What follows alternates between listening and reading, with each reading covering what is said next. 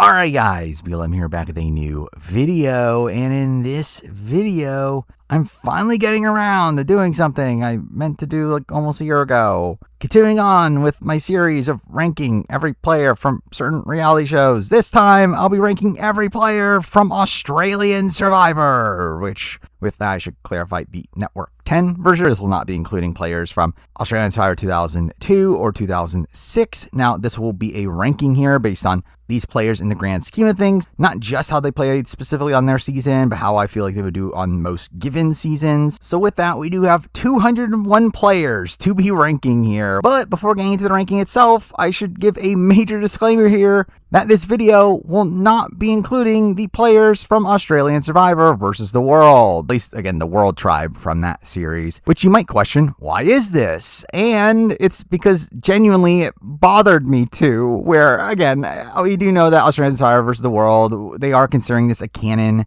season of the show. It is officially season 11. But to that, I say, why? Where, again, it just feels like such a different season from every other series. To where, why are we making this the same thing as a season a third of the length with also almost half the cast, where again, to me, it just did not feel right. However, to make up for that, I will be talking about each of the players from the World Tribe in this video. Just again, I just did not feel like it was appropriate to be ranking them amongst the rest of the field when the games were so vastly different, and obviously these players have other legacies outside the show that can also taint their ranking as well. Now, with that said, I will be taking AU versus the World into account when it comes to the players that originated from Australian Survivor, which obviously will be on this list, where, again, while I don't think their placements will really factor too much into the ranking here, I do think how they played, particularly in how they maneuvered through the social strategy aspects of the game, will at least play a factor into the ranking here. Now, with that said, players like Sandra, players like Russell, that did play full Australian Survivor seasons, those players will be in the ranking here. Yeah, again, just with the World Tribe here, it just felt a bit weird to really compare the two, with them being just so vastly different in terms of the number of days played, how many pre-existing relationships factored into things, all the legacies involved, to where again, I just felt like I was better off leaving them out of this and again keeping this to the players that have played full-blown Australian Survivor seasons. So let's start talking about them in boot order, starting off with Rob Bentley. And Rob Bentley is someone that, again, if we were solely taking his Australian Survivor game into account, it would not be good. I mean, he is someone that initially seemed to have a majority alliance, but then supposedly came off as very domineering, and the other players didn't really want to be around him, to where the women eventually flipped the votes on him, where again, if I did put him on the ranking, he would not be particularly great, probably at the very bottom of the list, but again, closer to some of these like first boots that had a modicum of power, only have the entire game flip on them. And then we move on to Tony, where I think Tony would have been a very difficult player to rank here, where he really is one that I just don't find that much fault in what he was doing on this season. I think he was just kind of screwed based on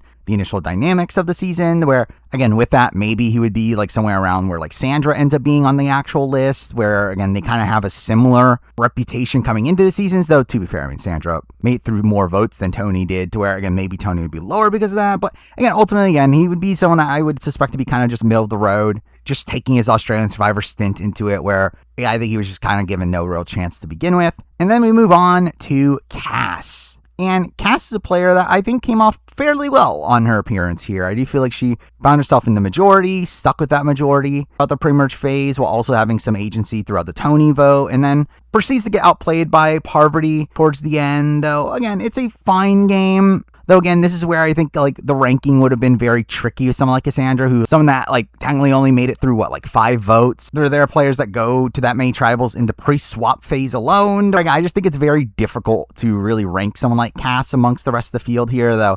She is a very competent player, one that I think probably would have been in the upper portions of the list, where I do think she played fairly well considering her placement. And then we move on to Tommy. And Tommy's someone that would not rank as high as Cass. I think Tommy might actually be ranked even lower than Tony, where Tommy was just kind of on the bottom for a lot of the season. For a while, I do think he had some decent instincts, especially towards the end. He was just largely ineffective in what he was trying to do. Now, he at least had the likes of Cass and Lisa wanting to keep him around, but I felt like that was more so just based on numbers, more so than them really cultivating this great relationship with Tommy. But I would have ranked Tommy fairly low amongst the players that did make the merge phase of the game. If I were to guesstimate, I would say somewhere around the 120 range or something, where, again, not quite halfway through the list, though not obviously towards the very bottom either. Next, I'm moving on to Lisa, and Lisa's very difficult to rank here as well, as she was really in the majority for pretty much her entire run, really up until like the Cass and Tommy vote offs. But once that happens, obviously her game just spirals. She's very ineffective in her final round, and she threatens to quit to save Tommy, but again, that doesn't really factor into too much. But still, again, it's a spot here where I think Lisa probably would be like somewhere middle of the pack. Again, at least did have an initial majority, had some influence over the Tony vote. Yeah, after that, her game kind of crumbles to where, again, she would be above Tommy, but probably middling by the end. Then we move on to Cirie. And Cirie, someone that I legitimately just would not know what to really do with here. We're really just taking her Australian Survivor resume into account. She probably would be, again, towards the top of the list, like definitely top 50, maybe top 30. I'm not really sure where exactly around that she lands, though, where again, she's someone that had win equity, though I think she was playing suboptimally, trying to get to the end of Parvati. I do think she kind of let go of a lot of the influence she had in the game to go to the end of Parvati. And again, this ends up being a very difficult player to rank amongst the rest of the Australian Survivor field because of how influenced her game was due to pregame relationships and how she was, again, a big jury threat, but one that wouldn't be the one that she actually wanted to go to the end with in Parvati, where, again, it's just a very strange game, though, again, I obviously think she would be towards the top of the list, but not the very, very top. And finally, we're moving on to Parvati, where straight up, part of the reason why it bothers me to include A vs. the World is because Parvati would be number one, and it wouldn't really be that close, to where, again, I just feel like it's kind of lame to end my ranking of every Australian Survivor player with Parvati, who hasn't even played a full-blown Australian Survivor season. But again, Parvati's game on A vs. the World is near flawless. It is a game where she dominates the game from beginning to end. Yes, I do think there were things that definitely helped her in that case, but I do think she plays fairly optimally for most of her run, and it is a very impressive game, a game that has very little faults. And again, that is very rare in Australian Survivor, but also kind of has to be that way because there's not much room to have faults with a game so short. If A vs. the World was a 50-day season, do I think Parvati's game would be as near flawless as it was? No. But again, there wasn't really opportunity to show that. And I feel like, again, that is the reason why it's so difficult for me to really assess these players in the same light. Where, again, I just feel like the game that they played was so vastly different. I actually feel like A vs. the World would actually be easier to compare to with players that played in New Era or players that played in Survivor US, where, again, it's a more similar sort of format. Similar amount of tribals. Yes, it's less days, but, again, not as much of a difference in terms of the number of players. But again, when it's a season that is like half the amount of people, also a third amount of the days, I just feel like it's such a radically different game to where it would not feel appropriate to me to have Parvati at number one, even though, again, that is genuinely what would have happened. If I did include A vs. the World, again, Parvati would have been the best Australian Survivor player of all time. But again, it's just something that doesn't sit right with me, as again, I still don't even consider her an Australian Survivor player. But with that, now let's get into the actual ranking itself. We have 201 players to be ranking here. So let's start off at number 201, the worst player in the history of Network 10's Australian Survivor is Rogue from Australian Survivor Heroes vs. Villains. And I said this at the time, and not much has really changed since then. I do think Rogue is a truly awful player, one that is probably the first boot from her tribe on most occasions, where she's not even someone that is like fundamentally screwed in the game, where again, we'll have players that we'll talk about in a little bit that I do think on most given seasons, they're probably just screwed based on archetype, based on physical strength. However, I don't feel like Rogue is even that. Rogue is somebody that, again, if she just had a different personality, she probably would be someone that would be kept around for a decent while, be in the majority alliance. But the thing is that she's so off-putting to everybody that she can't even get into that position. So when the opposing tribe is cheering at her elimination, that really just shows how much is wrong there, to where Rogue was, again, just such an awful player. It's probably the first boot almost every single time she plays. It's even very difficult to even keep her around as a GOAT with how off-putting she was. Though ultimately, again, I felt like Rogue ends up being the worst player of Australian Survivor here at number 201. Now, number 200, moving on to the second worst player in Australian Survivor, someone that also was really actively bad. And to be fair to this person, I do think there's at least more of a chance that they fix their game on the return. I mean, if they ever were to return, which is not happening. But either way, at number 200, I do have Matt Dyson from Champs Contenders 1. And Matt Dyson, someone that really just blew up his game. He was in a spot where he did not need to be the first boot from his tribe. He was not lined up to be it, but then got so paranoid that he essentially made himself the first boot of his tribe and made comments that made all the women turn against him. And again, it's just a pretty astronomically bad exit from the game. In a spot where he was on the bottom either way. I mean, yeah, he was rightfully worried about his in-game position, but for him to take that position and to just actively make it worse is just so bad. So again, while he is someone that is a massive fan of the show, I'm sure if he were to return, maybe he wouldn't blow up his game in the way that he did.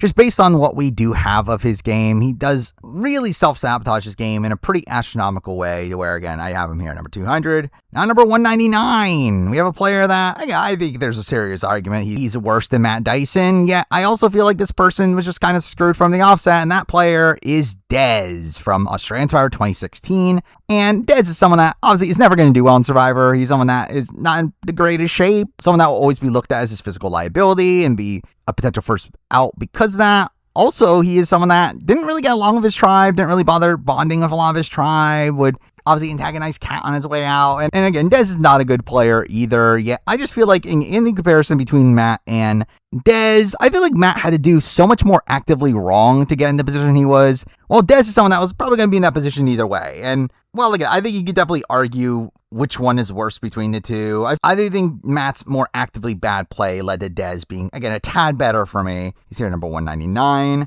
Now, 198, we have another player from Australian Survivor 2016, another player that's pretty awful. That player is Barry. And Barry was one I actually did have a bit higher on my initial draft of this list. However, the more I think about it, the more I realize that Barry's just someone that just kind of sucks at the game of Survivor. Someone that, again, doesn't really want to play the game, refused to be in any alliances, refused to even tell anybody how he was voting. He just feels like somebody that, again, didn't even really want to be playing the game. And along with the fact that, again, he's on the older side of things. Now, again, I don't think to the point where he would be an obvious first boot right away, where, again, he was capable in challenges, yet it's just a spot where Barry's someone that just, like, actively pushes away anyone that wants to work with him and doesn't bother making relationships, and is just an easy boot because of that, to where, again, in comparison to the next few people we'll be talking about, at least they tried to play the game. Barry doesn't. So because I have Barry here at 198. Now, 197, we're moving on to a player that was below Barry initially, but again, at least this person tried to play the game, even though, again, they did it poorly. That person is Indy from this latest season of Brains Vs. Brawn 2. And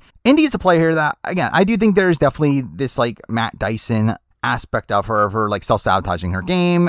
Even worse in the sense that she actually seemed to be in a okay short-term position with the women wanting to work with her, only for then rat them out to the men and really get both sides to target her. Again, that's really, really bad. However, I'll at least give her a tad credit for, again, at least having the women want to work with her, and again, her at least having this strategic gumption in the game, to where, while obviously was bad, I do think the fact that she was at least willing to recognize that she's on the bottom and feel like she needs to do something and actually try to make a move, I think is something admirable there. And while obviously, again, terrible instincts, made the wrong move, I do think, again, in comparison to the worst that we've just talked about, at least she tried.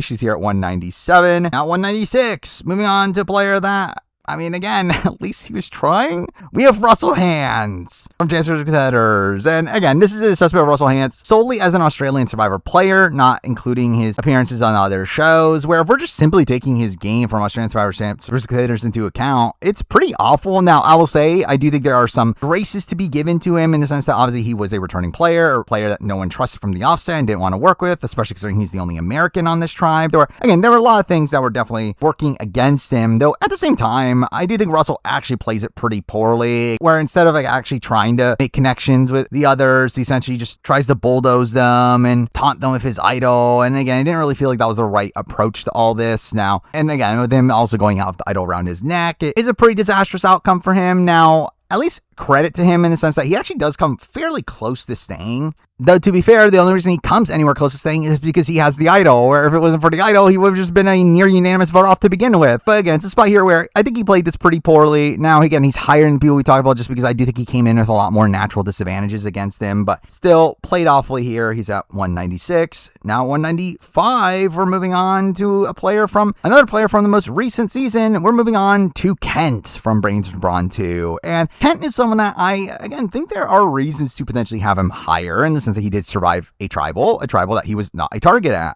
So again, good for him. A problem is the fact that he obviously proceeded to sabotage his entire game at that tribal, where he obviously ends up exposing his entire game for no real reason, making him a big target coming into the following round. And at that point, he's just kind of an easy vote off there, where he's one of these players that, again, like, should have been fine. Like, if he did not say anything, he would have at least been fine for next round, where Miles would have been a target over him. Yet instead, he just actively sabotages his own game and gets himself voted out. But again, he survived the tribal where he wasn't a target, so that's something. But again, he's there at number 195. Now 194. Moving on to I guess, a sliver better. We have Michael Warren from Heroes for Villains, and really, I think Michael and Kent are like very similar players. Both voted out their second tribals, both in spots where they were not being targeted at their first tribal, and both players that kind of blew up their own games and made themselves big targets. However, I do think the slight difference, again, the slight benefit here for Michael Warren is the fact that he actually seemed to have like a level of agency early on in the game, where Kent is someone that never really even got his way. Even when Indy went home, he didn't want Indy to go home. At least Michael did want Anjali going home and did get that. So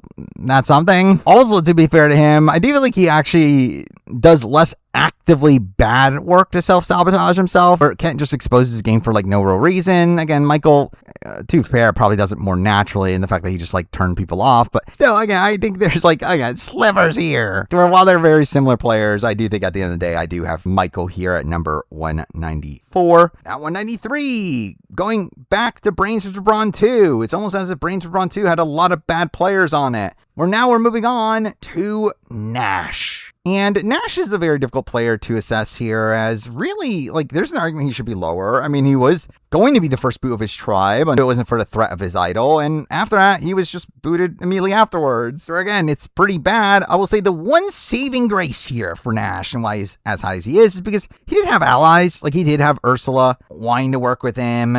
Zen and, like, PD initially seemed to want to work with him at least. And same thing with, like, Kristen, where, again, there were at least people on his side. And he did actually technically get his target out at that first vote as well. Kind of like Michael, to where, again, there's like minor things to praise him for. Again, it's still all based around the fact that he had an idol, where if it wasn't for that, he probably would have been an easy first boot. But ultimately, again, he at least got his way at that first vote. Also having, again, some people wanting to work with him. So again, that's good enough to be here at 193. Now 192, continuing on with players that were booted at their second tribal. We have Jess from Titans vs. Rebels. And Jess is a player here that, in comparison to the people we have been talking about, I think probably does less actively wrong. I mean, yeah, she had seemed to be pretty aloof socially, didn't really get a lot of social cues, also didn't really bond with many people out there, though also was in a spot where she at least got through that first vote. Got her way through that first vote. Mind you, again, that was more so the doings of Mark and Eden, but still, again, had enough legs to get her way through that first round, and obviously does eventually get taken out in the second round, where she's just kind of aloof, not really realizing that she was just kind of used as a number to previous round, though I still think it's a spot there where she probably does less actively wrong than the people we've talked about. I mean, in comparison to, again, the likes of Nash and Michael and Kent and, like, Indy, it's like she definitely does less wrong than them, to where, again, it's still not great. I just think she is on that kind of naturally, didn't really gel with people on her tribe and was just kind of looked at as expendable, but she at least got through a vote and didn't do as much actively wrong to me. So, okay, she's here at 192. Now we're number 191. Moving on to another player booted at their second tribal after playing pretty poorly. And that player is Brianna from Blood versus Water. And Brianna is someone that, again, isn't as disastrous as these last people we talked about, where while I do think she was gaming too hard and people didn't really want to work with her, she, again, at least had an ally in Shay. She at least did survive a tribal where she wasn't being talked about as a target, to where, again, that's something. Now, again, outside that, still came off way too aggressive to the others, where she became a very easy target. But I do feel like what she does wrong is less actively bad than the last couple we talked about. And again, she did cleanly get through that first tribal, so it's enough to be here 191. Now number 190, a player that I think there's a serious argument this person should be lower on this list. I actually think there's a lot of comparisons between this person and Rogue. However, the benefits is the fact that this person actually made it fairly deep. I do have Kelly from Titans vs. Rebels, and Kelly ends up being a very difficult player to assess here because, again, I think on paper she is one of the worst players of all time. I think she is a player that is so unreliable as an ally, someone that can't even be a GOAT. You can't even drag her to the end because she's so unreliable, but also she's someone that is so disliked by the majority of her tribe, where she annoys the majority of the people around her. However, I do think, again, in comparison to Rogue, I think there is a big difference there in the sense that I think with Rogue, she just genuinely pisses people off. I think with Kelly, it's just kind of like a humorous kind of annoyance to it, to where I think the vibes are slightly different there. Yeah, still, I think Kelly is someone that if she were booted in one of her first few rounds, she probably actually would be like right next to Rogue. Yeah, again, she somehow made it almost to the merge. And while obviously that is still very reliant on who exactly is around her, where that was largely from the doing of Kirby, I do think the fact that she made it somewhat deep, way deeper than anyone else we've talked about so far, and deeper than most of the people we're about to be talking about, really for a while is, again, enough to put her right outside the bottom 10. So good for her. She's at 190. Now at 189, we're moving on to a player that was the first boot from her season, though again also was kind of naturally always going to be so, yet I also feel like she still had a fairly poor read despite that to put her this low. And at number 189, I do have Janelle from Brains vs. Brawn, who was the first boot from the Brawn tribe, which again, in itself, I do think is something to mention here. Again, the fact that she was on the Brawn tribe, a spot where she was clearly the least brawny of her tribe, to where, and that definitely is a massive disadvantage there, something that just kind of gives them an easy way to vote her out. Yeah, the thing that makes this a little bit more complex is the fact that she actually had a grouping that wanted her to stay. She had almost half the tribe actively wanting her to stay, trying to keep her in the game. The problem is that she didn't trust them and decided to instead work against them, to which she ended up trying to work with the people that actually did want her out of the game. So again, I think there are aspects of her game here that actually would place her higher, as again, she's someone that still had a decent amount of people that didn't want her to go. Yeah, I think it is really that fact, though, that proceeds to seemingly have a pretty poor read on the game and not believe the people that were actually with her. I think that's what makes me place her a bit lower than what she could have been here at number 189. At number 188, moving on to a player that I think played horribly, but a player that at least had a modicum of influence in the game, and that player is Adam from AU 2017. And Adam, again, is a player that is the first boot from his tribe, though in a spot where he did have initially a fairly big backing, where it actually did seem like he was this initial leader of his tribe, and while he does eventually lose that through, again, getting so paranoid and pushing away someone like Tara, who was this major swing vote, it obviously ends up leading to his elimination, though in a spot where, again, I do think Adam had some decent skills for the game. He was at least able to cultivate this initial majority, had a couple of those people still siding with him by the time he goes home. Though again, it is still another spot where he did really sabotage his own game, where had he not come off as so domineering and so paranoid, he probably did have a much deeper run in him, though he kind of like actively sabotaged that by the end. So again, it's bad enough to be here at number 188.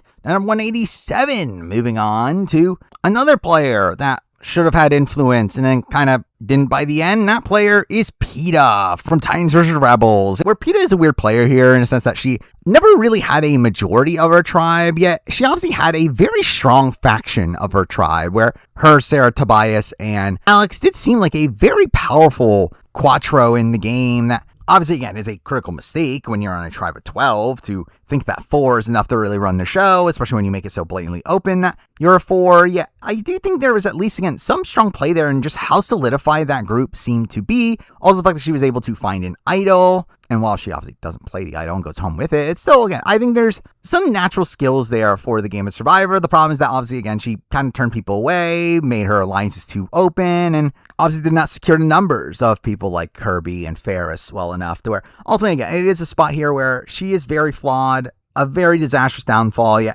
I think the minor upsides that are there are still, again, enough to put her this high on the list at 187.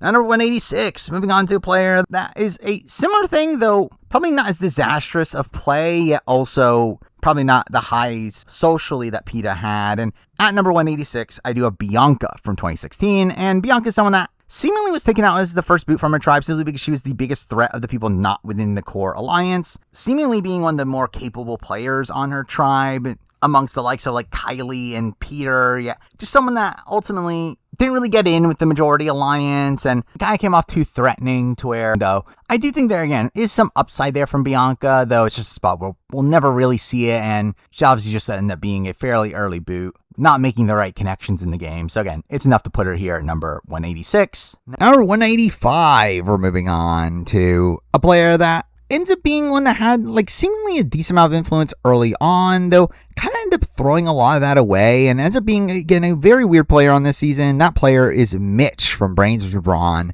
And again, Mitch is very weird, as again, it seemed like he was the initial leader of his tribe. It seemed like he had a decent amount of people following him, though at the same time, it did feel like, again, there's a chance that that was all just kind of a facade and he was just this figurehead, while, again, the likes of Joey was really the ones running the tribe, though, again, it's a spot where he at least survives his first tribal, in a spot where, like, George is really gung-ho but wanting to get him out, yet despite that, he ends up surviving that first round, only then go out in his second round, in a spot where, by that point, he kind of just got so tunnel vision on wanting George out and didn't really even realize that there were other alliances happening around him. For a while, ultimately, he is taken out more so just due to the fact that George has an idol and they decided to put the vote on a safer option. Mitch ends up being someone that had no reason to really be voted out in that second spot. He's someone that, again, could have easily acclimated himself into the majority alliance, and then just simply didn't because he was so opposed to playing the game and make alliances and just wanted to be targeting George, and that was his only motivation in the game. Or, I think he's just a player here that just didn't really seem to get the game of Survivor and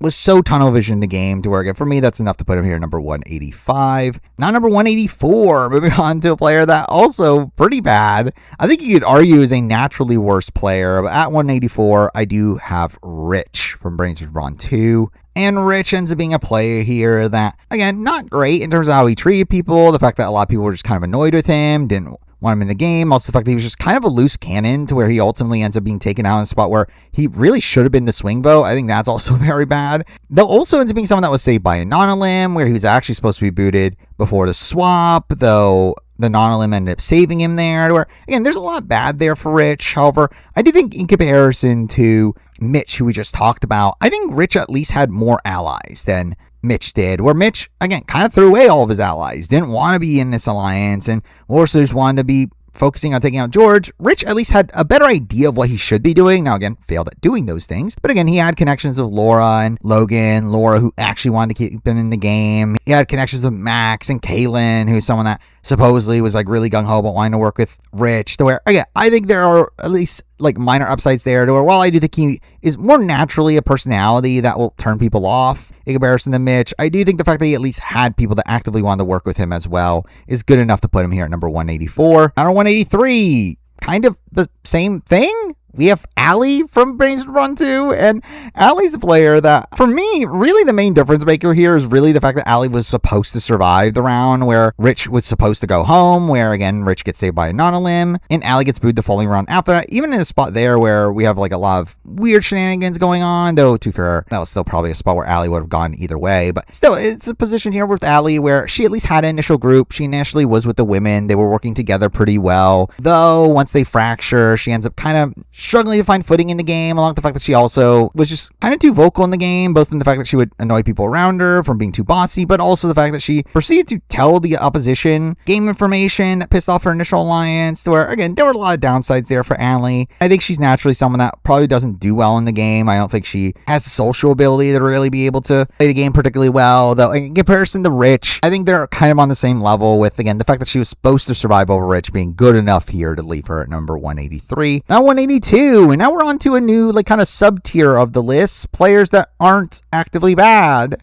Players that were booted very early on, though had disadvantages there that I don't necessarily fault them too much for. But at number 182, we're starting it off with Laura. Transpresenters 2, a player that, to be fair, is kind of forgettable in the grand scheme of Survivor, though also someone that, again, I don't think does that much wrong to cause her elimination. Like, she's really in a spot where she's kind of just taken out because she's looked at as a physical liability, because she's the smallest person on her tribe. Now, I will say there's still people in that tribe that, again, weren't really much better. I mean, you had people like Sarah Ailes, you had people like Hannah, who definitely could have been looked at as that weakness as well, where it doesn't, like, fully excuse her problems in the game, though I do, again, think that this is a spot where I don't think Laura does that much wrong. She just simply was painted on with this target for being the weakest on the tribe, and after that just wasn't really able to recover, become an easy early boot to where, yeah, I don't think she does that much wrong, but she doesn't really do much right either, so she's here at number 182. Now, number 181, moving on to similar thing, though at least was somewhat closer staying. That player is Anastasia, also from Champs Contenders 2, a person that also was the first boot of the season. And again, this is a spot here of Anastasia where,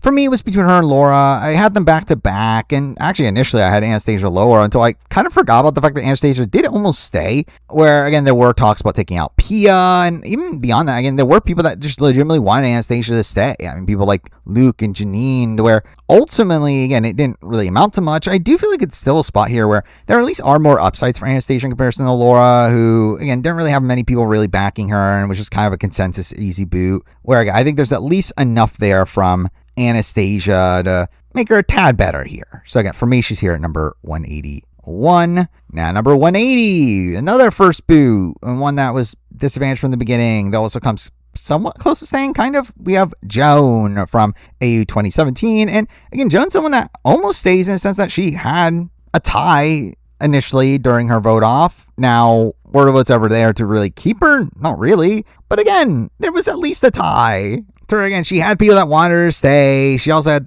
people like Luke that just wanted to cause chaos for whatever reason. Or again, was there any real chance that she was actually going to stay by the end? Not really. But I do think, again, it came close. She had numbers at least. The fact that people were even willing to cause a tie in this situation, I think, is impressive as well. Where, again, it's still not great. Though I do think, again, Jones is someone that didn't even do that much actively wrong. She was just looked at as a physical liability. And again, I think all those things kind of amount to her being good enough to be higher than the last few people we talked about. Number 180. Now 179, pretty much the same thing, though didn't come as close to staying, but at least survived the vote. And that person is Damien from Champions Contenders 1. And Damien's someone that, from a personality standpoint, like most people seem to like no one seemed to dislike Damien. Obviously looked at him as like this hero figure, though obviously despite that, he was looked at as a physical liability. Obviously his injuries causing him to lag behind in challenges, to where, again, it is a spot where Damien is higher here just because, again, people wanted to keep him. They just felt like they couldn't. Now, I think a major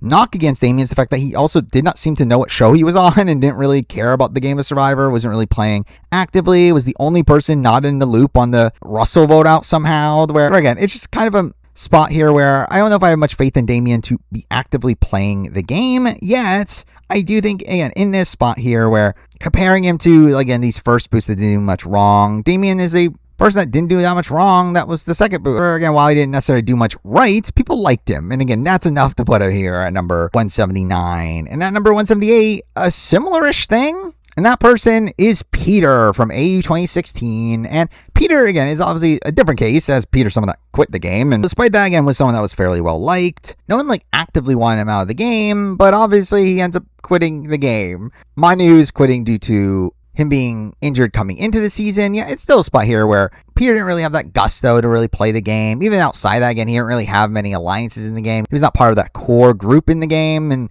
obviously, there are some disadvantages to that. The fact that he's the older guy on the cast. Though, again, despite that, he did make a good relationship with someone like Kylie and Bianca. To where, again, it's not like he had people actively against him, where, again, people liked him, people wanted him around, yet he just ultimately wasn't fit at that time to be playing the game. And again, it's a spot here where I didn't know what exactly to do with him, though I think leaving him off again around the same spot as someone like a Damien and these other first boots felt about right to me. So again, he's here at number 178. At number 177, moving on to a player that survived a few tribals, though also still fairly expendable to her tribe. At 177, we're moving on to Mimi. Obviously, again, yeah, she was booted third from her tribe, did make it through a couple tribals, and survived over Anjali, survived over Michael, and a spot where it did seem like she at least initially had a group around her, where she at least was working with the likes of George and potentially Shawnee and Liz. Though the thing is that she never really seemed to have any strong relationships within that, where it really felt like she was just kind of there as a number. Though even in that position, it does feel like a spot here where she did seem to come close to staying, or at least the fact that it didn't seem like she was the initial target for that round. It felt like Steve was someone that was being more so brought up as a target until things kind of switched later on. Though it's still a spot where it seemed like she kind of just talked too much. It really opened the floor for the vote to flip against her. Though considering, again, it didn't seem like she was at least the initial target there. So again, something I'll give her a modicum of credit for, especially considering, again, she survived a few rounds before that. Though I think a big issue with Mimi is just the fact that she was so expendable in the game. People didn't really actively care about her in the game. She didn't really have any true allies, to where she had no one that was really fighting for her to stay. So ultimately, again, she's here at number 177. At number 176, moving on to a player that was initially lower until I kind of realized that maybe they're not that bad, even though they are very forgettable. That player is Kate from AU 2017. Probably one of the most forgettable players in Australian Survivor history, though someone that obviously is booted second from her tribe, in a spot where she was aligned with Adam, but once Adam got sniped out of the game, she just became this easy target after that. Now, again, obviously disadvantages towards her, and the fact that she is, again, an older woman that is looked at as a physical liability, though even with that, she actually wasn't the primary target, where it really was a spot here where the majority didn't really seem to care that much between Tessa and Kate, and ultimately allowed Tarzan to break the tie. And again, it's a spot here where, yeah, she have as good a relation with Tarzan, but I mean, I guess it shows her having some ability to keep the votes off her, as the majority not seeming to have that much of a vested interest here. Though ultimately, again, it's not like Kate's particularly good. I mean, at the end of the day, again, she's still this low on the list. Yeah,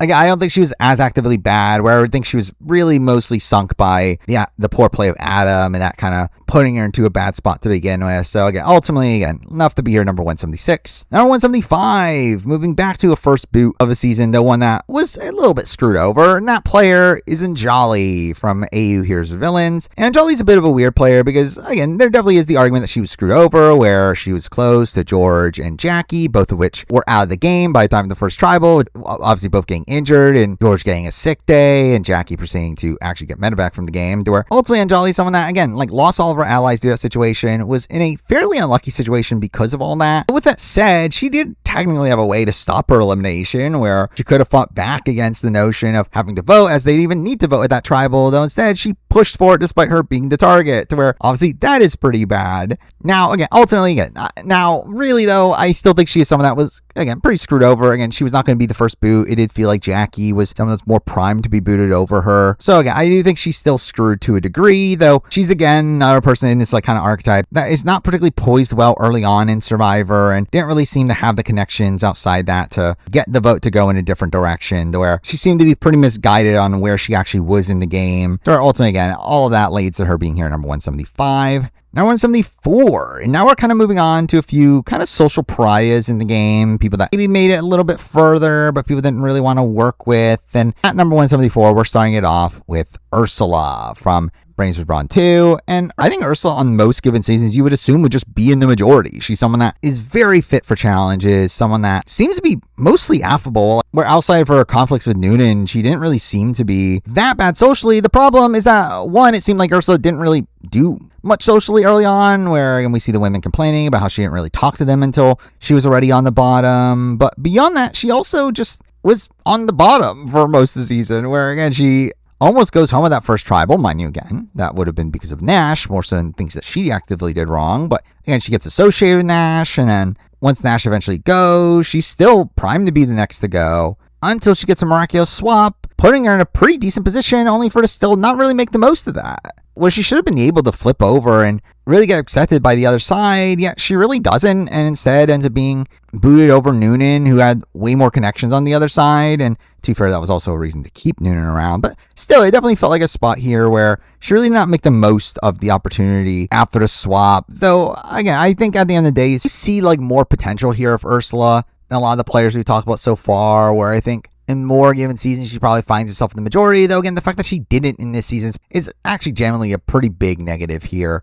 But ultimately, I'm going to land her here at 174. Now 173, moving on to another kind of social pariah in the game. We're moving on to Benjamin Law from AU Here's Villains. And Ben's a player here that, again, was just on the bottom for most of the season, where I think he's just someone that didn't really seem to naturally gel in there with, again, the more bro-y crowd, where, again, he was just kind of someone that was on the bottom from the offset. And despite, again, surviving some tribals, he is someone that also, needed an idol at a point, would have likely been booted had it not been for a non-elim, and someone that, again, never really had any traction in the game, where another one that after a swap, he really should have been able to flip over to the other side and really better his position in the game, only for, again, him to just kind of throw away the opportunity and stick with the people that he was on the bottom of, to where it's kind of a frustrating game in that light, where, again, it did feel like Ben had some potential in the game, but then really didn't make the most of those opportunities. And really the big difference here for me between him and Ursula is really the fact that, again, we heard more about Ursula, not really reaching out, which is what led to her being on the bottom, where we don't really have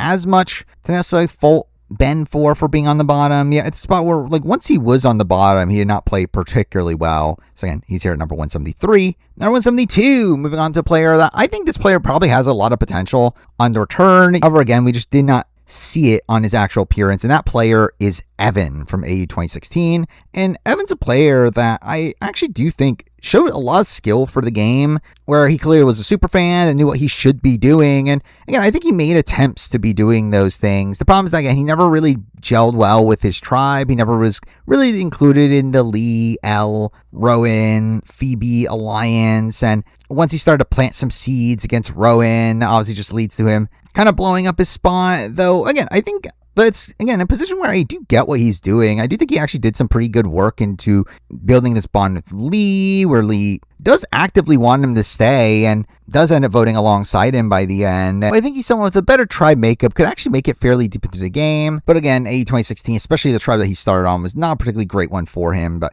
again, I do still have to land him here at number 172. Now, number 171, essentially same thing, but someone that made it a bit further, but also someone that probably did more actively wrong. That person is Kat from AE 2016. Now, again, in comparison to Evan, she survives over Evan. Like, she's actually able to get the people that were her ins in the Alliance and likes of Phoebe and Elle that actually keep her around. So that's a positive. Now, negative is the fact that she plays pretty horribly from that point forward, where obviously she ends up being in this big vendetta against Rowan, and by the time the swap, she really ends up essentially sacrificing her entire game to get Rowan out. Now, again, to be fair to her, Rowan was targeting her too, which is, again, idiotic move from Rowan as well. But I do think it's still a spot where I am going to criticize Kat as well. And considering the rest of her game's not particularly great either, again, it leaves her being fairly low on this list here, despite actually making, again, pretty deep into the pre-merge phase, where, again, she makes it to the swap, survives over, again, a lot of the people that are higher on the list. Yeah, I do think her play towards the back portion of her game is just so actively bad. There was some decent play early on, especially in the connections she was able to build. Ultimately, again, it's a fairly lackluster game. Puts her here at number 171. Now, number 170. We're moving back to a first boot. One that some people might think should be lower. Yeah, I ultimately felt like this person had a lot of potential in the game. Didn't do as much actively wrong to sabotage that. And at number 170, I do have Frankie from AU Titans vs. Rebels. And for me, initially, my gut was her being close to PETA. I felt like they were somewhat similar, though ultimately, when I thought about it more, I do feel like Frankie actually had a lot more potential in the game. Like, unlike PETA, I do feel like Frankie did a lot less to, like, actually burn those around her. I feel like actually really was more so Nathan that was doing more of the actively poor play from their side of things. And beyond that, she seemed to have better connections than PETA did, where she actually did seem to have some pretty strong bonds with the likes of Viola and Valeria, which is really what expedited the move happening on her quicker, as they wanted to get rid of her so that they couldn't get any closer. Now, again, there's still faults to be had. Obviously, the fact that she, again, made it too open what her core group was, the fact that her and Nathan were looked at as such a clear duo, and again, I still think there's more fault to be had on Nathan for this. Yeah, considering it ends up landing on Frankie, it's still poor play here. Though, again, I think the people we've talked about so far, most of them do more things that are more actively bad than Frankie. So, again, I have her here number 170. Now 169, who would have guessed that? A person I just mentioned, we have Nathan from Titans vs. Rebels. And again, essentially the same thing, but worse in terms of how he navigated through the game, where obviously I think there's a lot more fault here on Nathan for putting this target on Frankie. Though at the same time, he does survive a tribal after Frankie goes, where, again, we see him surviving over Jess. Now, how much of that was due to physical strength? Probably a lot of it, but still, I felt like Nathan at least had, again, this ability in the game to stay in the game for a bit longer.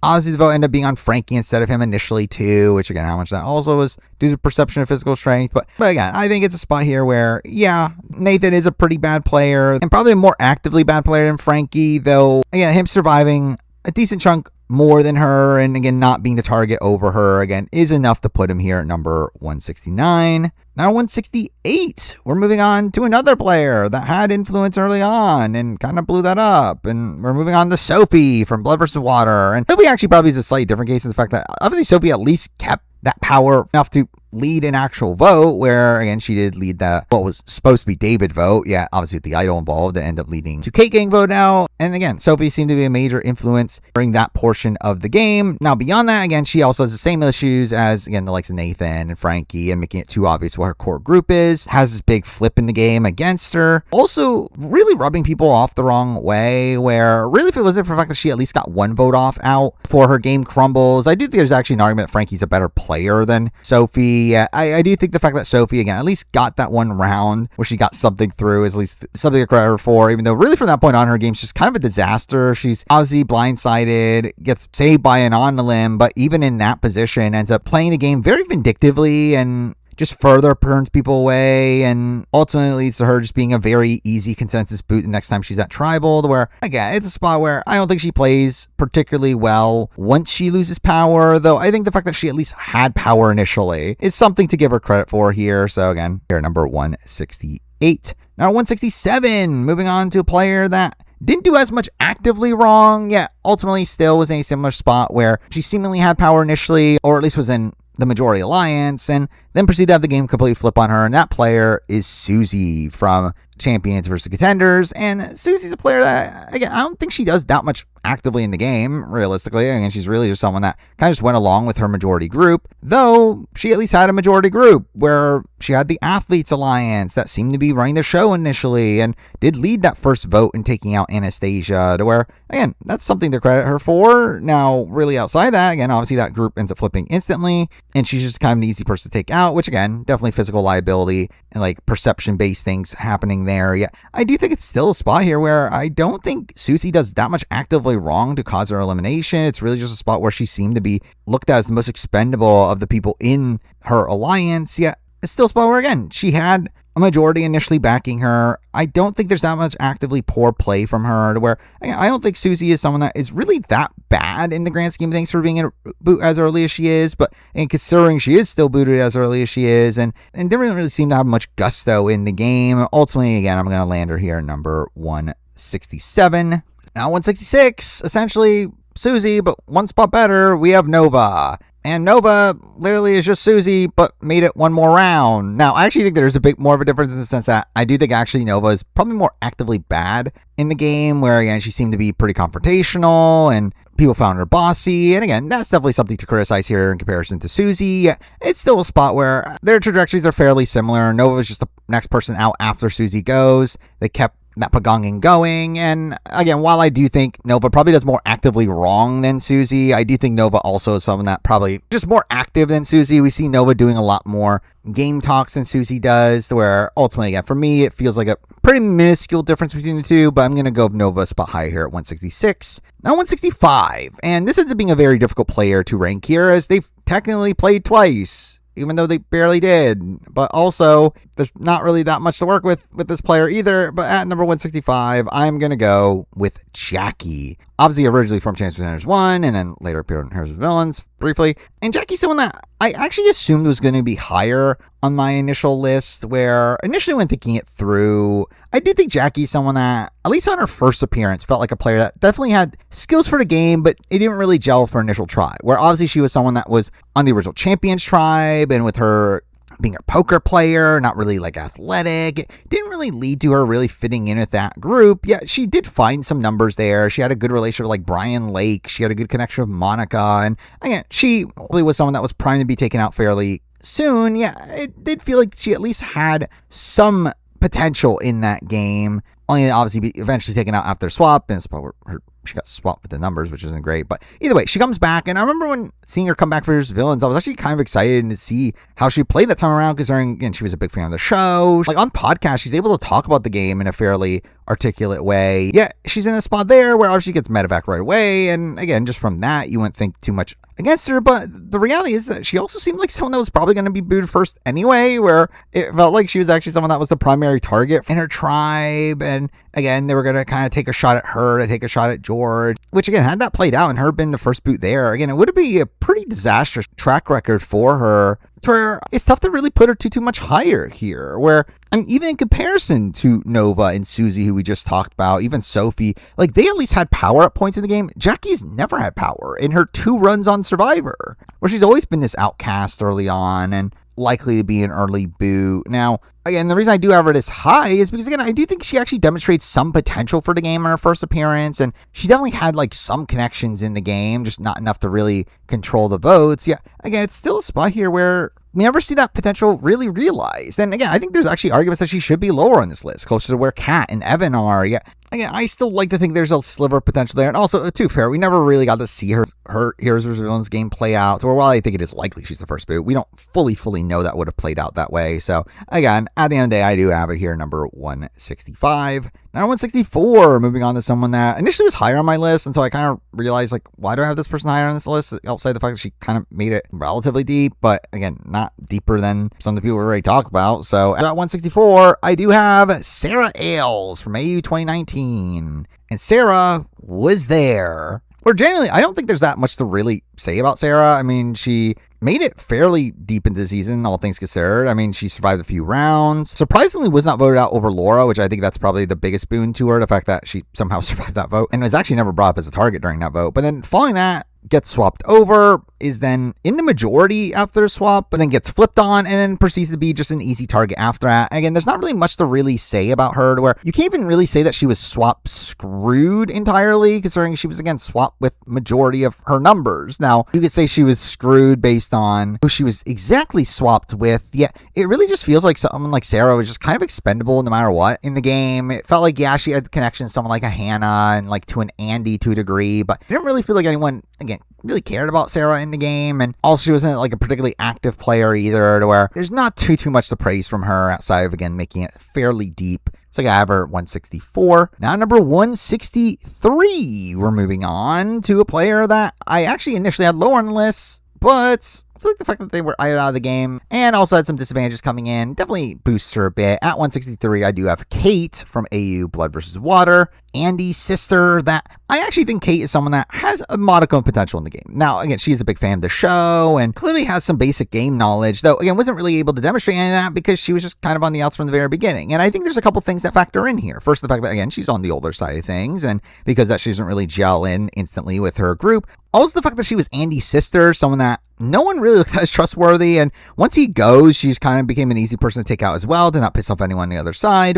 and there were a lot of things working against her in this position. But even in that position, she needed to be idled out of the game, where she almost stays during that round, where obviously if David had not played the idol, she would have survived, and if she survived, I think she had some legs in the game. Well, again, not really, because it's Blood vs. Water, and it was dominated by the broy guys. I do think it's still a spot where she would have had some similar-minded players alongside her that would have been willing to make the move, as we literally see the next trial that they go to and taking a shot against like Sophie. And yeah, I think that probably still would have happened, where who knows how Kate goes on that season, where ultimately, again, I don't fault her too much for her elimination. I don't think she does that much like actively wrong. I think it really was a lot of perception based things, and even then it had an idol in play to where ultimately, I don't know if Kate necessarily does well in most given seasons. I feel like the potential is there enough to put her here at number 163. Now, number 162. And now we're moving on to a player that I think is pretty bad. I actually had this person way lower on the list, but I kind of realized, well, one, they were also out of the game. And also, again, they at least had some people wanting them to stay. And that person is Sharni Vinson, my winner pick from Heroes Villains, which is funny. But she's someone that, again, was frustrating in the sense that I don't know how into the game she was. She wasn't someone that seemed to be particularly into making alliances, though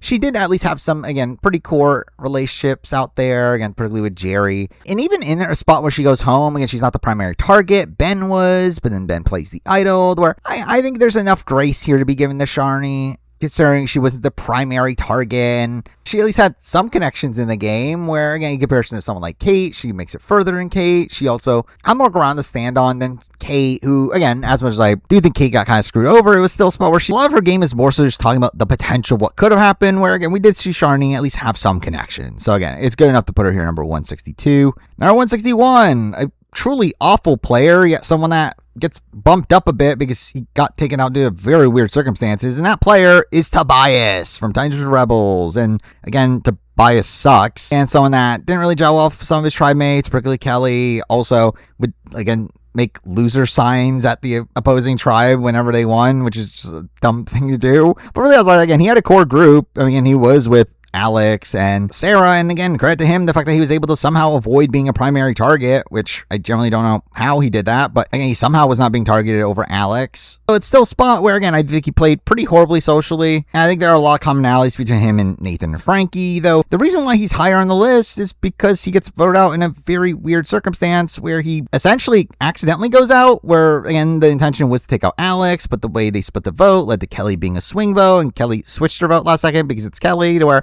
again, it is a very weird circumstance there, where obviously, again, you could still fault him for burning his relationship with Kelly, to where she, for some reason, thought Alex was a better ally for her, even though Alex also was burning his relationship with Kelly. But still, it's still a spot where, again, I think Tobias, yeah, you could definitely give him some credit for the weird way that he ends up going out of the game, but I still think he's a pretty awful player. But again, because of the wonkiness, it's putting him here at number 161. Now at number 160, we're moving on. The final first boots of this list, both back-to-back, both being taken out in very weird circumstances, but we're starting it off at number 160 with Phil from Brains vs. Brawn. And I did debate this a bit because I do think Phil was someone that definitely had a lot of potential in the game. Phil's someone that is also a big fan of the show and had a connection to Haley, to where had they made it further into the game, I do think Phil could have had a fairly deep run in them. The problem is that Phil was at least initially seeming to be on the bottom of their group either way, where obviously they get taken out in a vote, mind you, a very wonky vote, but again, they still get taken out in the first vote of the season. Now, again, one that didn't allow for them to prepare, and one that was sprung on them last second, but it was still a vote where a majority of the group that was voting did vote them out. And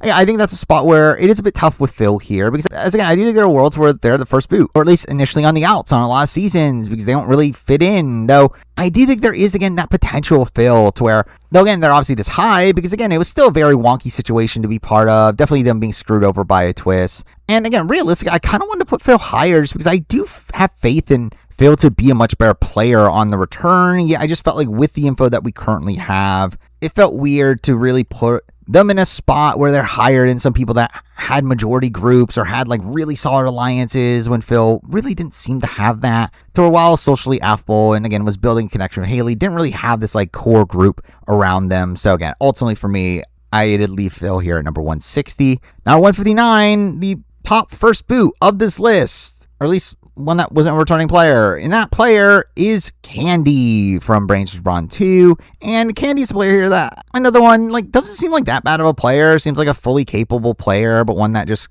got painted with this brush of being a physical liability from the very beginning, and coming from the Brawn tribe. Again, having Nash like instantly target her, which, to be fair, some of that's her fault in the sense that she didn't talk to Nash, but still, I do think, again, there were some perception-based things playing a major factor here with Candy. With that, again, she was not really the target for the majority of the tribe. Again, she had a majority alliance around her. They were trying to keep her safe, but again, they had to split the votes because Nash found an idol, and then eventually split got messed up to lead to Candy going home. Now, I do think there is some criticism here, and the fact that the reason the split got ruined was because of Candy not having a relationship with Morgan, and Morgan supposedly like pulling Kate over to flip the vote against her, which again is definitely something to criticize there. Though I think with Candy, again, it's a spot where she at least had an actual alliance around her, had a majority of the tribe backing her. Had it not been for Nash's idol, she probably does survive this round, has a decent amount of allies, where in comparison to someone like Phil, I just don't think we fully know where they were going to land in the game, even following that round, where I feel like Candy had a decent landing spot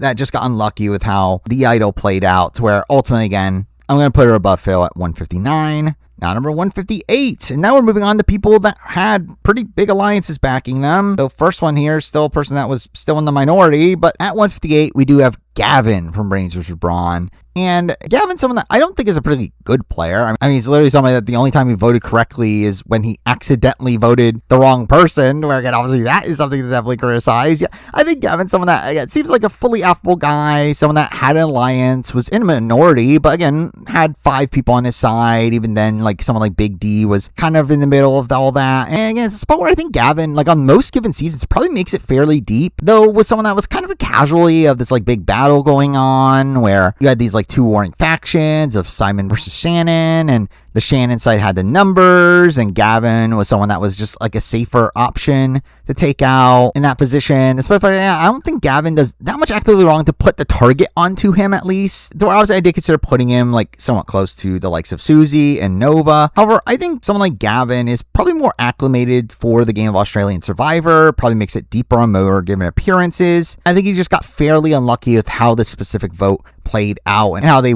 went for a safe vote, to where, again, I don't think he does much actively wrong to cause his elimination outside just being in the minority group, though obviously that alone is enough to put him this low at number 158. Now 157, now starting a group of people that were in initial majorities, though eventually lost that. At 157, we're continuing on with the Athlete Alliance from Championship Centers 2. We do have Stephen Bradbury. And Stephen's someone that, again, I also debated, again, putting him closer to Nova. However, I think there's a difference here in the fact that Stephen obviously was this main orchestrator of this alliance. We see Stephen doing a lot more of the active work to put this alliance together. And the fact that he was able to form the initial majority alliance of his tribe, I think is something to be commended here. Now, obviously beyond that, he wasn't able to really keep this group together, and he gets flipped on after the Anastasia vote. And even after the Anastasia vote, he's kept around for a little bit longer. even in spots where, again, he is kind of a social pariah, where he does end up burning his relationship with the likes of Abby. He does lead to him being on the bottom from that point forward. Yeah, he is someone that at least plays the game fairly hard. He is someone that built that initial alliance. So again, I put him here at number 157. Number 156, moving on to a player that he is probably more in line with someone like a Gavin over Steven. Yeah, again, he survived over Steven, so I put him here. And that player is E.T. from AU 2019. And E.T.'s a player here that kind of just found himself on the wrong side of the numbers and eventually got taken out because his tribe went to tribal over and over again. It was a spot where E.T. doesn't even seem like that bad of a player. Now, again, another one that I don't think he's particularly good strategically. He doesn't seem to be a particularly active player in the game, though is someone that is pretty well liked by the majority of his tribe. People didn't want to vote him out. They just felt like they kind of had to at that specific point, where it was between him and Simon Black. And people are literally sobbing as they're voting him out, to where I think there clearly is some good social ability from E.T. He's just, again, not a particularly active player, to where once he found himself in the Athlete Alliance, he didn't really do much with that, where obviously once that gets flipped on, he's really just on the bottom and is unable to really get himself out of that position. Though, again, I still think he's fairly unlucky to go to as many tribals as he ends up going to, where he does survive a fair share of them before eventually going out. And again, it had an alliance initially backing him, though, again, once he lost that, he wasn't really able to recover. So, again, kind of a mixed bag of a game, but I put him here at number 156. Number 154, moving on to a player that, again, I think is in a similar tier to these last few people we've talked about. Again, person in the majority for these first few votes until the majority flips on them. This person maintained a majority for a bit longer in the game, and that person is Amy from AU 2017. Now, again, Amy's someone that, again, was in this majority alliance alongside Lockie for the early portions of the game. Now, while not an integral number within that, she's, again, there while they take out Adam and Kate and eventually Tarzan, and eventually the vote gets flipped onto her. Though it's a spot where, again, she at least had a majority for 3 votes before that. Again, unlike the likes of Steven and E.T., who only had the majority for 1 vote, she had the majority for a bit longer. It took a bit longer for that flip to eventually occur. Again, in the grand scheme of things, it's not like Amy's a particularly great player here. She really is just like kind of a sidekick to Lockie and kind of gets taken out just once again wanting to take a shot without losing Lockie for challenges. Though, again, I think it is a position here where Amy, again, doesn't do that much like actively wrong outside of just finding herself being tied to Lockie, but at least had a majority for a decent amount of votes, to where still not a particularly good player, but ultimately good enough to be here at 155. Now 154, moving on to another player that had a majority for a brief amount of time, though unlike the others had his own majority flip on him, which is not particularly good, but still. At 154, I do have Benny from AU Brains versus Brawn, and Benny is like a weird player here where, again, he had that initial majority. He was working alongside the likes of Shannon and her group. So they end up leading the vote against Janelle. They end up proceeding to then lead the vote against Gavin, only for then the vote to flip on him immediately after that, which made no real sense of why they're doing that, which is, again, kind of a good and a bad thing at the same time, where I don't feel like Benny did like that much actively wrong, like socially, to cause his elimination. Yet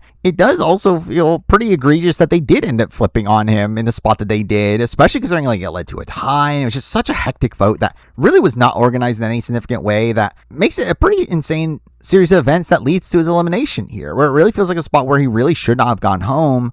And even when he eventually does go in this spot, it is kind of just because like some of the people on his side feel forced to flip on him because the numbers weren't there once Big D ended up flipping his vote, to where, again, it's just kind of a weird circumstance there where, yeah, I do think aspects of his downfall are pretty bad. Like, he obviously did not have a good enough connection with Big D, and Big D was like kind of trying to play the middle a bit too much, though it's also a position where I do think he came off as too much of a liability to his alliance and not really worth fighting for, to where again, it's kind of a mixed bag of a game. But I think the fact that he at least had this majority group early on, and even then had some people in that group wanting him to stay, and the way that his elimination plays out ends up being such a wonky circumstance, to where, again, I did feel like it was good enough to put him here at number 154. Now, number 153, we're moving on to a bit of a strange player, where I know this is someone that survived a decent amount of tribals, wasn't really in danger until their actual elimination, and even there's like kind of a story behind it, but again, it seemed like a player that had some skills for the game, but didn't really have the gusto for a long term, and that player is Sarah Sarah from Here's Villains. And Sarah's a player that, again, on the show really gets portrayed as like,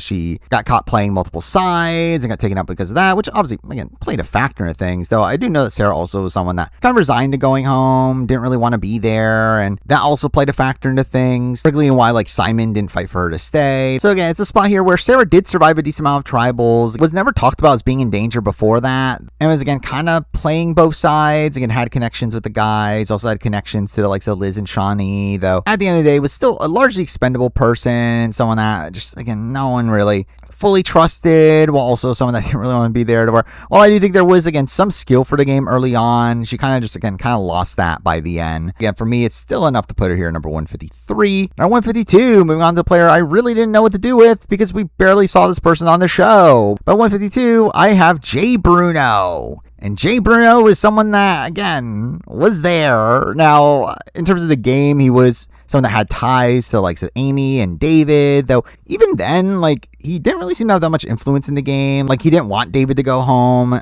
in the spot that he ended up using his idol, but ended up going along with it because, again, he just didn't really have much power in the game. And following that, he is in the majority when Sophie gets voted out, though I don't know how much of that is due to work he actively did, and then he proceeds to be flipped on immediately following that, where, to be fair, I mean, it did seem like Amy was the initial primary there, but they just knew that they couldn't get her out because she had an idol, to where Jay became kind of a safe vote, though it's still a spot where Jay didn't really seem to have enough connections on his tribe, where he was looked at as a largely expendable figure. He was looked at as like a trio alongside David and Amy, and that made him a bigger target as well. Ultimately, it is a bit tough to assess Jay just because, like, we see very little of him on the show, yet based on the way that his game plays out, again, it's kind of in a spot where he had his group, they got some things done, and even when he goes home, he's not like the primary target, yet he ultimately still is someone that did not really build the connections he needed to stay further into the game. So again, it's still enough to put him here at 152. And now number 151, another person we saw almost nothing of on the show, and someone that was very difficult to rank because of that. At number 151, I do have Sam from Champs vs. Predators 2. And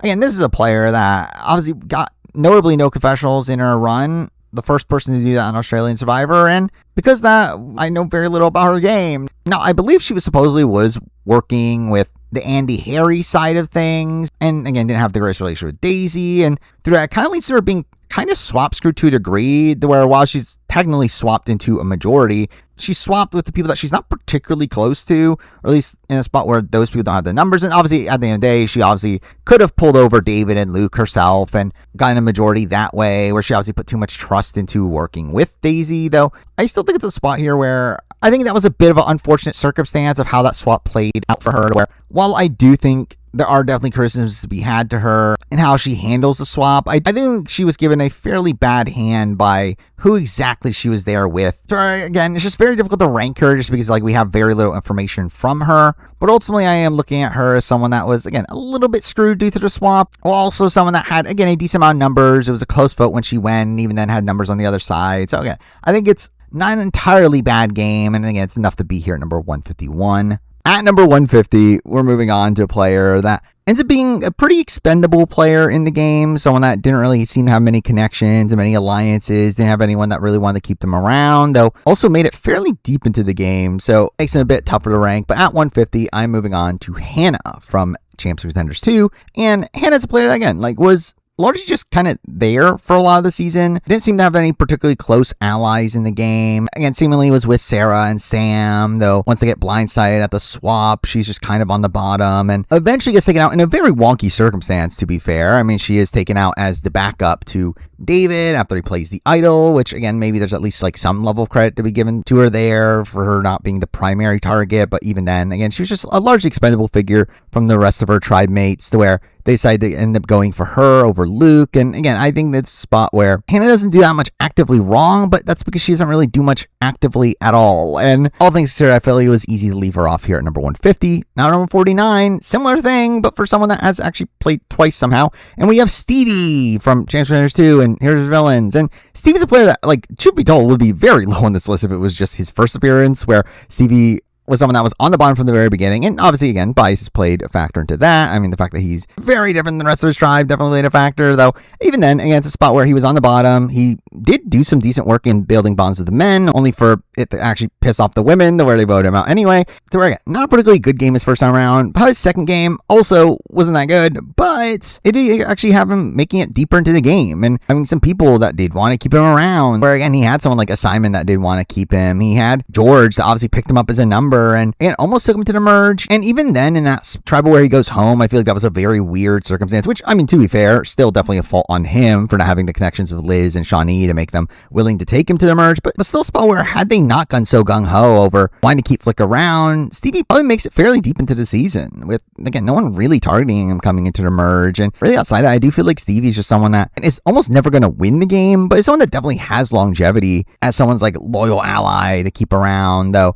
ultimately, again, still a fairly lackluster player here. So again, I think like a step above Hannah, I guess. So again, he's here at 149. Number 148, we have a player that also was kind of on the bottom for most of their run, but I think at least had sprinkles of decent gameplay towards the end. And that player is Tegan from AU 2016. And Tegan is a player that was really on the bottom for her entire season. I mean, she was someone that was instantly on the bottom of her original tribe, where she was tied to Nick, and her and Nick were blindsided at the first vote. So again, she was not well positioned early on. Now she does end up swapping over into a very unfortunate circumstance where she's on the bottom alongside Nick, and she then proceeds to be the first to go from that swap tribe. Though I actually don't feel like there's that much actively bad play from her there, where I actually feel like there was some decent play from her. The fact that she was able to bond with the likes of Flick and Brooke and had them consider keeping her around. Also the fact that she was taken out kind of as a backup target, where the main intention of that vote was to flush out Kylie's idol, and obviously, again, Kylie plays it, and they kind of knew she was going to play it, but still, it's a spot where she was not the primary target, where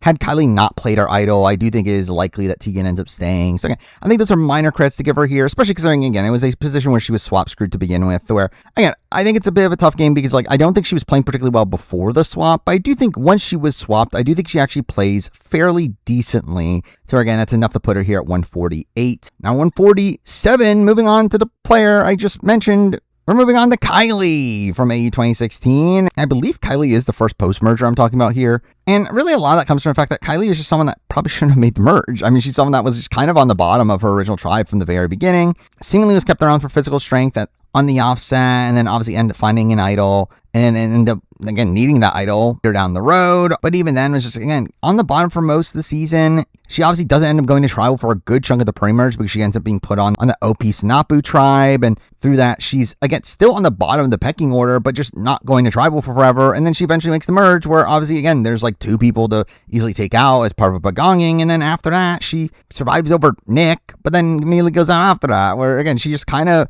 rides with this majority that she's at the bottom of. And again, it's a very frustrating game here. It's one that, again, I just don't really feel like there's that much to actively praise from her game because she's just simply on the bottom and doesn't really do anything about it. And obviously, again, it is a difficult spot to get out of to begin with, but again, she's just not a capable enough player to get out of that position. And I do feel like she's just a player that doesn't really seem to be playing the game that actively, just kind of going along with people that she gels with and just kind of being a follower to them, to where ultimately, again, I don't think she's that good of a player. She's here at 147. And 146, another post-merger that shouldn't have been a post-merger. We have Mel from Blood versus Water. And Mel's another one here that was saved by a non-elimination twist. She was someone that was meant to be going home, mind you, at the last vote before the merge, but it was a position where they end up having that twist where she had a chance at fire making against Ben, and she obviously wins that. So again, credit to her for that, I guess. But really, I was like, she's just really on the bottom and kind of aloof to her position, seemingly for a lot of it, where it seemed like she really did not realize just how on the bottom she was, where she was blindsided by her eventual vote off,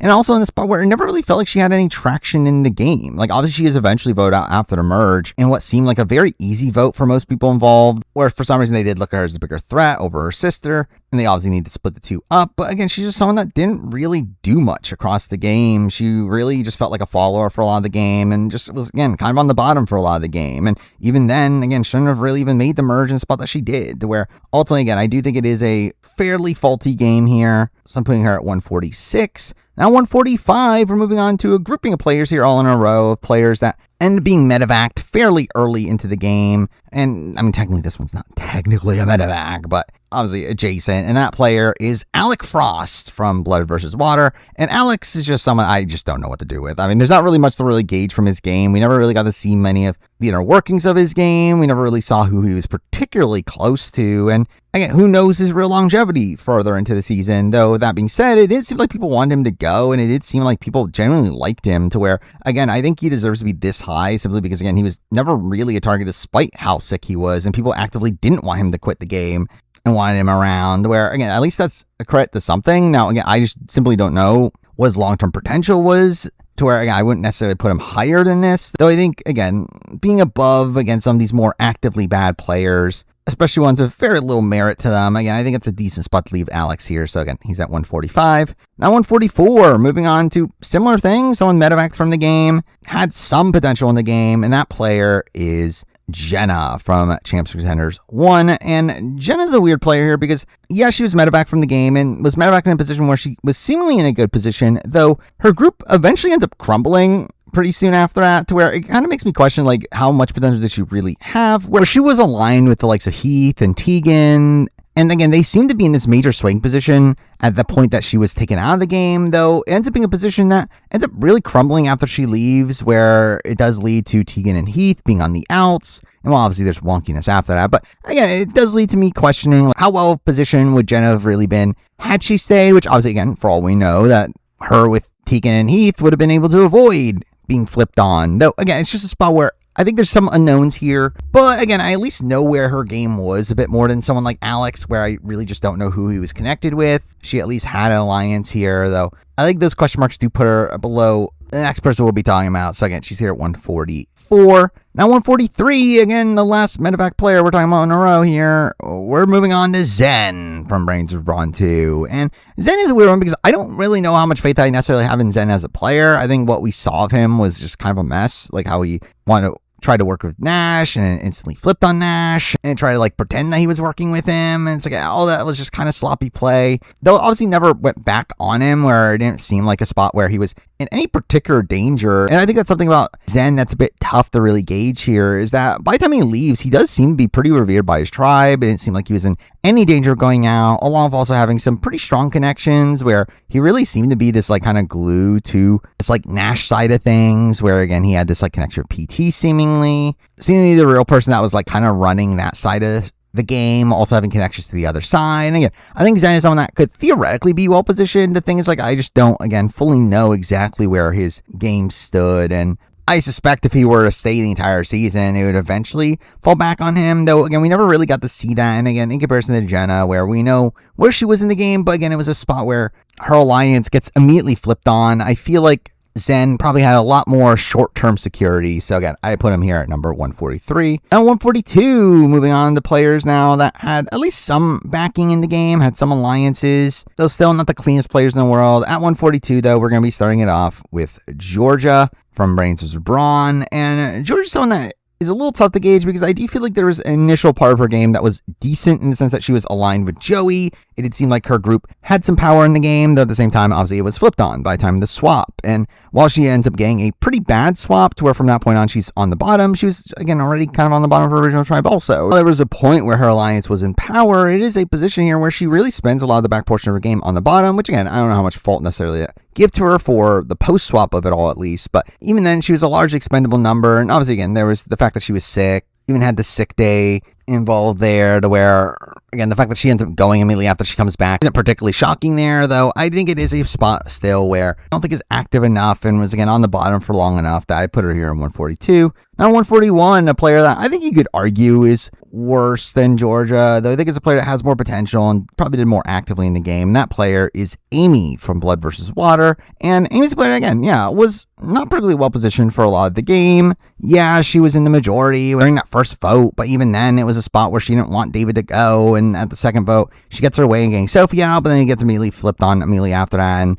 again, is a big target, potentially would have gone home had she not found an idol, which, again, those are things to criticize for sure. Now she eventually gets the swap, and obviously, again, Sandra's taken out before her, but then she's taken out unceremoniously afterwards, where, again, it's a bit of a weird game. I do think there was enough active play from Amy, particularly in the Sophie vote, that I think it demonstrates a lot of potential there, though it's also a spot where she spends, again, a lot of the game on the bottom, and through that, again, I think she's kind of similar to Georgia, though I do think the more active play we saw from Amy is good enough to land her spot higher here. So again, I'm putting her here at number 141. Now, number 140, we're moving on to a player that I'm kind of surprised is this high, because I didn't really expect him to be this high, but again, he's someone that I think demonstrates some skills for the game. That player is Kent from AU 2017, and Kent's a player here that, again, initially was going to be lower, as again, he's someone that I think is probably an early boot on most given seasons.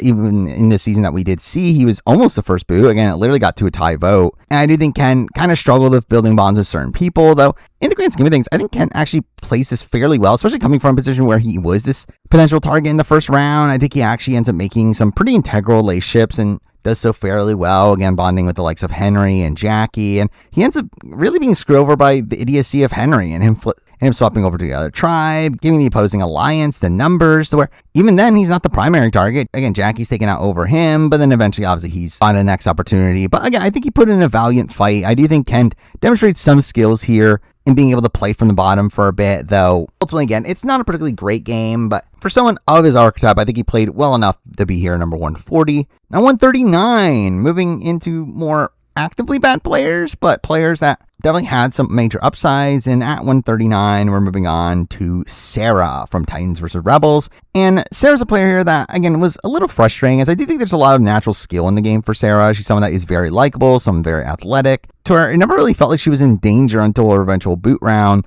And again, I think that's fairly impressive considering she was on the bottom for most of the season, where, again, I think obviously the fact that she was tied in with the, Tobias, Alex, and Peeta of it all, that's not great. Again, she was on the bottom from the very beginning, but despite that, again, she was the person that was talked about as being the target the least, where, again, her name never really was brought up as a potential target. If anything, they actually almost made her to swing vote during the Tobias vote. That was what was meant to happen, is that she was going to decide between Tobias and Alex, which is kind of insane considering her positioning, to where, following that, again, she ends up right in the middle pretty well, where she wasn't really in any danger for his next few rounds, or Rihanna would have gone, where I think there's at least some decent play there. Now, obviously, when we get to the swap, it's not great. I mean, she ends up really trusting Caroline and Kitty too much. She ends up not trusting Mark in a spot where he was trying to save her. And again, all that is fairly bad, but I do think there is some pretty decent play, particularly in the middle of her game, again, after the Peeta vote off, to where, again, she's able to maintain a fairly strong position considering her alliance being on the bottom. So because of that, for me, it's good enough to put her at 139.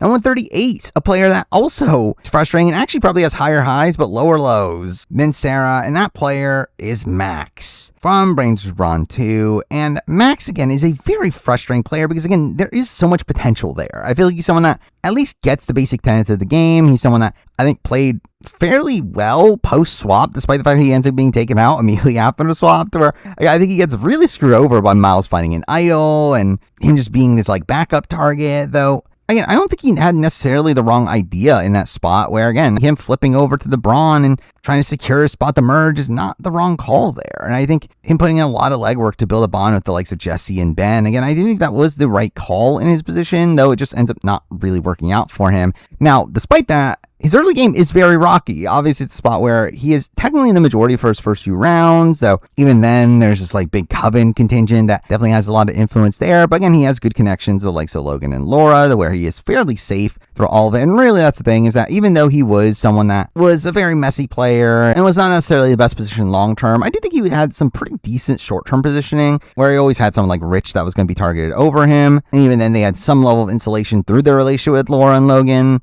Now, obviously, the Alley boot round in particular is pretty asinine. It is pretty horrible play. The fact that he has this really overpowered advantage and still fails to do anything with it. And really, in reality, the plan really blows up on him. And it could have been a spot where, had they voted for him, he would have gone. Again, all that is so bad that it kind of makes him a bit weird to rank here. Yeah, again, I do think there are some upsides here. I do think, in comparison to Sarah, I think he at least was fairly well positioned early on.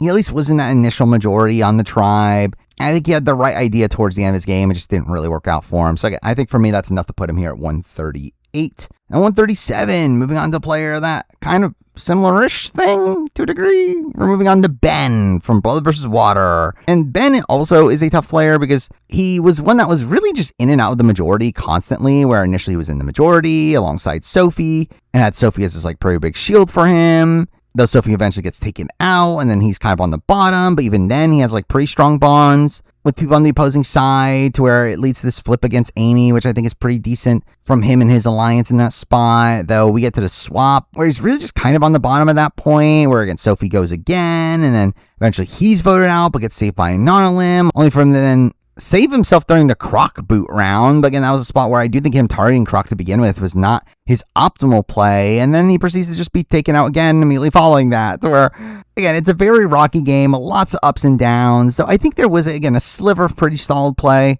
where he did seem to be in an initial good position. He also did have a couple points where he was able to recover and get the votes on his side. Like Jay and Croc went out to where, while I disagree if his decision making at points, I do think, again, there's enough decent play in all that to where, while sloppy, it's good enough to put him here at 137. Now 136, another very sloppy player. We're moving on to Rowan from A2016, and Rowan is, again, just kind of a big flame out here. He's someone that, again, was fairly well positioned early on, has initial alliance with the likes of Lee and Elle and Phoebe, and they were really running the show on the original tribe. And while, again, there was definitely some sketchiness with his idol and how he was handling that, it did seem like there was not really a potential flip in the works there. It really did feel like he was in a pretty powerful position on that tribe. That is, until they swap, and at that point, he plays pretty horribly, where, again, he decides to target Cat in a spot where, again, Cat is one of your only numbers. Why are you doing that? Also, it leads to Cat flipping on him. That's also not good. And in general, again, his overall management of his relationships with the likes of Cat and Christy was obviously very bad. But also, even then beyond that, he proceeds to idle himself out of the game, which is obviously not good either. Which in itself is bad, but like not astronomically bad. I think what makes it even worse is, again, the fact that he votes for Cat to not even give himself a tie. But then also, again, it is due to his poor relationships with Cat and Christy that causes to begin with. Where, again, all this I think is fairly bad. Though, again, I think the fact that he was in such a dominant position during the early portions of the game, again, something that even the last few people we haven't really had, where, again, they were kind of in and out of the majority at points. Rowan was someone that was really in the majority until he was swap screwed. And while, again, he didn't play this swap well at all, I do feel like, again, the fact that he was well positioned, at least on the offset, is, again, good enough to put him here at number 136. Now, number 135, keeping with players that had control at a point, we're moving on to Andrew from AU 2016. And Andrew, to be fair, I think you could debate a little bit more if he really had any true control, where it really felt like the likes of Jenna Louise and Craig were really the ones in the power position. He was just kind of there in the middle alongside them. But again, Andrew's someone that definitely had some influence early on in the game. He is part of the vote to take out Nick, and then proceeds to maintain his spot in the majority following that. And even after the swap, he is trying to play both sides, and to fair, poorly. I do think he blows up his spot where it really is at that point in the game where Kate ends up not trusting him and wants to take him out. And again, and it eventually leads to the flip against him, which is obviously not good. But again, he's someone that is a big fan of the show, clearly knows the game, was definitely very influential during the early portions of the game, though, again, just kind of had the game blow up on him by the end. Part of that due to his own bad play, but I don't think his play is as astronomically bad as Rowan's, where really I think they're like fairly similar. Rowan actually probably has a better like early game with how well positioned he was early on, though I do think Andrew's downfall isn't as astronomically bad as Rowan. So again, I'm going to put him here at number 135. At number 134, same thing. We're moving on to Joey from Brains to Brawn. And again, Joey, essentially same thing. Again, someone that was in a power position early on, had a lot of influence early on in his tribe, was running the dominant alliance, though again was doing so too openly to the fact that the others ended up gathering together and voting him out right before the swap. Again, it's a very similar game. Technically, Joey's booted earlier than both the likes of Rowan and Andrew. Yeah, I feel like with Joey also, again, like I just don't feel like he does that much like actively wrong by the end, where really a lot of the issues really just him coming out a bit too out in front, though I don't think he did that much like actively wrong to like push people away or messed up who exactly he was like going for. I don't think his mistakes here were as bad as the last two people we talked about, along with the fact that, again, he was this actual like dominant figure within his alliance, the one kind of running the show within his group. So again, I think that's something to give him a little bit of credit for too. So again, I have him at 134. Now 133. We're moving on to 3 players in a row, all from the same season, all from similar spots in the game, but we're going to be starting it off with Tegan from Champions Centers 1. And Tegan's a little bit tough, as obviously she was someone that was booted initially, came back, and after she came back, didn't play horribly. Yeah, I do think she is someone that, for me, is at the bottom of this grouping here, simply because, again, she was voted out first of the 3. She was someone that was on the bottom. She was someone that initially had a power position, though, again, gets flipped on, and at that point is and gets taken out, and again, has to be saved by a twist. Though when she comes back, and she's able to get back with the majority, but even then is failing to get rid of Benji, someone that she very openly knows is against her, and again, that's pretty bad.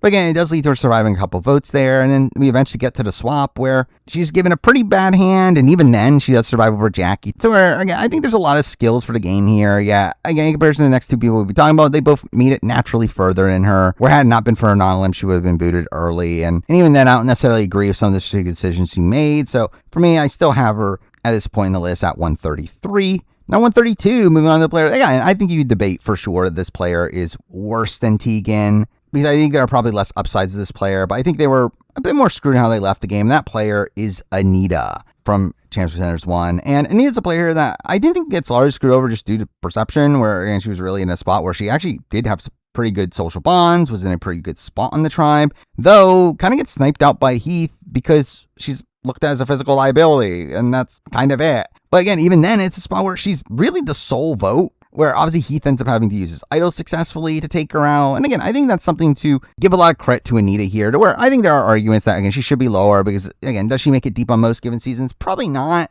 And again, is she very likely to win this season? Also probably not. But I think she is a player that, again, found her grouping, was able to avoid being targeted for a lot of the season, to the point that she actually finally gets taken out. It's a spot where she's taken out by one vote. And again, to me, I think that demonstrates, again, some decent capabilities as a player, especially for someone in her archetype, to where, again, for me, that's enough to put her at 132. Now number 131, and we're moving on to, again, a player from this same grouping. We're moving on to Heath. And I also, again, think there's an argument Heath should be lower in the fact that, again, for a guy that's this big, a guy that should be such a powerhouse in challenges, he was someone that was not particularly well positioned towards the back end of his run, where he was someone that obviously would have gotten voted out had he not used an idol during the Anita vote, and following that, isn't really able to make any inroads post a swap. Though, really outside, again, like Tegan, he is fairly well positioned early on. He does end up seemingly playing the middle from the offset, though obviously, again, gets flipped on eventually. But again, once Tegan ends up returning to the game, we do see him, again, just kind of riding with the majority there, not being targeted once again. And I think that's something to at least credit him for, especially for, again, a guy that would have been voted out unanimously had not been for an idol just before this. So where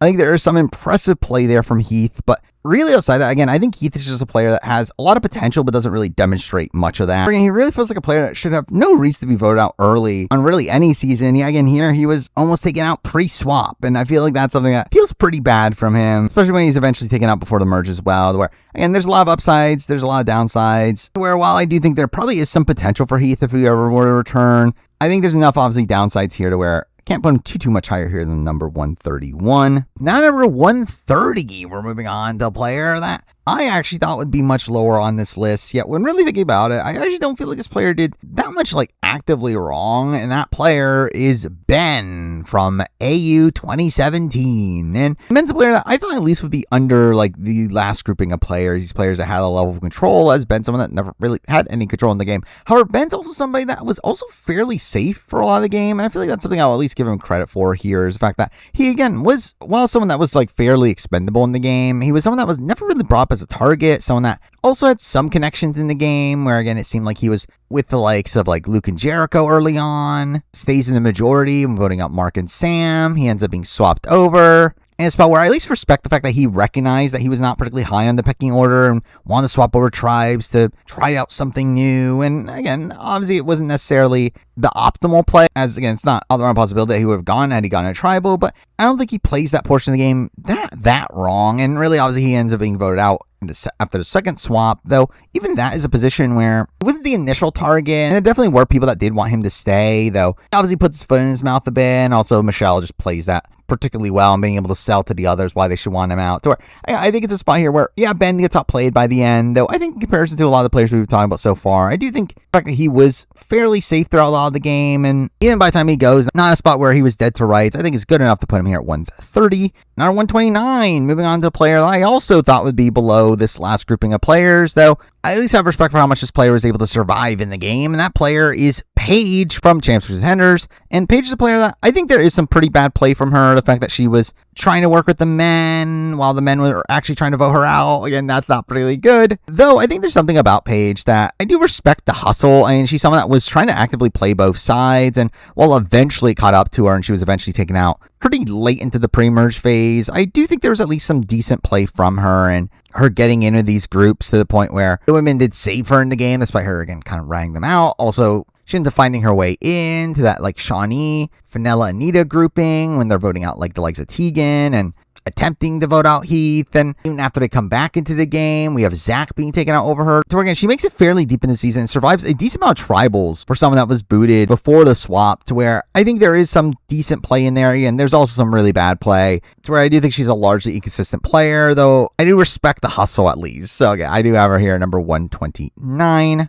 Now at 128, we're moving on to a player that almost made the merge, though also doesn't do anything particularly great throughout her run, but again, at least survived a lot of tribals. That player is Odette from A 2017, and kind of in a similar mold. Odette is someone that was never really in a power position for a lot of the game. She was actually really kind of on the bottom for a decent chunk of the game, where again, she was on the bottom during the Joan vote, and then after that, she kind of just like rode with the majority and actually did build some bonds with the likes of like Mark and Jackie. Though even then, they get flipped on and she's on the bottom once again, and she ends up being in a okay position while like Sarah's kind of blowing up her game. But even immediately after that, she gets taken out as someone that's expendable, to where, you know, Odette is someone that was just like largely just there for a lot of the season. Again, makes it pretty deep. Again, survives a lot of tribals, which is something to definitely give her credit for, is a major reason why she's as high on the list as she is.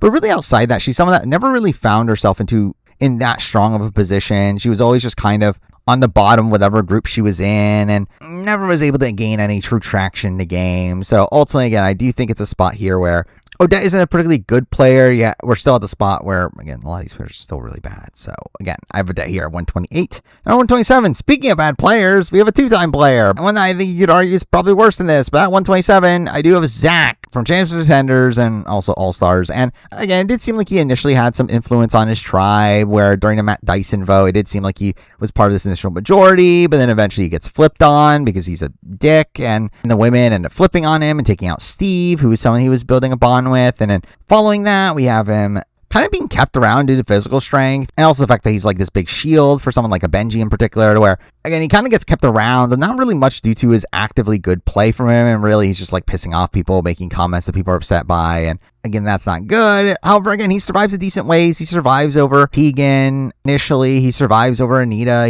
He was meant to survive over Heath, where Heath was meant to go out if he didn't have his idol. Where, again, I think Zach survives in decent ways into that season, only eventually be kind of taken out as this like scapegoat for the Tegan situation. But then even when he returns, he's someone that eventually ends up playing fine, in the sense that he finds himself into a majority, works alongside David. Eventually he's taken out due to, again, him not treating Jackie well, but also, again, it was a very wonky vote. He gets taken out into plurality. Again, there's some wonkiness there, though even in that spot, he was like kind of voted out early on the season, where, I mean, technically he was the backup, and ended up being like a non-elim that the top two people went out on. But still, again, he was not in a particularly good position early on in the game either, where despite him being this like bro-y guy, he wasn't really able to get in with this like sporty group. And I feel like that is also indicative of some pretty poor play as well. Again, Zach's not a particularly good player, but he does have at least a run that does take him fairly deep into the season, and does survive a good chunk of tribals really on both of his seasons. So I guess it's good enough to put him here at number 127. Number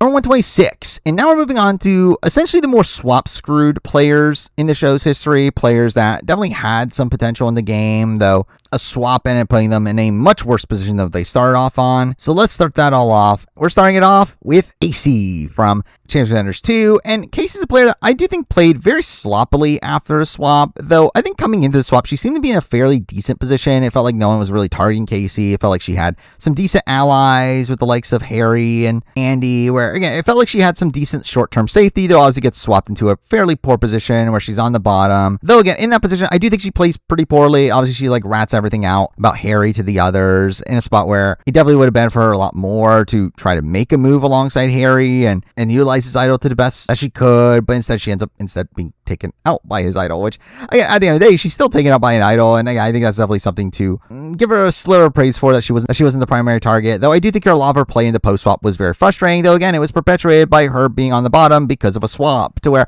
again, considering I do feel like she was in a somewhat okay position early on, even then those dynamics weren't really like fully fleshed out, but again, it's still, I guess, good enough to put her in this grouping at 126. Now 125, moving on to a player that's essentially just one step above Casey, and that player is Matt from AU 2019, aka Grayson Waller, I think is his name, from wrestling, but either way. Where before the swap, he seemed to be in a fairly okay position on his original tribe. Now, again, not great in the sense that he was kind of picking fights with people and like openly talking about how he's going to target, and even then like trash talking the other tribe. And again, there definitely was some sloppy play and all that, but I do think for the most part, again, was safe in the game, was not going to be in danger until the swap. And even after the swap, again, he was safer than the likes of Harry and Casey, where he's really the last name to be mentioned. Mind you, again, some of that's due to challenge strength, but again, ultimately he gets taken out in a spot where he's really idle out of the game, where it is Harry's idol that ends up taking out of the game, where if it really wasn't for that, Matt was not meant to be the target at that point. And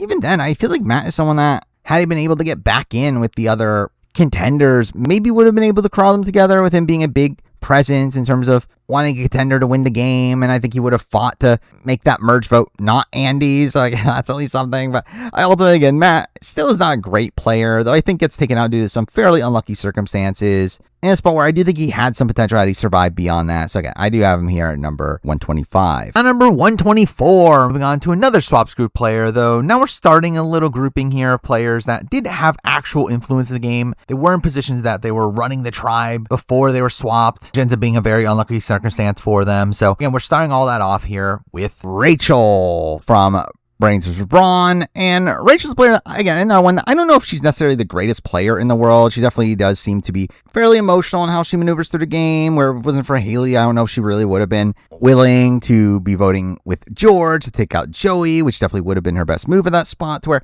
I think she's someone that I definitely do question her abilities as a player, especially considering, again, how hostile she was towards George. And again, that stuff's not good. However, Rachel's someone that was in a pretty powerful position before the swap. I mean, she was someone that alongside Haley was really in the center of everything. And had they not swapped, she would have been really running that entire tribe, though we got a swap. And at that point, she ends up being on the bottom. Now, not technically numbers wise, where obviously, again, George and Kara end up flipping. And again, that's obviously a failing on them. But still, it's a spot where Rachel does go from a very good position to a pretty bad position. And even in that position, again, she survives a little bit at least. Mind you, an idol gets played on her along the way. And obviously, you had like Georgia being sick. That definitely helped her get deeper. But again, it is a spot where I do think Rachel has some upsides here. Again, Rachel definitely gets severely disadvantaged by how the swap plays out. The fact that she loses her number one ally, the fact that she ends up being with her biggest enemy in George, and also the fact that she went from a good position to a bad position, to where I, again, do think there's enough upside here for Rachel. I do think there's enough aspects of her being screwed over to where I'm willing to put her this high here at number 124. Number 123, kind of similar thing. Another player that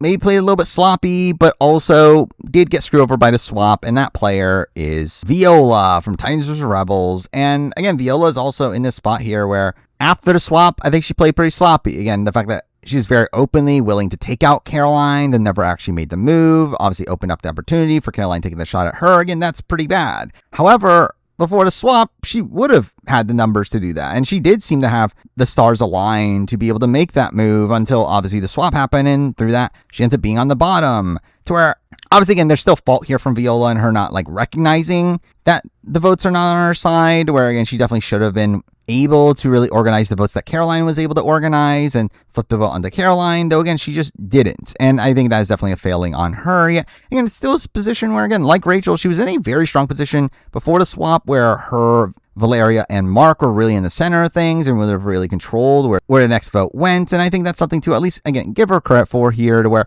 well, ultimately, again, there is definitely some lackluster play here. And how loose she was with the fact that she was openly going after Caroline, I do feel like for that to ultimately end up mattering, take a pretty unlucky swap. So again, I am going to still put her here at number 123. Now 122, moving on to a player that seemed to be loved on the island, though really don't know why. We do have Paige from AU Heroes vs. Villains, and Paige is someone that, again, seemed to be in a fairly good position on her original tribe, where it seemed like really that Heroes tribe just adored her, and she was in a safe position, a position where, again, she seemed to be a very valuable number to that majority. Again, a majority that contained mostly returning players, yet she was involved in that, and again, I think that's something at least to credit her for. Now, beyond that, she's a bit of a sloppy player. Obviously, again, her wanting to like swap over to the other tribe, that was really bad. After the swap, she obviously doesn't do a particularly good job at managing her relationships with the likes of Shawnee and George. Ends up being an easy target for them. Even though I do think she was disfavored by the swap, and the fact that she lost all of her allies, it was a spot where she was like fundamentally screwed by the swap. And I think she was just someone that was really unable to build connections with people from the other side. And yeah, something to give her credit for, though, is the fact that she was taken out by an idol play, where if it wasn't for that, it would have been at least a tied vote. And again, who knows what happened there, to where, again, at least credit her for that. But ultimately, again, just a player that I don't think is a particularly good player in the grand scheme of things, but someone that seemed to really have some traction on that season in particular. Yeah, I think it's good enough to be here at 122. Now 121. And another player here that ended up being fairly swap screwed in the game. Definitely a player that had a lot of potential coming into the swap phase, though quickly has that not worked to their favor. And that player is Shannon from Brains versus Brawn.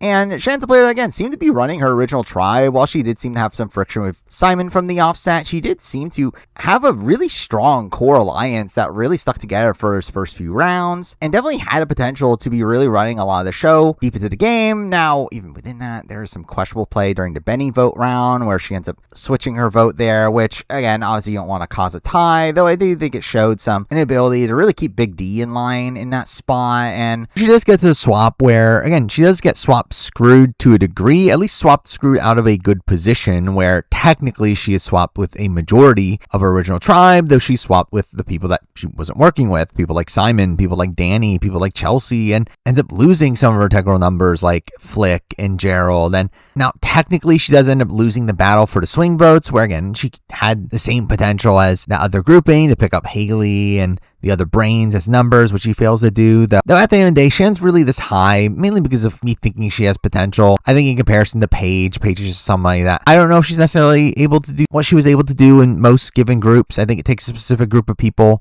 for her gain traction in the game. I feel like Shannon is someone that is more likely to be able to do what she was able to do on her original tribe more times than not. And it's really that potential that for me lands her higher here, even though she does have more flaws in her game than the last few we talked about. But again, I felt like she is good enough to be here at number 121. Number 120, another player that was kind of in a good position at a point, but then I guess taken out on two for this is really on him, but I do think there's at least some decent play in the middle of all this. And that player is Croc from Blood versus Water. And Croc's a player here that, and it seemed like there was a point in the game where he had a lot of influence in the game, where it did seem like he initially had that majority in the post-swap tribe. And even before that, again, was playing decently early on. Again, kind of similar to Ben from his season as well early on, where again, he was kind of with Sophie, had Sophie as a shield. Once Sophie left, he was able to recover pretty well, had decent relationships with like Sandra. He was able to flip the vote into his favor. And again, I think that's something to definitely give him credit for. And then after the swap, again, we see him really be in this like more power position alongside like the likes of Sam and Jesse and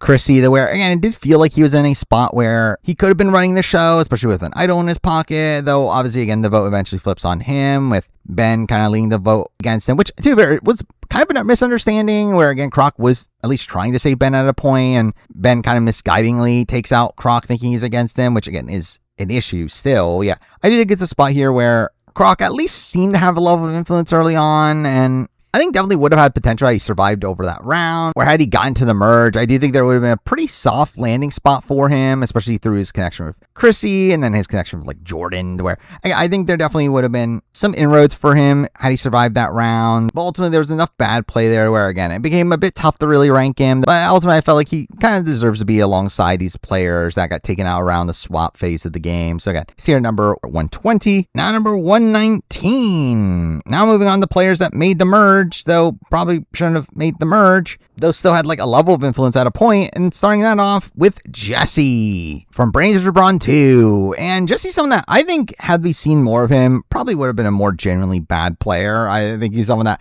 from what we saw, did not seem to be making their correct calls for his game. It seemed to be somebody that kind of played the middle a bit too hard, and he seemed to be somebody that, like, while he did have some decent positioning early on, he makes some seemingly questionable calls and is kind of very loose of information, a spot that's kind of damning to him, to where I think the way that Jesse actively plays the game is pretty bad, yet despite that he was in a pretty decent position early on, again, was in the majority alliance, was seemingly a major decision maker within that, seemingly being in the middle of most groupings in the game, having this connection to like the Nash side of things, while also having his own alliance with like some Noonan and Paulie, to where, again, I think there's definitely some impressive play there from Jesse in terms of his positioning, though obviously we get to the swap where he lets Max go, which I think was a misguided move for him, and then proceeds to actually have the votes flip against him, where had it not been for Anonymous, Jesse likely goes home even before the merge, and that's something to definitely criticize him for. And a lot of that really stems from him really mismanaging his allies, where like Morgan and Kate end up flipping against him there, and then by the time we get to the merge, he's just this easy consensus boot where no one's really fighting for him to stay. where Paulie's the only person to even end up voting with him. It's not a particularly good game. It's one that, again, he definitely had a lot of influence early on, though kind of loses that by the end of the post-swap phase of the game. And it's kind of an easy merge boot to where, again, I debate on where exactly to land him. I still think he's above that last few players we talked about, just because, again, he was in this fairly dominant position early on and was able to at least maintain that positioning a little bit after the swap, though realistically, it's, again, he should be alongside these players that were taken out around the swap, because, again, he should have been taken out around the swap. So, again, I do end up landing him here at number 119. Now, number 118, someone from Jesse's season, I think is just a tad better, if even that, if you could debate it, where, again, I ultimately end up putting Paulie here from Brains vs. Brawn 2. And Paulie, again, for me, was a big debate here, because, like, Paulie's someone that I think on paper could be worse. Like, obviously, Paulie was just more dead in the water after the swap, never was able to gain any traction. Even after the merge, had more time to try to put things together, and even then failed. To where, again, Paulie's game is really one where he's on the bottom for really the entire post-swap phase on, and is never able to really recover from that. However, I think the thing that gives me a pro for Paulie is that I think Paulie, while failing, was at least trying to play a bit more optimally. Again, he was trying to keep the original Brawn together at a point, though, again, things kind of fractured around him. Even by the time he ends up going, ends up being this, like, weird split vote situation where, again, that was a spot where he wasn't necessarily going home if there hadn't been that twist involved. And also, again, like Jesse, again, he was in a very good position early on, seemed to be one of the people running the tribe. Well, again, there definitely is a very bad stretch for him in the game. I don't feel like he's an entirely bad player, especially one that I think he could definitely improve if he were to return. Like, in comparison to Jesse in particular, I think Jesse plays the game more actively wrong, where I feel like Paulie was, again, more disfavored in terms of the positions he was given. So, again, I do have Paulie a step above him here at number 118. Now, 117, kind of a similar thing. Another player that was kind of dead man walking for a lot of the season, despite the fact that it didn't seem like this person did that much actively wrong, and that was kind of just like based on perception. That player is Khan from Blood vs. Water. And to be fair, I think there's a serious argument that Khan should be lower than the likes of Jesse and Paulie, where Khan is someone that, like, even within his initial tribe, while it seemed like he had, like, some influence in the game and was definitely playing the game fairly hard, he's someone that, like, never really seemed to have people, like, actively wanting to work with him, particularly deep into the season. It really felt like a spot where he was always looked at as this, like, threatening player from early on. And obviously, again, there's definitely some biases in play with that. But again, it did feel like Khan was someone that was never really trusted, and it was never really going to be given that much leg room in the game. Yeah, despite that, made it fairly far. Now, obviously, and this does have some situations where he would have probably gone. He gets very lucky along the way. Though in the post, like, swap phase of the game, I actually think he plays fairly well there. Again, he's able to get in with Chrissy, and they're able to become kind of a duo that able to attach themselves to likes like Sam and Jesse. And yeah, I think there is some decent play there from Khan. Even by the time he ends up going, it was something that Sam didn't want to happen. And again, had this not been a Blood vs. Water season, I think there's at least a shot that Sam pushes for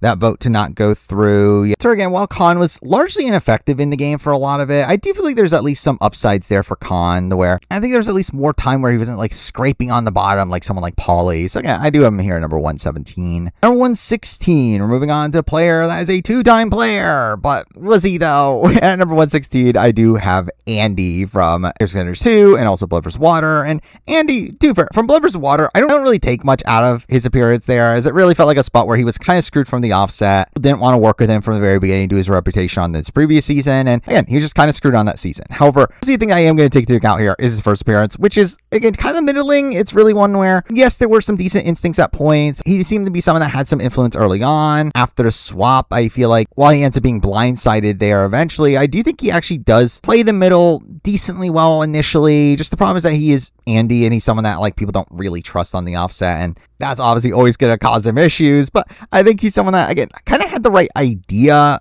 of, like, trying to get in with David and Luke and get them to play their idols, kind of like flush their idols, but also take out a person from his own side that he wasn't particularly close to. Where I think there was some, like, decent play in all that. It's just that, again, it was very see-through and ends up actually, like, further pissing off David and Luke even more, with them fully knowing that he's doing that to flush their idols. And again, it's a spot where there definitely is some sloppiness and all that. And obviously, it creates trust between him and his original alliance, where by the time we get to the merge, he's obviously just kind of a dead man walking. He's kind of just an easy merge dude, despite the fact that he really shouldn't be, where, again, his original contenders have no real reason to be wanting him out of the game, yet they end up taking him out because he's so untrustworthy, which really just further sinks their games where they're on the bottom following that, to where ultimately, again, I think obviously it's a flaw against them for taking that route, but it's also a flaw against Andy to not shore up the votes to stay in that position. Right, I think he just plays a very messy game, one where I can kind of see where he's coming from, and I do think there are like aspects of his game that are admirable. Though there's also just a lot of sloppiness along the way as well, to where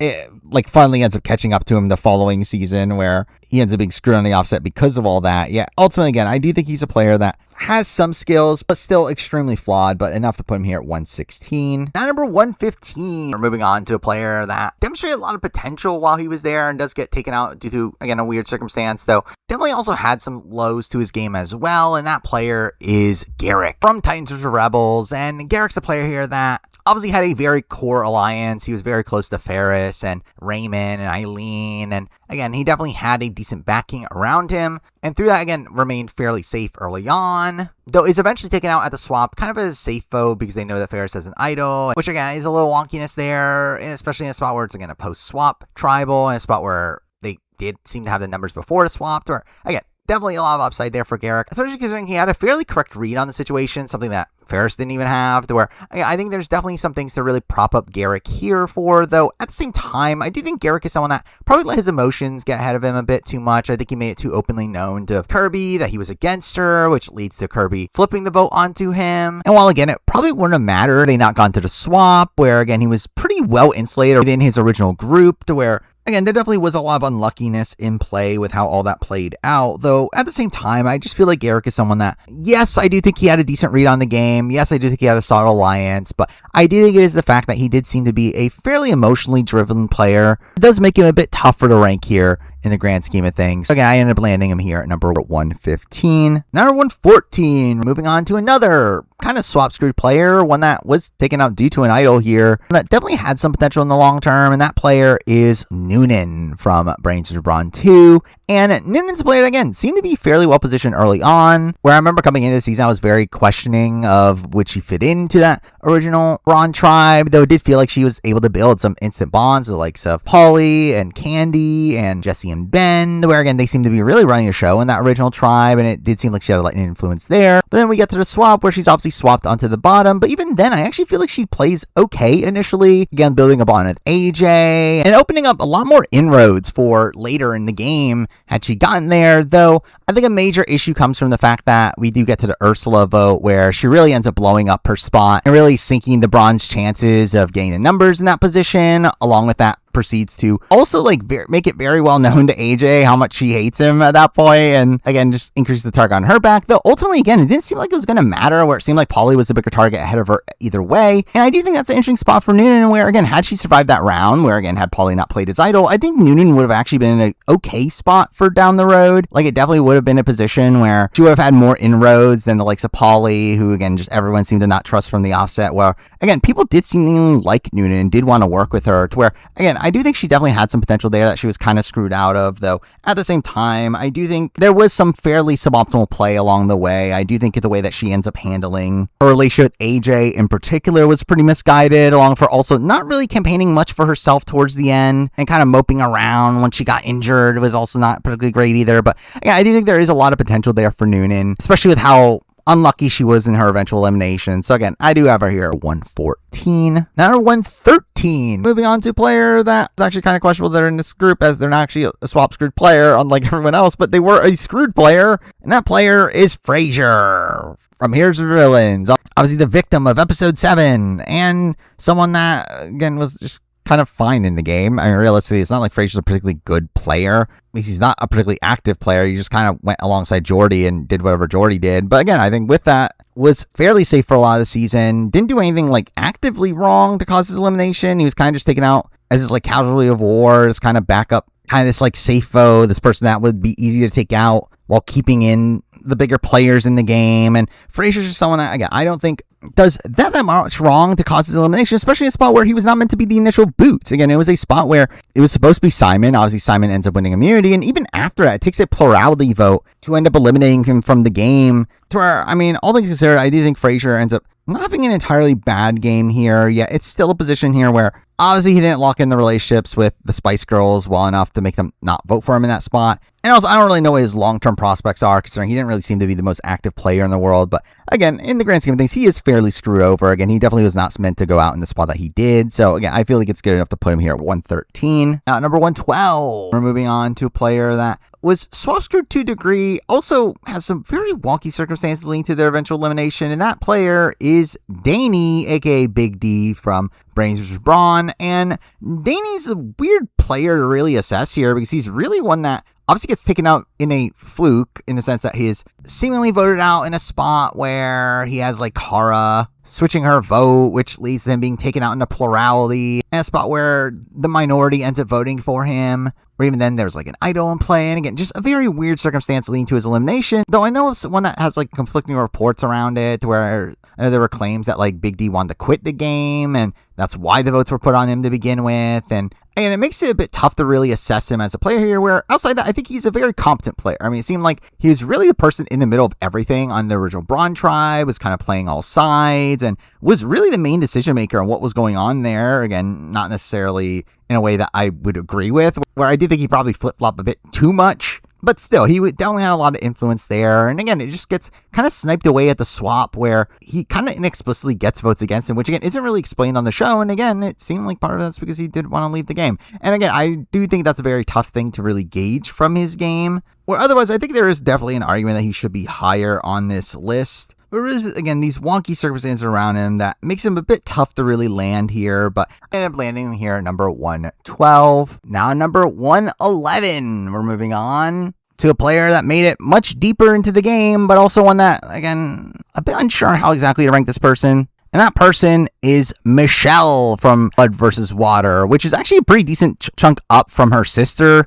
which, again, I think on the offset, you might think that they would be very close together. Yeah, I do think Michelle actually played better than her sister in almost every single way. I mean, she's someone that seemed to be more integrated on her original tribe through her connection to Sandra, and she seemed to be a lot more in the action than Mel, who's just kind of seemingly on the outs for a lot of her original tribe dynamics. Now, post-swap, it's kind of similar in the fact that they were both on the bottom. But again, that's just due to kind of an unlucky swap there. And then obviously, once we get to the merge, she is technically the last surviving member of her alliance before Purgatory happens, which again, that's at least something. Now, again, at the end of the day, I still don't think Michelle is a particularly good player, but she is kind of starting this like new tier of the list of players that did make it fairly deep, but players that are still very flawed. And I think she deserves to be this high because of how deep she made it, especially without some sort of twist helping her out along the way, though it also is a position where she didn't do that much actively right, especially towards the end of her game, where she was just kind of a dead man walking from that point forward, though. Again, I think there's enough upside there in terms of longevity and, again, how involved she was early on to put her here at number 111. Now, number 110, we're moving on to a pretty actively bad player, one that made it very deep, though also was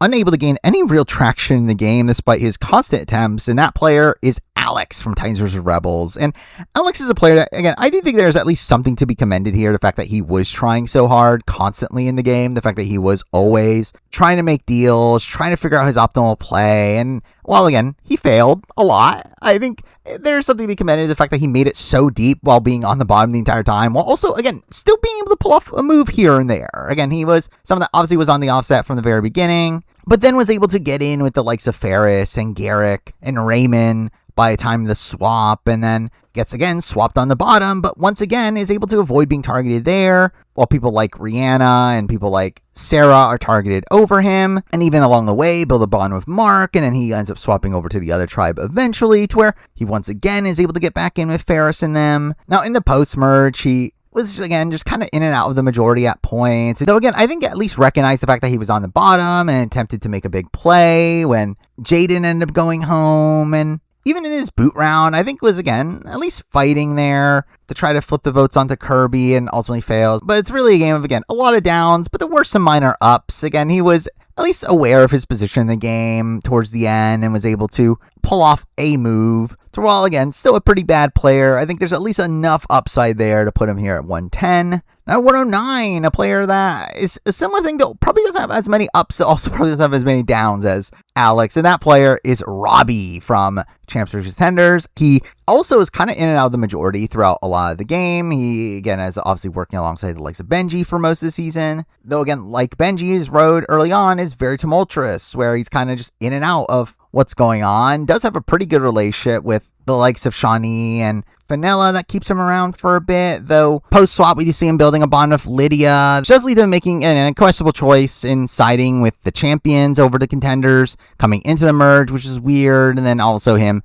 being blindsided along Lydia when she's voted out, and then proceed to be taken out immediately after. Again, it's not great. It definitely is a very lacking game, though I do think there's less actively bad play from Robbie here than there is from Alex, where Alex is someone that was on the bottom the entire time. Robbie was someone that I think was just better positioned for more of the game. And while he doesn't necessarily have like a move that I think was, again, moderately impressive like Alex does towards the end of his run, it is his relative safety for a lot of season that makes me want to put him higher here at number 109. Now number 108, we're moving on to another player that was just in and out of the majority at points and was kind of riding along with the majority for a decent chunk of the game. And that player is Jaden from Titans vs. Rebels. And Jaden's just such a weird player because like I just do not know how intentional a lot of his game is. It really just feels like he was just there riding with the majority for a decent chunk of it, where it really just felt like he had a tie to Winna, who was more insulated in the group, though through that, again, he kind of just rides with the majority until the merge, to where at that point when Winna ends up going, he ends up just kind of flipping the Kirby for whatever reason,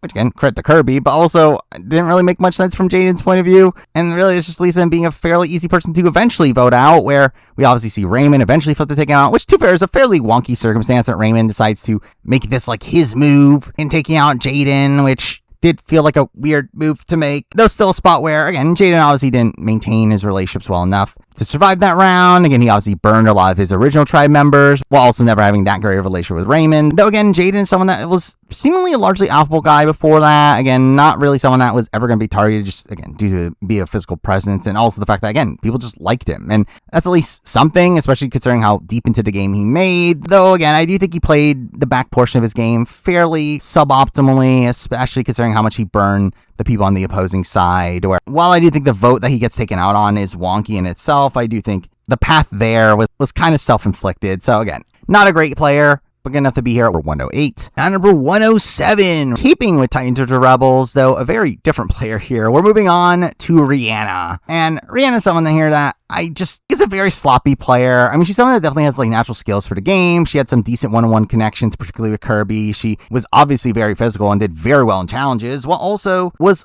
fairly well liked by most of her cast, though she was really just terrible strategically. Like, she would have very incorrect reads that led to her making some really bad decisions, led to her voting incorrectly at points where like people like Sarah would go home because of her, people like Jaden would go home because of her. Even when like Winna goes home, she was like tricked into voting the wrong way to her. And there's just like many points where like I just very much question like what exactly she's doing in the game. A lot of very questionable decision making there, but I do think she's a player that seems to be a solid all-around player. Like, obviously one that doesn't really have this like killer instinct to make it deep into the season, but one that made it fairly deep with some decent amount of win equity if she wasn't there against Ferris or Kirby. Now, really a major issue here, and really a lot of the reason why she's this low on the list, where I think there at least would have been an argument for her to at least crack the top 100. If it was not the case, is the fact that she was saved by Anonalim in episode 5, where that was a spot where it did seem like she was going to go, and through the Anonalim, she ends up surviving past where she was meant to where, and if it wasn't for that, I probably would put her a little bit higher here. Yeah, ultimately, again, she's just a player that is just very sloppy, like very bad at making decisions in the game, and I think that's what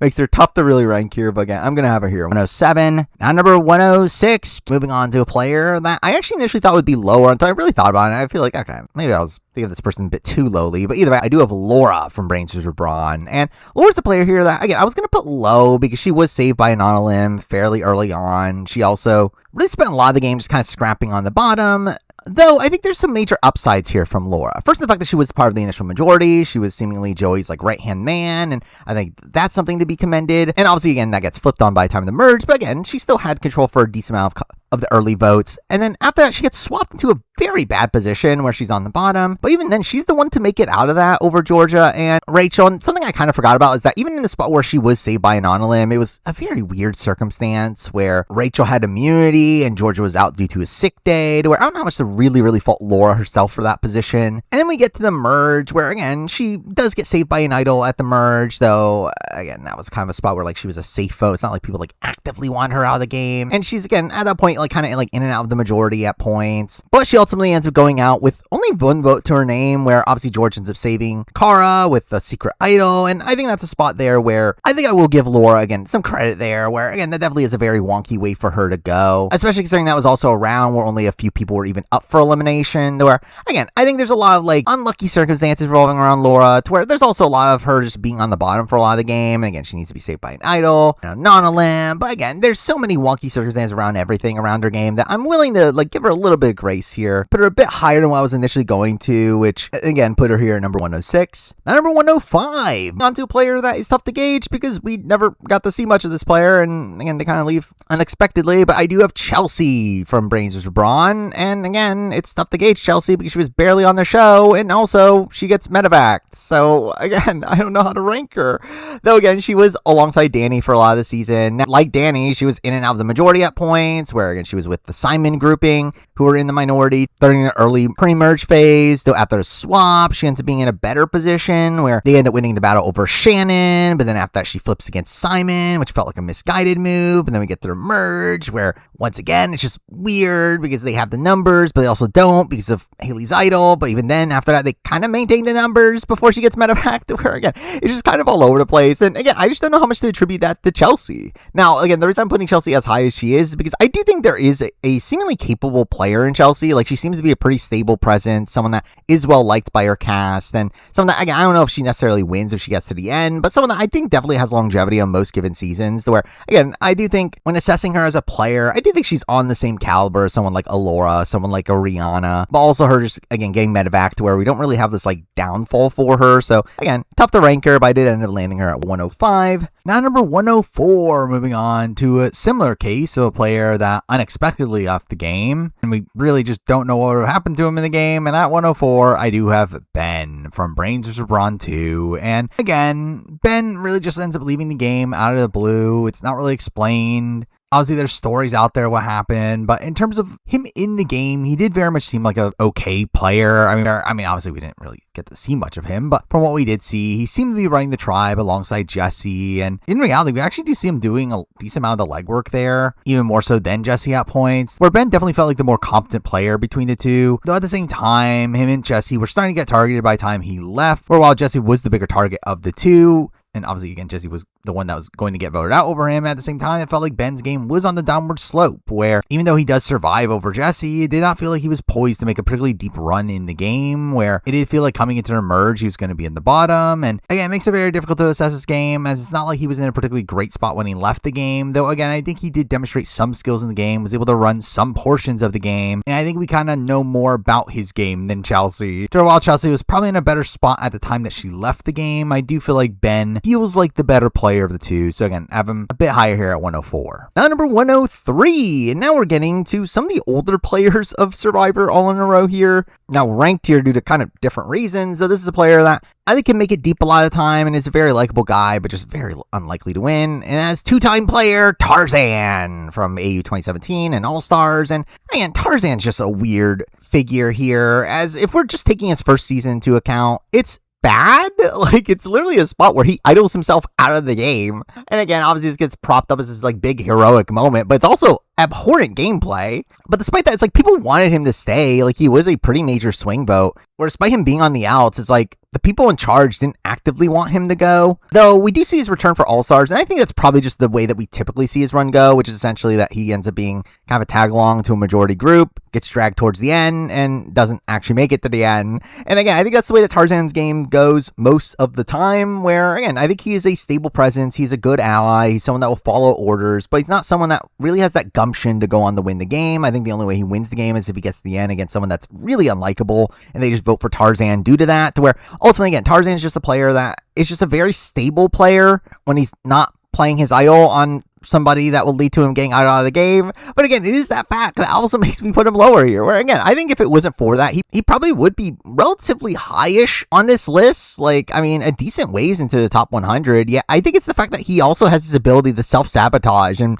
get himself voted out of the game, which is bad enough to put him here at 103. Now, number 102, essentially the same thing, though with a little bit more killer instinct. We have Kara from Brains vs. Brawn, and again, pretty much literally the same thing. Again, an older player that is a very good ally, is a ride or die for a certain player, but it also is willing to play their idol in a spot where it leads to them going home, which is just insane that this literally happens again. Now, I think a difference here with Kara is that we do see Kara have a little bit more of a killer instinct later in the game. Again, in comparison to Tarzan, who, again, I think would always just be blindly loyal. We do see Kara actually turn against George at the very end, at the Final Four, when it was him, and we see her, again, attempt to pull off a 2-1-1 against him, which, again, ends up being pulled on her. But, again, I think that at least shows this, level of a killer instinct for her, to where, while the rest of her game is, again, fairly lackluster, obviously a lot of blunders, like her accidentally voting out Big D, we have her meant to be taken out unanimously until George saves her with an idol, which, to be fair, even then, that was, again, a wonky round to begin with. But again, there definitely were a lot of things across the season that are questionable, but she still was in the majority for a decent chunk of the season. I do think she showed a level of killer instinct at the end, and ultimately, I don't think she's that different of a player from Tarzan outside of showing that killer instinct. So for me, again, it's good enough to put her here at number 102. And now at 101, we're moving on to another older player Survivor, but one that demonstrated a lot of potential her first time and then didn't really as much the second time, but still, it's good enough to be at 101. And that player is Jackie from 2017 and All-Stars. And again, Jackie's so weird because I feel like my opinion of Jackie as a player is so radically different based on her 2 seasons, where, again, if this was solely based on 2017, I actually would have ranked her relatively high. I do think Jackie's actually someone that seemed to have a lot of skills for the game, was, again, part of this power duo alongside Henry that was really running her original tribe. And then really gets screwed over by Henry being an idiot and swapping tribes. And at that point, she's kind of screwed, just on the bottom and sniped out of the game. Though, obviously, we see a return for All-Stars, and that's not a great appearance from her. Despite her making it much deeper into the game, it really has her kind of turning into, a bit of a Tarzan figure, and the fact that she is kind of a lackey for the majority for a good chunk of the game. But then even then, by the end, ends up being a bit of a mess, where she ends up flipping her vote to take out Zach. She ends up playing the game very emotionally, seemingly, and gets taken out immediately following that, where the group she flipped to weren't willing to go to rocks for her, to where, again, it's a very weird game. I do think there are polar opposite opinions of her from her 2 different appearances, to where ultimately, again, I think she ends up landing here above Kara and Tarzan, just because I think her first appearance shows at least enough game ability there. Again, the fact that she was able to run her original tribe, there's at least something there that we don't really see from Tarzan or Kara, who are more secondary characters, though, again, her second appearance is much more in line with them. But I do think it's the fact that she at least had that strong first appearance, which makes her good enough to put her here at 101. At number 100, we're moving on to a player that I actually can't believe this person made the top 100. I was not expecting this person to make the top 100. However, they barely did. At number 100, I have Juicy Dave from Blood vs. Water. And Dave is a player that I think initially was awful. I mean, right away, he was on the outsides of his tribe. He was about to be taken out as his first tribal until he played an idol. So again, that's obviously very bad. However, I do think after that, he does recover fairly well. I mean, he does find allies and Amy and Jay Bruno. And while they end up being targeted fairly soon, again, somehow he avoids being targeted there. And then following that, he ends up getting in with the likes of Josh and Mark, and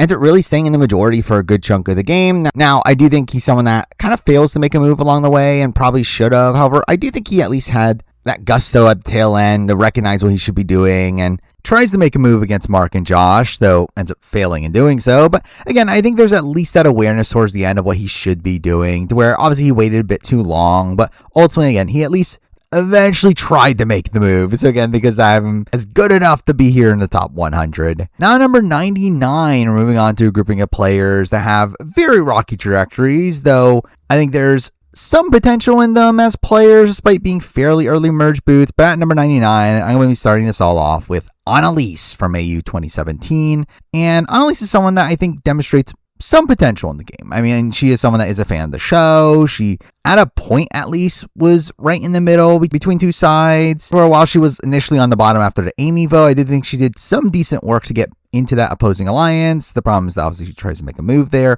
I at least respect the fact that she, again, realizes she's on the bottom, she should be doing something, but obviously it was a move that doesn't fall through, ends up backfiring on her, to where she ultimately ends up getting saved by Nonalim. Even though, to be fair, she also gets kind of screwed by Nonalim, as if it wasn't for Nonalim, she wouldn't have been voted out back-to-back with Tara. But of that swap, I do feel like she ends up playing a lot better, becoming a major swing vote during the Jackie and Kent votes, then immediately following that, ends up still remaining in the majority after the second swap. And while, again, we do get to the merge, where she's eventually blindsided when Jared goes home and is on the bottom again, she does get taken out in a pretty wonky spot where she does realize that she needs to play her idol, does so only for it to be nullified by Ziggy, which again is unlucky for her to add idol nullifiers in the game, to where, again, in most given season, she'd be surviving that round. I do think there's that level of potential there for Annalise. She definitely has some natural good instincts for the game. And at points, I do think she was playing the middle fairly well. Though ultimately, again, it's still a game where she does end up on the bottom multiple times. Though, again, in comparison to the last few people we talked about, I do think there's probably more natural potential there from Annalise than them. So, again, I'm going to have her here number 99. And number 98, essentially the same thing, but also I think was actually able to demonstrate a lot more power in the game, other points in the game, and that person is Eileen from Titans vs. Rebels. And Eileen's a player that, kind of like Annalise, gets saved by a twist, though obviously she was swap screwed to begin with. To be in that position, though still, again, that Charles Tribal was obviously just very wonky, where in most given situations, she doesn't really even make the merge in that spot, though, again, by some miracle, she's able to get through that tribal. Now, all in all, though, I do think Eileen is a competent player here, where we see her essentially be the right-hand man to Ferris and really end up helping him make decisions at many points in that middle portion of the game. And even then, I feel like there were points where she had incorrect reads on the game, at points where Ferris didn't, like during that Garrick vote, to where, again, I think Eileen is a player that comes off as a very safe, sound, strategic player, though I think a major issue comes from the fact that she didn't really have much of a path in the game following the point she was taken out, where, again, she's taken out in the early merge, where obviously Kirby flips the vote onto her, though that's even a spot where Ferris wasn't really that upset by it, and even he knew that he had to be taking out Eileen at some point before the end, where Eileen, I think, is just somebody that, yes, she is very naturally gifted for the game, though is someone that is also just a very big threat from a strategic standpoint. People knew that, so I do think she would struggle to actually get to the end. But again, I think there was a lot of skill involved in what Eileen was able to do on this season. And I do have a bit more confidence in her than Annalise. So again, I have her here number 98. Now, number 97, we're moving on to a player in the same spot as the last few players that we just talked about, though probably had a smoother path through the early game, and that player is Samuel from Champions vs. Contenders, and he is a bit of a strange figure here, where I really didn't know what to really do with him, as he's someone that is stably within the majority for most of the game, essentially just kicked out of that majority, in a spot where the likes of Matt Rogers just looks at him as untrustworthy, to where I really don't know if Sam really had much of a path through the game following that, where no one really seemed to be wanting to work with him long term. But at the same time, again, I do think he demonstrated a lot of potential earlier in the game. I mean, he maneuvered through the game fairly well. He's one of the few people being involved in the Russell vote off when it happened, where, again, he was just constantly in the majority, but it never really felt like he had a long-term path in the game, to where while I do think he is a competent player that was at least able to stay in the majority, I still don't really know where his game was going. So again, I do have him here. So I do have him here at number 97. Number 96, we're moving on to a player that is probably more in line with a few players that we talked about a little bit back, like Juicy Dave, who this player ended up having a fairly similar trajectory to him, though I think there's a major difference between the two, and that player is Simon Black from Champions vs. Contenders 2. And again, Simon's really just this player that was just on the bottom after the Athlete Alliance got flipped on very early on in the season, and though is relatively safe beyond that, especially after the swap phase, where while he would have been next to go had they not swapped, once we get to the swap, again, he's just there, not really doing that much actively, but again, it's just kind of riding along with that alliance until they get to the merge and once again have the numbers for a bit. Now, he does eventually end up attempting to make a move at the final 7, though ends up being outplayed by Abby by that point, which leads to his elimination, though even then, again, he really was just playing on the bottom for a lot of the season and didn't really seem to build bonds with the opposing side, where, again, it really feels like Simon was just kind of there for a lot of his run, though, again, in comparison to Juicy Dave, I think their games are fairly similar, especially in terms of their overall trajectories through the game. They were kind of on the bottom of a big majority group that they kind of eventually recognized that they were on the bottom and needed to make a move on, while also having a fairly rocky start, where Simon's initial alliance having been flipped on. Though I think a major difference here between him and Dave is the fact that Dave needed an idol to get through those early days, while Simon didn't, and was actually just kept around over all of his allies, which I think is a lot better. But again, I at least will give him credit for trying to make a move towards the end. The problem is that, again, he just really had no social capital to do it, which is also a major issue, but again, still made it fairly deep into the season. So again, for me, that's good enough to put him here at number 96. Now, number 95, we're moving on to a player that is not that dissimilar from Simon Black either, but at least seemed to have some sort of allies towards the end, and that player is Andrew from Brains vs. Brawn. And again, I think this is actually pretty close between him and Simon, where I think Simon probably has better like natural instincts for the game, where he was willing to make a move by the end. Oh, Andrew's someone that I don't know how acclimated he really is for the game of Survivor. Well, obviously he's good at the survival aspects, but in terms of the actual strategy elements of the game, he did seem pretty stagnant. He really seemed to just be going along with his group and doing whatever he felt was morally right, which was essentially not working with George most of the time. And again, initially sticking to that Joey group, and then sticking with the Brains until obviously he turns on Haley, and then sticking to the Braun, where really it felt like a game of him like just flip-flopping based around who he felt more connected to, or any like real strategic reason, where I'm really not sure how much gumption he really had in the game, where I don't know how intentional a lot of his game is, but I do feel like Andrew is a player that will make it deep on most given seasons, and does have the ability to win challenges towards the end. And while I do, again, struggle with the idea, like, can he actually win a modern game of Australian Survivor? But I do give him a lot of credit here for just how fluid he plays in the game. And while, again, I don't know if any of that was based around game reasons, I do feel like Andrew, in comparison to Simon Black, just felt like a more fluid player. He was more willing to turn against his alliance in spots where, again, Simon kind of just stuck to his spot in the bottom for way too long, to where, again, at least Andrew was willing to flip-flop if he felt like it was necessary, to where, again, it's not much of a difference, but for me, it's good enough to put him here at number 95. Now, number 94, moving on to a two-time player that the furthest they've gotten is the merge vote, and that player is Lydia. And Lydia's actually a pretty difficult player to rank here, as, again, I do feel like Lydia is actually someone that does have some skills for the game, where obviously she gets largely remembered as this massive physical presence, and obviously she did dominate in challenges on Chosen Contenders 1 in particular, though I also feel like she's a player that probably gets a bit slept on in terms of other aspects of her game on that season, where while I do think her early game was, again, a little rocky, and she's largely being kept around for physical strength, I do think once she gets to the swap, I do think I actually give her a lot of credit there for being able to pull over the likes of Benji and Robbie and game beside of her over Heath and Vanilla, where, again, I do think that was fairly impressive play, though obviously, doesn't really matter, as when she gets to the merge, her own alliance turns on her anyway. So again, that's not great, though she obviously ends up returning for All-Stars in a spot where, obviously on that season, she's booted fairly early, though again, that is a position where she ends up being pretty swap screwed, and I do think she actually had a fairly solid game on that season before that, so she was in the initial majority on her starting tribe, to where she kind of was this like second command to Abby, and while obviously Abby eventually gets blindsided after her swap, and she ends up being on the bottom right after that, I did think it's a spot where she got fairly unlucky in how everything played out, where overall, again, to me, Lydia's just a player here that probably makes a deep run on most given seasons. She obviously didn't have this lack of threat management, where I think people looked at her as massive physical presence, and she was always going to struggle because of that, though I do think she has some ability in the social and strategy aspects of the game as well, to where I just feel like she seems like a player that would be a fairly consistent one if she doesn't get swap screwed. So because that, again, I have her here at number 94. Now number 93, essentially Lydia, but better, I guess. And that player is John from Chance Contenders 2 and All-Stars. And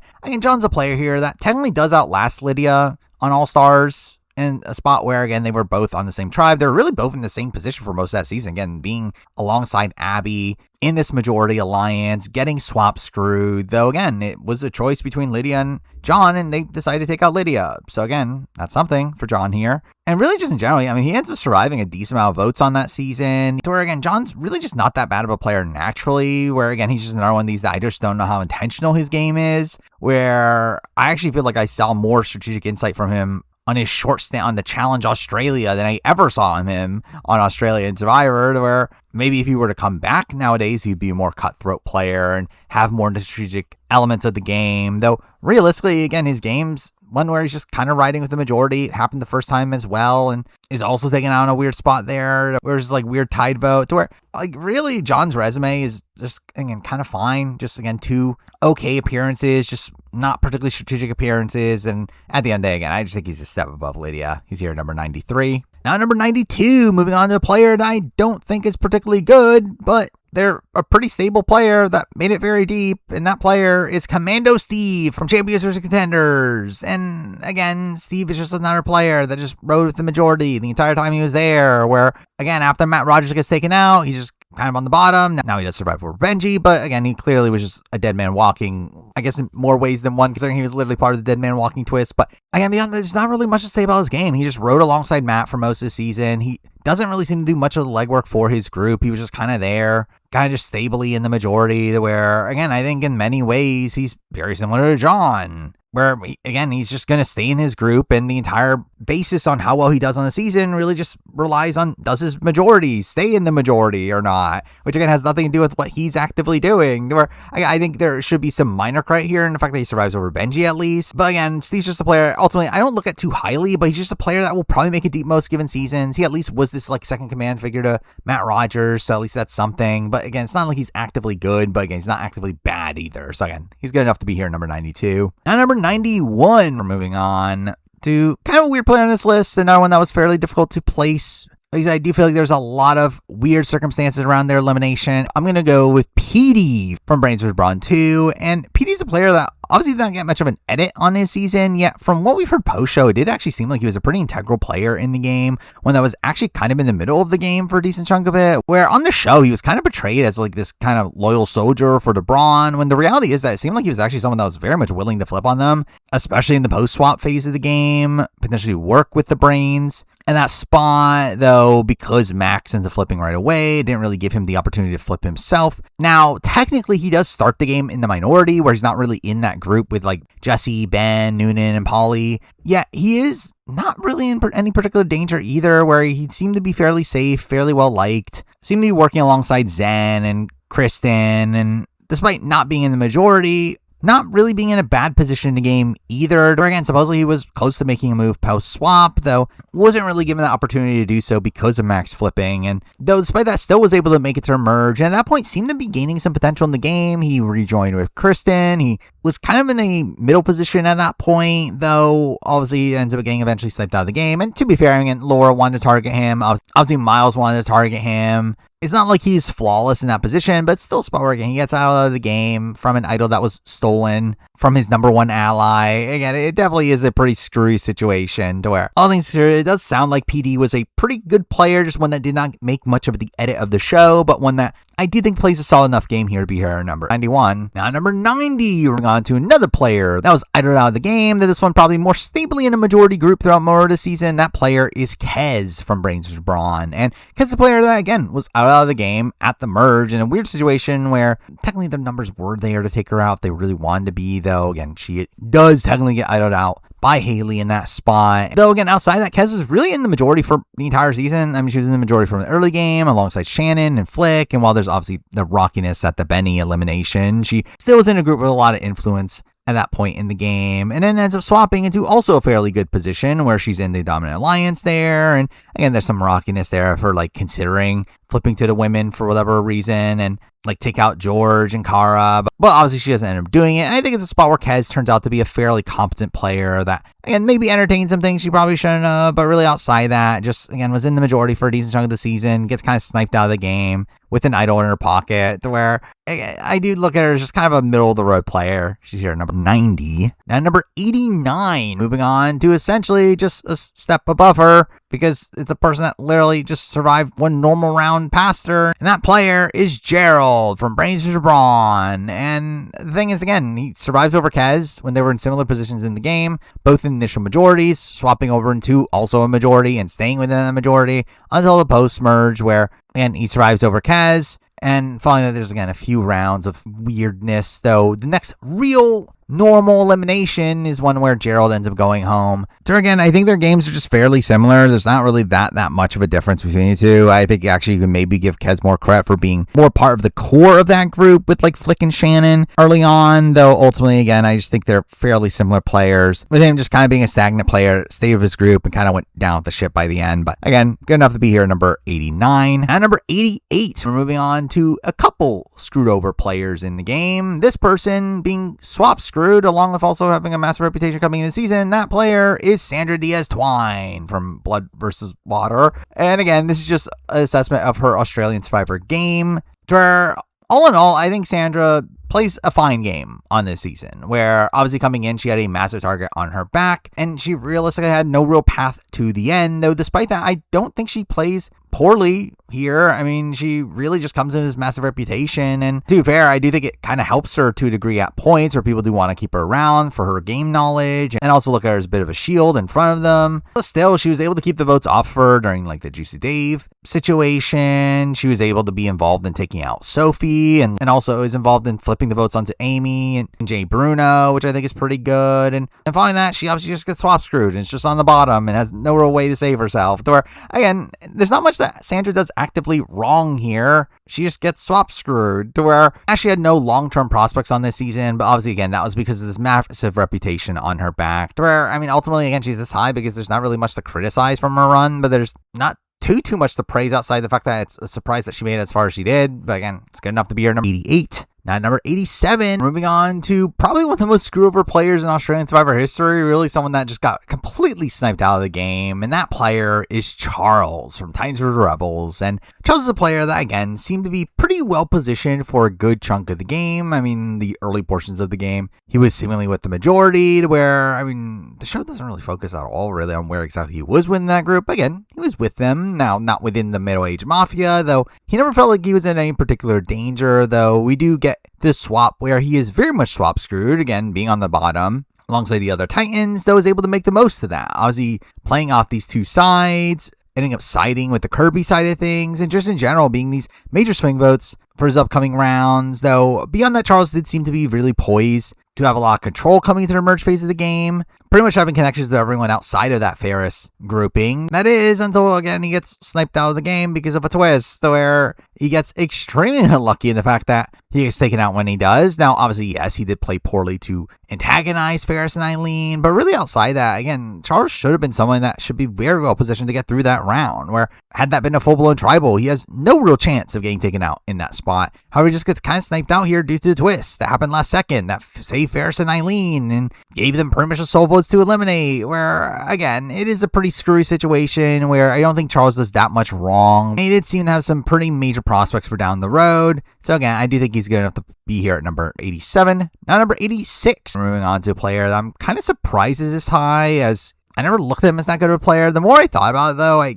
felt like he was, again, competent enough to be this high, and that player is Winna from Titans vs. Rebels. And when it's a player that, yeah, he had his faults. There were definitely points where he came off as pretty dumb, and he obviously was blindsided when Charles goes home, though, obviously, again, that was a very screwy situation, but it's still a spot where he eventually does get to the merge in a decent position initially, only then be kind of screwed of Scott quitting the game, where that obviously stops the first vote from occurring, where Kitty would have gone home, and that eventually culminates in the votes flipping against Winna the next round, where I think he gets kind of unlucky in how that plays out. Beyond that, I also do feel like he was able to play the game fairly well early on, where despite the fact that his closest allies were blindsided by the Frankie vote, he was someone that was actually kind of connected to really all sides, to where he obviously had Jaden in his pocket, but he also had connections to like some Mark and Valeria, to where he was fairly safe in the game, like had a pretty solid alliance by the time he left, to where one of a flawless player. I do think Winna came off as a fairly competent one by the end, and obviously again survives over Charles in a spot where it could have been him going out in that spot. So again, I felt like it was good enough to put him above Charles here at number 86. Now number 85, we're moving on to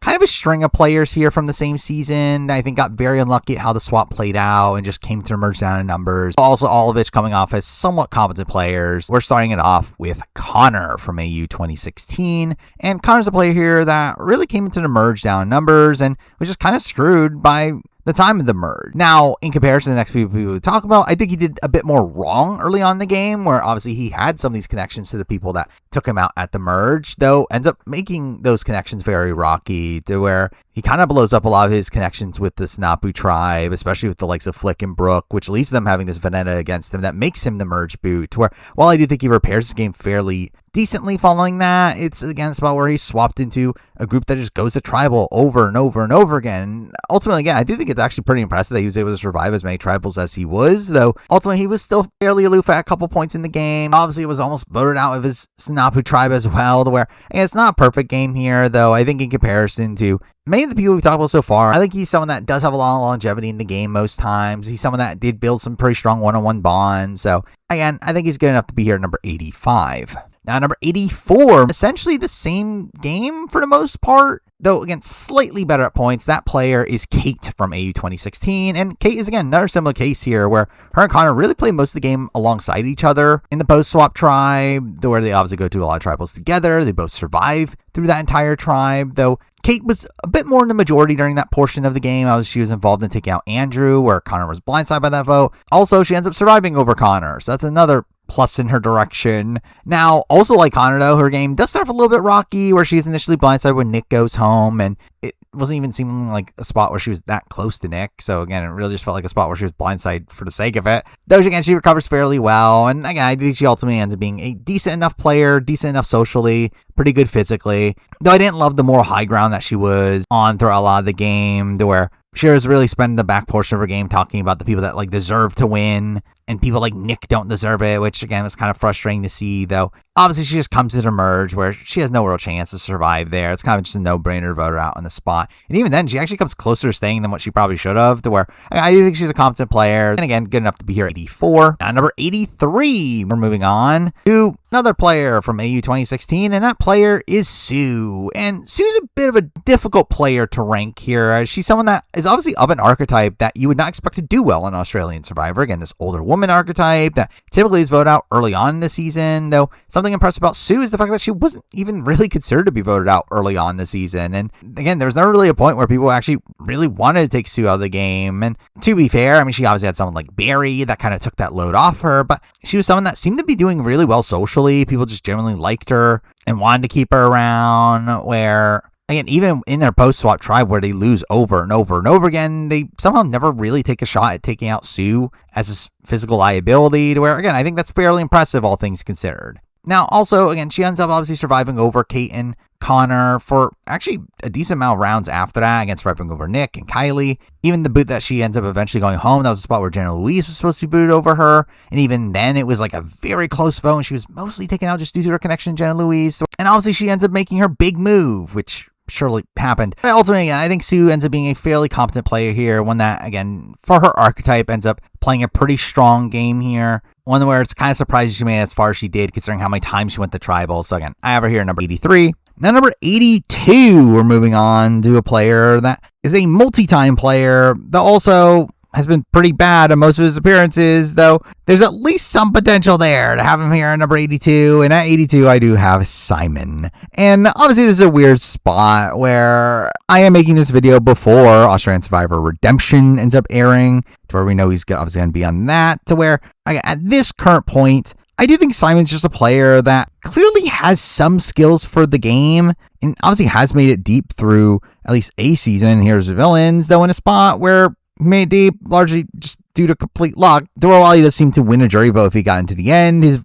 path there was obviously very, very rocky, where when looking at his game from an overhead view, both his games are just not particularly good. I mean, his first one's one where he's in and out of the majority constantly and eventually gets taken out by his own allies flipping against him when he has two idols in his pocket. His second time around, he's a scrappy underdog figure and needs to win challenges to get through the game. But again, he should have been booted in episode 7 had it not been for that surprise immunity challenge. And even beyond that, he is in a spot where he kind of needs to win out at points, and spots where he's kind of on the outs of what's really going on, to where, again, on paper, he plays two pretty bad games. But I think the thing about Simon is that he clearly just has some potential for the game. I mean, he's clearly a big fan of this show. He knows the show fairly well. And I actually do think he is fairly decent strategically. I think the thing about Simon is that when we see him attempting to make strategic moves, I think he is, for the most part, attempting to make the correct call. The problem is that he doesn't really have the social capital to end up doing some of these moves, or some of these moves are so see-through that others are able to just counter it, to where, again, like, he is very ineffective in making these moves happen, yet I do think the moves that he's trying to make are, for the most part, optimal in most given situations. So, where, again, I just do not think he's the worst strategic player in the world.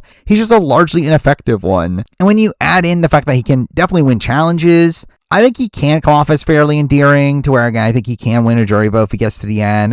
I think there's a lot of upside here for Simon, to where, while, again, his games are pretty bad on paper, I think the skills are there. So, again, I'm going to have him here at number 82. Now, number 81, we're moving on to a player that I think you can make a serious argument this player is actually worse than Simon, though unlike Simon, this person at least had a decent amount of control at a point in one of their games, and that player is Henry from AE 2017 and All-Stars. And again, the reality is, like, Simon is maybe a player that I would have more faith in than Henry if they were to return. Yeah, Henry is still a player here that really dominated his initial tribe, and really that's kind of on AE 2017. That's kind of the reason why he's above Simon here, is because he at least did have a decent amount of leverage at that point in the game. Tor obviously sabotaged himself by swapping over to the other tribe by choice. He still does, again, have a lot of power and like the Joan vote, keeping the votes onto her, leads the charge against Sam and Mark, and obviously he makes an astronomically dumb move by swapping over for no reason. But even in that spot, I mean, he was a dead man walking initially, but he does end up making some inroads by the time they go to tribal, to where he ends up surviving over Ben, and even then the options are more so Ben or Michelle more so than him. So even then he's able to like build a really strong bond with Lockie, and like coming into the merge, he ends up being in the majority once again, though obviously eventually gets blindsided with an idol in his pocket. But again, his game on that season is not entirely bad, but then again we get to All-Stars, which is pretty horrible though, where All-Stars is really just him doing the worst thing for his game at almost every opportunity. Again, just him just kind of seemingly wanting to make a move for the sake of making a move, pushing allies away, and again, just ends up being a very terrible run there. Though again, I think the upsides are still there for Henry from what we saw in his first appearance. I do think he definitely has some skills for the game, and at least had some power in the game, unlike Simon, where while I do think he's a very sloppy player, I do think the upsides to him are good enough to put him here at number 81. Now, number 80, we're moving on to a player that I actually wanted to put higher here. And this is a player that, again, I do see a lot of potential in. Though at the end of the day, I just feel like the resume is just not there. And at number 80, I'm going with Nick Iadanza.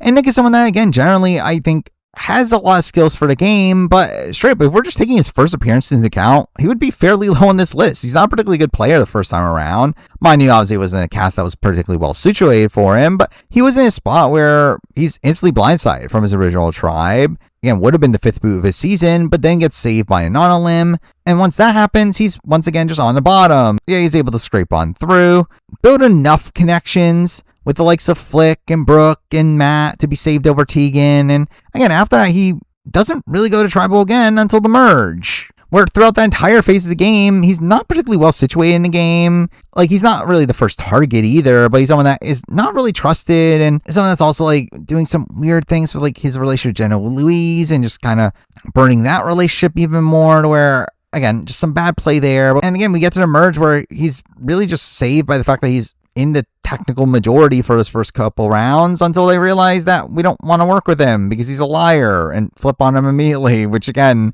not a great game the first time around. But then we get to his All-Stars appearance, which I actually think is better. I mean, despite the fact that he ends up being a pre-merge boot on that season, I think he ends up playing the early game fairly well there, kind of riding the middle a bit, to where, well, again, he kind of wasn't getting his way when like Shawnee was about to get voted out. He was fairly safe himself during that portion of the game, and coming into the swap, he does kind of get swap screwed here, again, being swapped into the bottom, away from his allies, and even then he ends up surviving a few votes there, despite continuing to lose his allies. And ultimately, obviously, by the time he goes home, he doesn't really have much of a chance to save himself there. He's not really able to gain any traction in the post-swap phase. But again, I do think that was a pretty solid appearance from him, to where ultimately, again, I think he is kind of a middling player, the one that does have a lot of potential, to where if he were to play again, I think I would have a decent amount of faith in him. But I think his track record is just way too spotty to put him much higher on this list. So again, I have him here at number 80. Now, number 79, we're moving on to a stretch of players here that were kind of goats in the game, not particularly respected, would have likely not won their seasons, yet I think demonstrates some game ability along the way. And at 79, we're starting it off with Shay from Blood vs. Water, who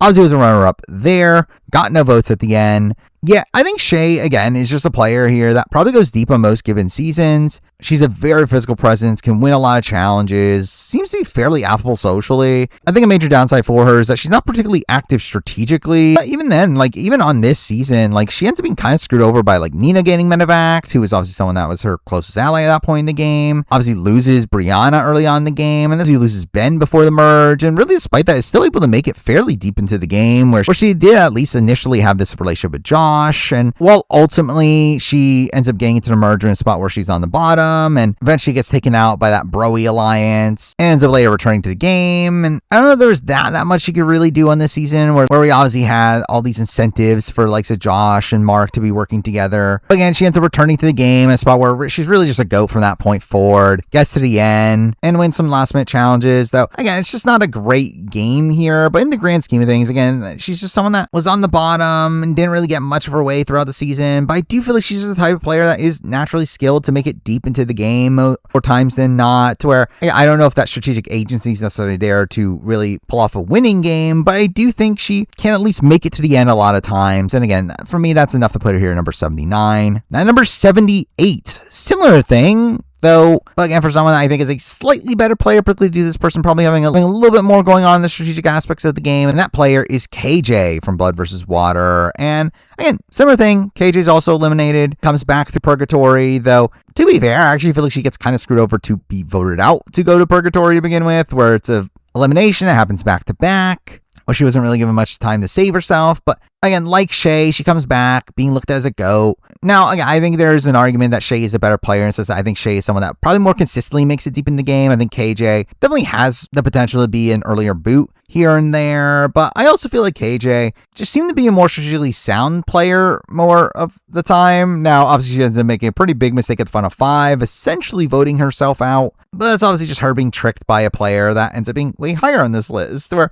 I was like, I do feel like her game is just cleaner than Shay's, where Shay obviously gets naturally voted out during her elimination round. KJ, again, was in a more spotty situation, where who knows if she would have been voted out if they had a full round there. And to be fair, she probably would have, considering it's Blood versus Water. But really outside that, again, her game is fairly similar to Shay. I think there's an argument that Shay is probably someone better situated for Australian Survivor in particular. But from what we've seen of them, I do feel like KJ seems like the more strategic player of the two, and gets a bit more screwed than Shay does. So again, I have her here at number 78. Now, number 77, we're moving on to a player that was a pretty big GOAT in the game, could not win the game, and also got saved by an on-limb, but also somebody that had a bit more strategic agency than the last few people we talked about, and that player is Tara from May 2017. And Tara's a player here that obviously made it to the final 2 in a spot where she did get some votes, so at least there's that. But mind you, some of those votes were really just due to Jericho bombing those questions, but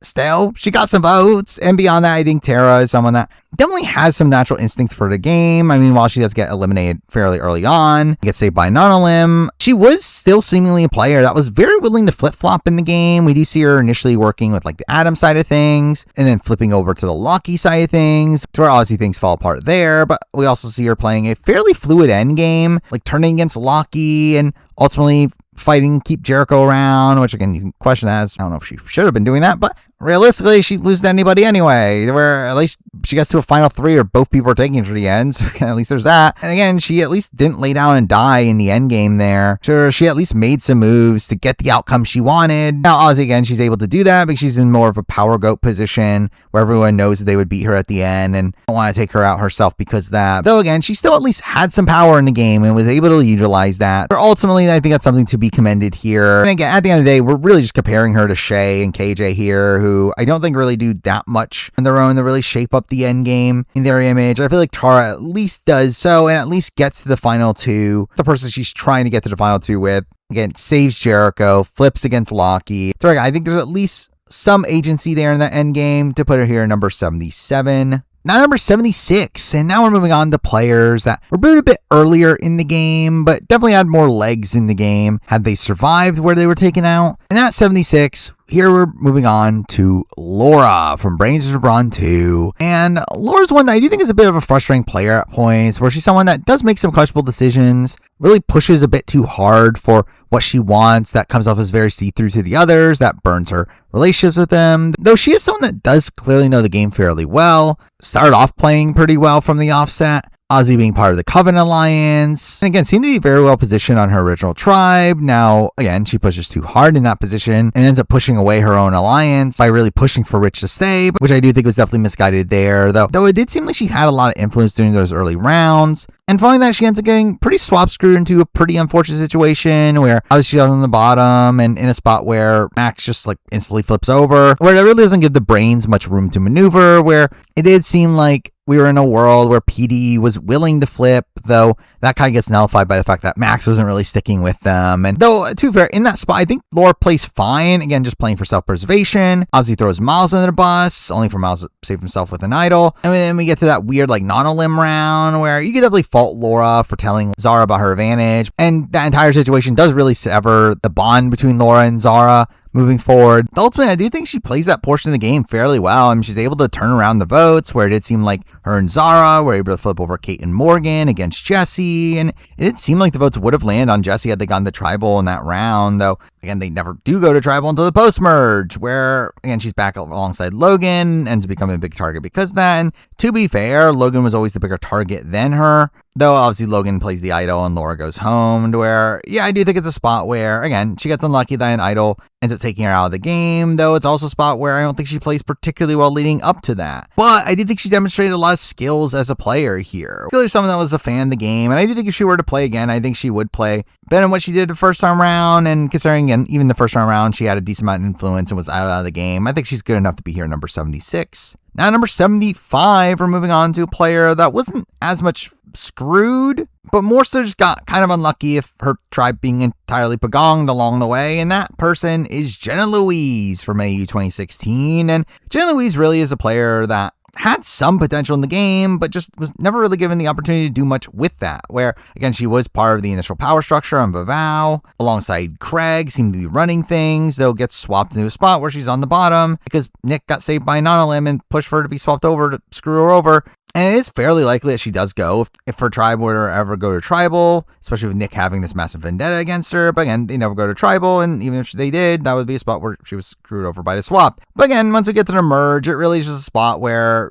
she does end up voting alongside the majority, but again, she's clearly down in numbers on the bottom of that group, though there's not really much she could really do anyway. And we do see her, again, at least attempting to push towards the end of her run to make a move happen. And again, it does end up going through, but she's still a player that makes it to the final 8 in a spot where she did have, again, decent amount of influence early on. And I don't think she does that much wrong to really cause her eventual elimination. It really just a spot where she just runs out of runway on a season where, again, she wasn't really given much runway to begin with once she came into the merge down in numbers, to where in reality I think it's kind of impressive that she makes it as deep as she does, considering she was seemingly at the very bottom of that group, but again ends up surviving over Nick and Kylie. I think she is a fairly competent player, but just a player that never really got any traction after the swap. But I think a lot of that was just fairly bad luck, and I do think she's a good enough player here to land her at number 75. Now, number 74, moving on to a similar player from 2016, and that player is Craig. Now, with Craig, there was a bit of a debate for me, as I think there's definitely an argument that Jenna Louise is a better player, especially with their games being so similar early on,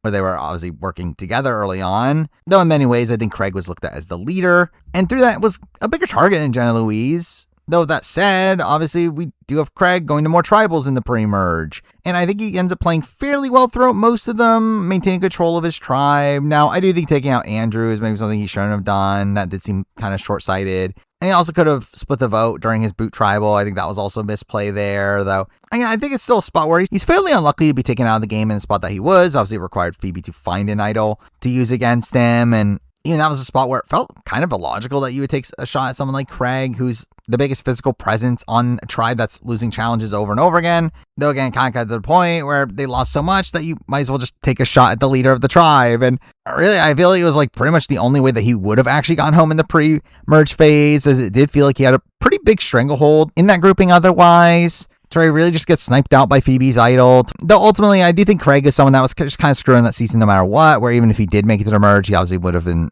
probably one of the first few boots after that anyway. I don't think he had a path forward, but again, that's just simply because challenges didn't go in their favor, where I think outside that, Craig is just, again, a pretty solid player on this season, where I think Craig would have a decent chance at winning really any given season, though on the season that he was on in particular, I didn't think he was just fairly unlucky to be taken out in the spot that he was. And I think in comparison to Jenna Louise, I think, again, just demonstrated more control in the game, though obviously he was just allowed to demonstrate more control of the game through not being completely swap screwed. But considering the finickiness of him being taken out as well, again, I do have him above her, but barely, at number 74. Number 73, and now we're moving on to a couple of the better merge boots in the show's history. First, starting that off with Jared from AU 2017, and Jared's one that, I'll be honest, I did debate a bit. I did think about putting him lower at a point, though I do think with Jared, it's a spot where, again, he's a merge boot in a pretty unceremonious way, where he really just comes to merge down in numbers. So again, I do think his game up to that point is fairly strong. He's obviously alongside AK, really allowing AK to take lead in things, though also having some pretty good relationships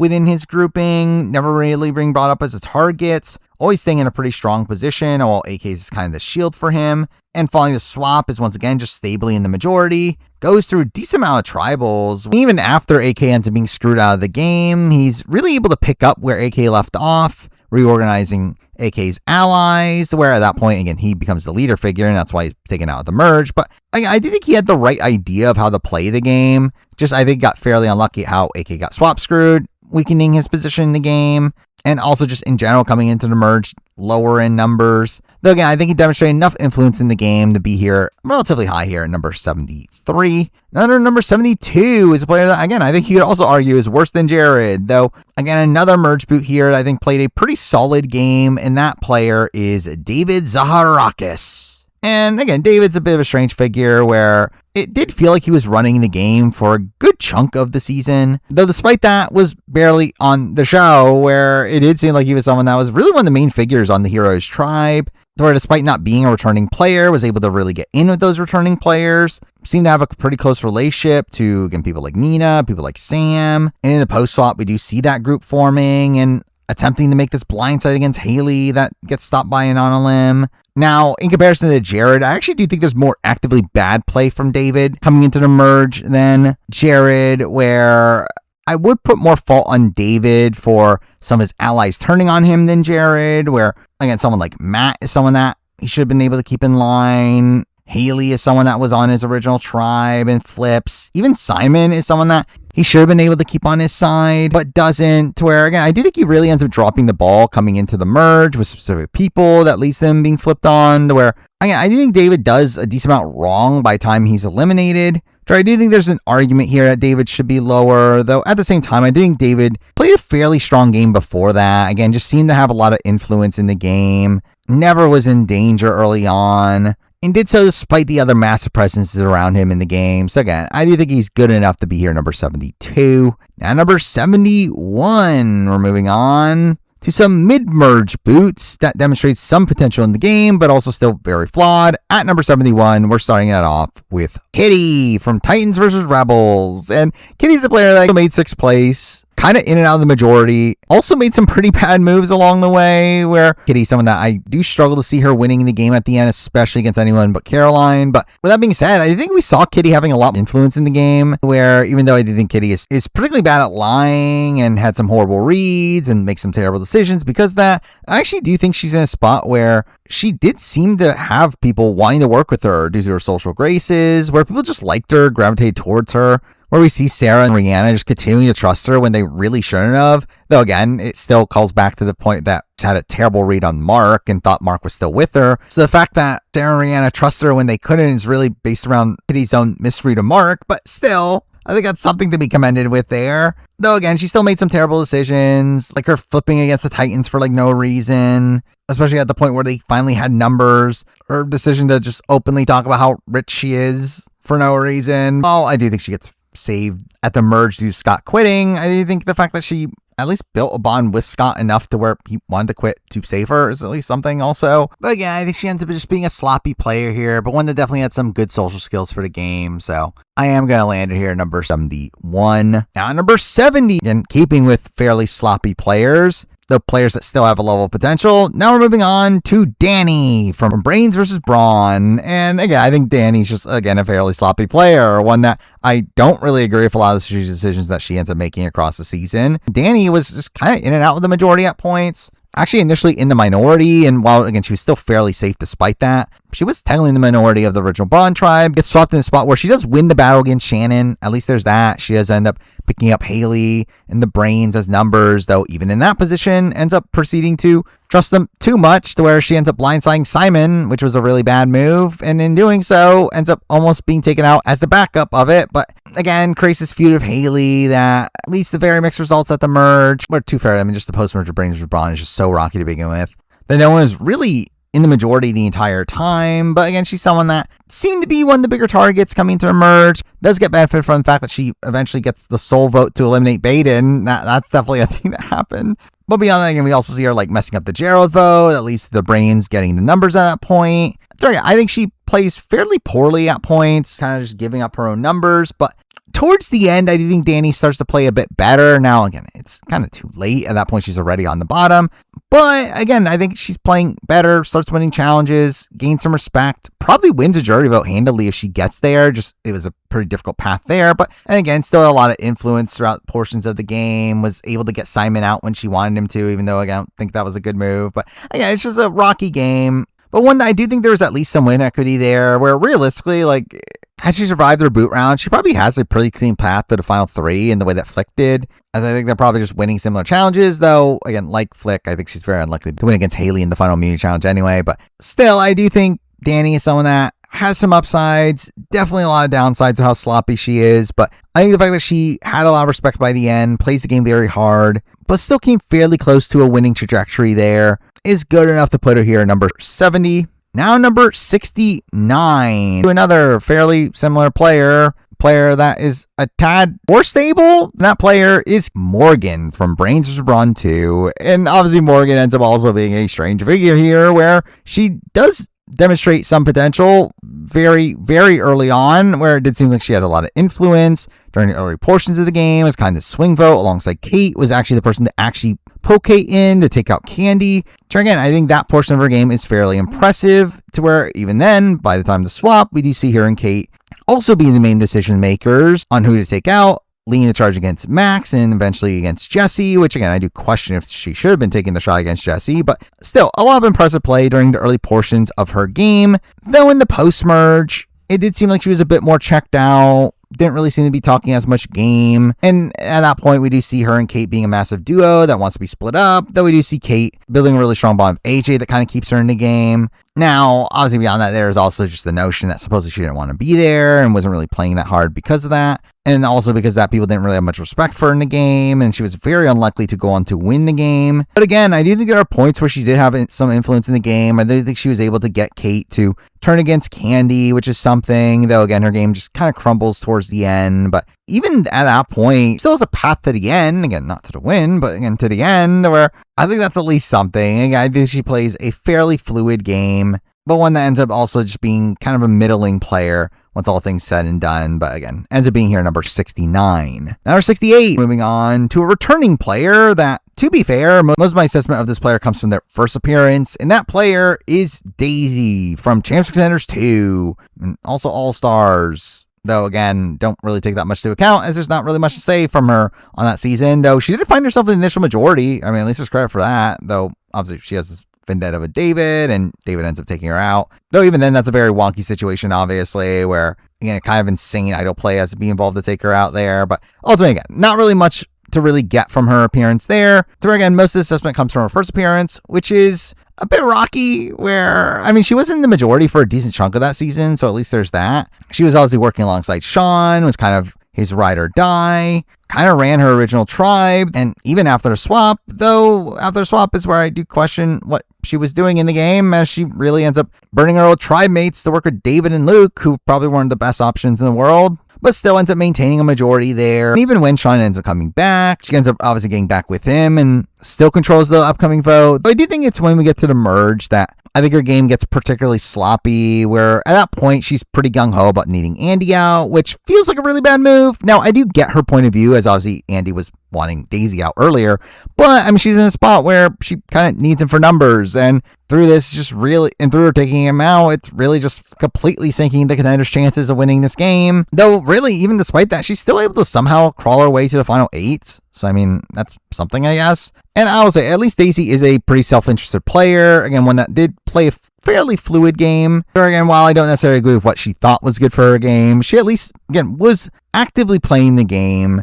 So I do have respect for how she plays the game, even though, again, she's just very sloppy. But I do think there's enough upside here to put her here at number 68. Now, number 67, moving on to another player that was inconsistent in the game, but definitely had a lot of skills for the game, and that player is Kristen from Brains vs. Brawn 2. And Kristen's a player that, again, came into the game with very little game knowledge, didn't know much about Survivor, and considering that fact, I do think she actually plays a fairly impressive game, all in all, where while she was on the bottom initially, being outside that core group, working alongside Nash, she is someone that never was really brought up as a target, which I think is fairly impressive there. Now, again, she kind of had someone like Ursula that was being targeted over her. But again, she remains fairly safe during that portion of the game. Following the swap, she's able to build pretty strong inroads, the likes of Logan and Karin, and end up being fairly safe throughout that portion of the game as well, despite, again, coming to it in a pretty bad position. She's able to skate onto the merge, where she's able to pick up PD, and it really felt like she was gaining some pretty decent standing in the game until PD obviously gets sniped out of the game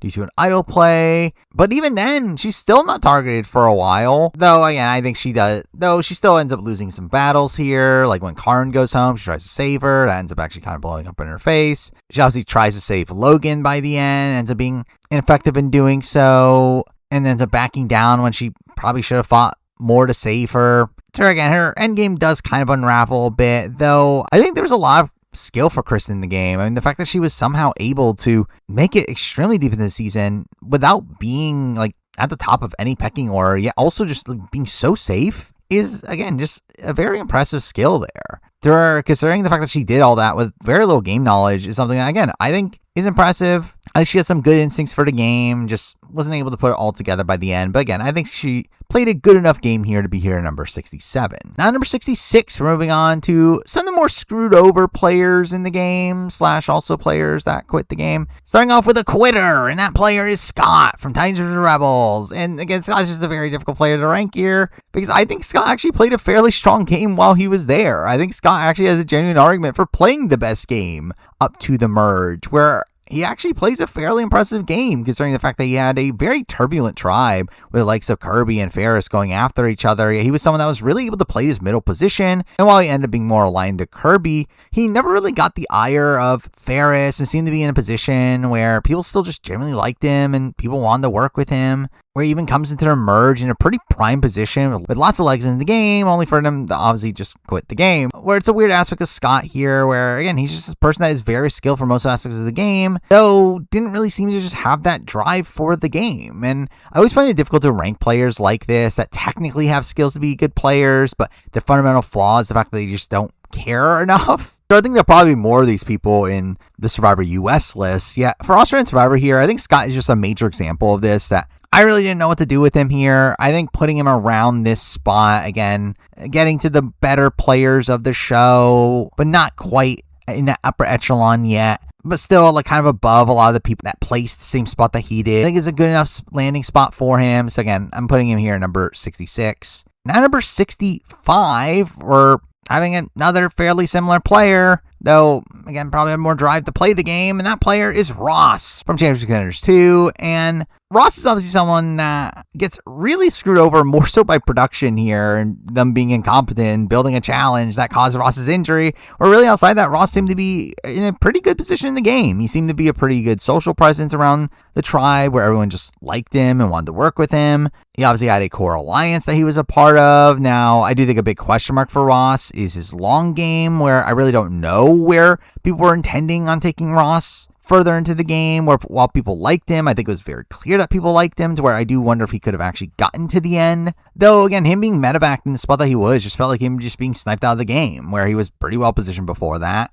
And because that makes it very difficult to rank him here, where, again, compared to Scott, I actually do probably have actually more confidence in Scott as a player than Ross, though Ross is someone that, again, wanted to be there and didn't want to quit the game, had more drive to play the game. So again, ultimately, I'm going with Ross above Scott here for, again, those very minute differences. So again, Ross is here at number 65. Number 64, keeping with players that were kind of screwed over in the game, though even this one's, again, a little bit rocky. But either way, we have Valeria from Titans vs. Rebels. And Valeria's this player that I think definitely demonstrated a lot of skill for the game. Definitely someone that had some pretty strong alliances early on, was playing the middle during the early portion of the game, also had connections to Mark and Viola, and they were going to make this move against Caroline before the swap. The swap obviously disrupts things. She gets swapped into a pretty bad position. Following that, obviously losing Viola to the other side and being at the bottom of the group, only for her, Winna, and Charles to, again, do some pretty good work in getting in with Kirby. Now, I will say, I do think she handles her relationship with Ferris very weirdly and kind of demeans him for no real reason. Though, again, comes in Emerge, seemingly have a lot of influence, is about to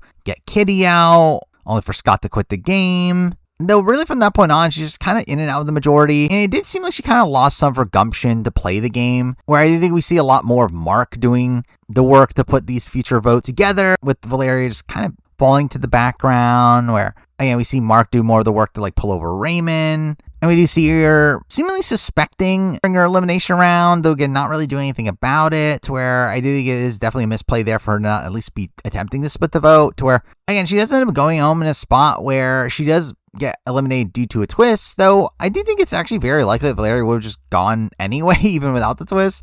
Or again, I think that's what kind of makes it difficult to rank Valeria in this spot, especially with these screwed over players, because there's an argument that Valeria wasn't really screwed over, as she was likely to go anyway. But again, this twist just made it so that she goes out in a more unique way than just through an outright majority. Though, ultimately, again, I do think there's still a lot of skills there as a player, and you can, again, at least make the argument she's a screw-over player. So, again, I think it's good enough to be here at 64. Then at 63, we're moving on to a player that was also screwed by a twist. Probably one of the most screw-over players in Australian Survivor history, though one that probably had a tad less agency than Valeria at points in the game, but still spot higher at the end. At 63, I do have Baden from Brains vs. Brawn, and Baden's a player here that I do think up to the point that he was screwed over in the game, his game was definitely a bit rockier than someone like Valeria's, where Valeria is someone that was kind of in the majority for at least most of her game. Baden's someone that initially was on the outs alongside George during earlier portions of the season, where while, again, he was safe in terms of he wasn't being targeted, he wasn't really in the in-group of that tribe, and following that, he ends up being swapped into a position where him and Haley and becoming major swing votes, but more so due to the work that Haley seemed to do, more so than Baden. Though again, he comes in Emerge in a pretty decent position, especially after the Kez vote, where at that point, George and Kara are still pretty ride or die allies with him. He has Haley. Again, it seemed like his game was on the upper trajectory until we get one of the dumbest twists in Survivor history, where Danny gets the sole vote to eliminate for some reason, to where he goes from being very safe in the game until being taken out by pretty much one of the only people that would actively take him out. So again, had this been a natural vote, I don't think there's really any way Baden goes, as again, to get a brain out, Braun would need numbers of George and Kara, which is a spot where George and Kara are not flipping against Baden, where, again, for Baden just be really sniped out of the game in this position is, again, pretty screwy. That being said, though, Baden's just a player that I think is a bit tough to gauge, where I do think there's points where he's just, again, on the outs, doesn't really reach out to people outside of his core group. And while, again, he had some pretty strong one-on-one bonds here and there, he's someone that really didn't seem to be that well insulated outside of his core group, where it did feel like the Braun contingent was just kind of very willing to cut him. Now, ultimately, I do think Baden is someone that, in comparison to Valeria, probably had a bit more long-term prospects, where Valeria obviously was already on the bottom by the time she gets taken out. Baden is someone that, again, still had George, still had Kara, still had Haley. Though, again, I just question his overall game ability, but in this spot, it doesn't really matter. I still put him decently high here at number 63. Now, number 62, kind of the same thing, but a player that at least makes it closer to the end. That player is Jordan from Blood vs. Water. And Jordan straight up ends up probably being one of the most forgettable players in Survivor history, but also a player that was very screwed over, where, again, he was Josh's cousin in a spot where they had been really running the game throughout a lot of the post-merge phase. And obviously, they had this massive bro alliance that really ran the show, or being shields for each other, and it felt like this alliance was going to stick until pretty deep in the game, until he gets massively screwed over by a twist, where players from Purgatory end up using the advantage to split up the duos and essentially make it one of Sam or Jordan that goes home. culminating in Jordan's elimination there, which again just feels like him being sniped out of the game. Now, at the end of the day, I don't know how likely Jordan was to win the game. It did feel like Josh was obviously more likely to win than him. Even against like someone like Mark, I don't think he would have stood a shot. But I think Jordan had a pretty easy path to the end of the game had he not been taken out when he was, where while shots would eventually be taken at Josh, I do feel like Jordan was not really a primary target had he survived past Josh, to where I could definitely see Jordan just, again, stumbling his way to the end. But ultimately, I just don't think Jordan's really the greatest player on his own. Like, we did see him play as initial tribe, being kind of on the outs once like Sophie gets flipped on, and while again it was some decent work and him not being taken out immediately after that, I do wonder how much of that was just due to physical strength. And again, I just don't know how good of a player Jordan is on his own, but again, he was taken out in a very screwy situation where the minority was essentially handed away to snipe out person of the majority, which ended up landing on Jordan here. So while I don't think highly of him, I do think he is someone that seems to have a lot of consistency, at least. So I feel like he would make it deep on most given seasons, and with him also being screwed over as well, again, I think it's good enough to put him here at number 62. Now number 61, and now we're starting off with a grouping of players that were pretty big goats in the game, players that were very unlikely to win the game, the players that had a level of agency to their games. And at 61, we're starting off with someone that is a bit tough to gauge, probably being one of the biggest goats in the show's history. I think someone that would have been very difficult for him to win the game, but I actually don't think he played that horrible game all in all, and that player is Jerry from Heroes vs. Villains. And Jerry's someone that, while I do think his initial positioning in the game was very rocky, where again, he was in a very precarious spot in his original try, that was partially due to the fact that he's the older guy that is not good at challenges. And despite that, I think he made some pretty good relationships. He made good relationships with Matt, with Sharni. When he gets swapped over to the villains, he makes very strong bond with George, and ends up really sticking with George for the rest of the game, becoming his like right-hand man, where George really credits him post-show for like giving him a lot of advice in the game. And again, we do see him having some input on what George ends up doing, particularly like when Stevie goes home. We see that being like Jerry's idea. And I do think a lot of the reason why Matt ends up staying in particular ends up being because of Jerry, which again, I at least will give him credit there for. Now, obviously a big issue from his entire game really comes from the fact that Jerry just really struggles to win the game, where I don't know if he really wins the game against anybody, where I don't know if there's literally a final two situation where he can win the game. And again, that's a major problem, especially considering he spent a lot of the game trying to get in George, someone that he probably likely loses to. And even outside that, his other plan was to get to the end of Matt, someone that he also very likely loses to. That being said, it shouldn't have been that hard of a sell for him to beat Matt, where I actually do think he has a pretty decent argument to beat him. It's just I have no confidence in him to actually make that argument and actually be able to pull that off, to where I just don't think he really had much respect in the game from the jurors, to where, all in all, I just look at Jerry as someone that, again, definitely had agency in the game, definitely had an agenda and got that way a decent amount of time, especially in the back portion of the game. But all in all, his game's just kind of rocky and he just had no win equity. So while he did get impressive, he played the game he did in a spot where he would naturally be disfavored coming into any Australian Survivor season. I do think it's overall mixed bag. So again, I'm going to leave him here at number 61. Now number 60, moving on to a player that's also a bit of a mixed bag here. One that kind of gets sniped out of the game, and one that was, again, kind of just in and out of the majority throughout a lot of it, but also someone that I just don't know how likely she was to win the game, and that player is Fenella from Championship Contenders 1. And again, Fenella's another one of these players that was, again, the right-hand person to Shawnee. They seemingly worked in lockstep, and through that, again, I think there were actually some highs to Fenella's game, where her and Shawnee went to a lot of tribals together, and there were some ups and downs, but for the most part, I think her and Shawnee played pretty solid games on that season, navigating through fairly well. Now, I don't think they necessarily make the correct choice at every turn, where she obviously makes the decision to side with Benji and Robbie over Tegan and Heath, who did seem more loyal to them, were being honest to them, but it's a spot where I do think her and Shawnee were the best position on the original Contenders tribe. Never really have any difficulty navigating through that, though once they end up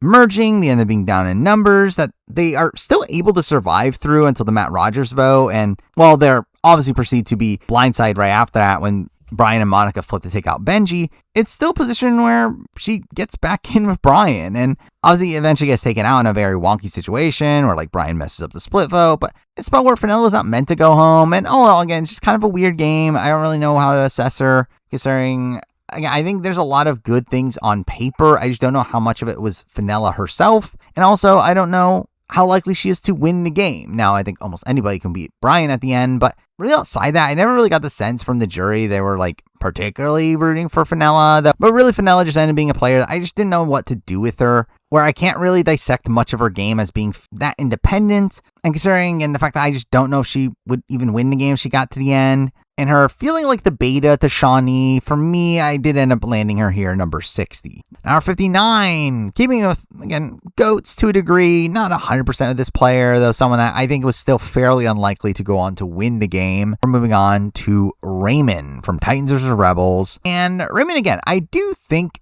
it would have been tough for Raymond to win the game, especially considering the situation that he was actively trying to get himself to, which is the final two with Ferris. Well, while Raymond did eventually make some moves to differentiate himself from Ferris, I think a major issue stems from the fact that he still was, again, planning on going to the end of Ferris in a spot where he would lose. That being said, he at least did make a move. He did flip against Jaden, took him out, did that move entirely on his own. Then obviously had the Valeria move, which again was more of a group effort. But still, again, I think there's things I can at least give him credit for. Now, realistically, the rest of his game is really just him riding alongside Ferris, which even on his own, Ferris has a lot of ups and downs where, again, there's points where Raymond's in the majority, points where he's in the minority. Again, it's just kind of a rocky game, even outside of the fact that he kind of just actively goes to the end against Ferris, someone that he knows he's going to lose against. Though, again, I think Raymond is still a fairly competent player, one that is very likable, one that, again, people at least like. Again, I don't know if it necessarily gives him jury votes against some of the bigger players. Yeah, I think it's a spot where he wasn't as big of a GOAT as some of the other people we talked about. As again, I do think he is someone that could theoretically win the game. It's just that he wasn't trying to go to the end in a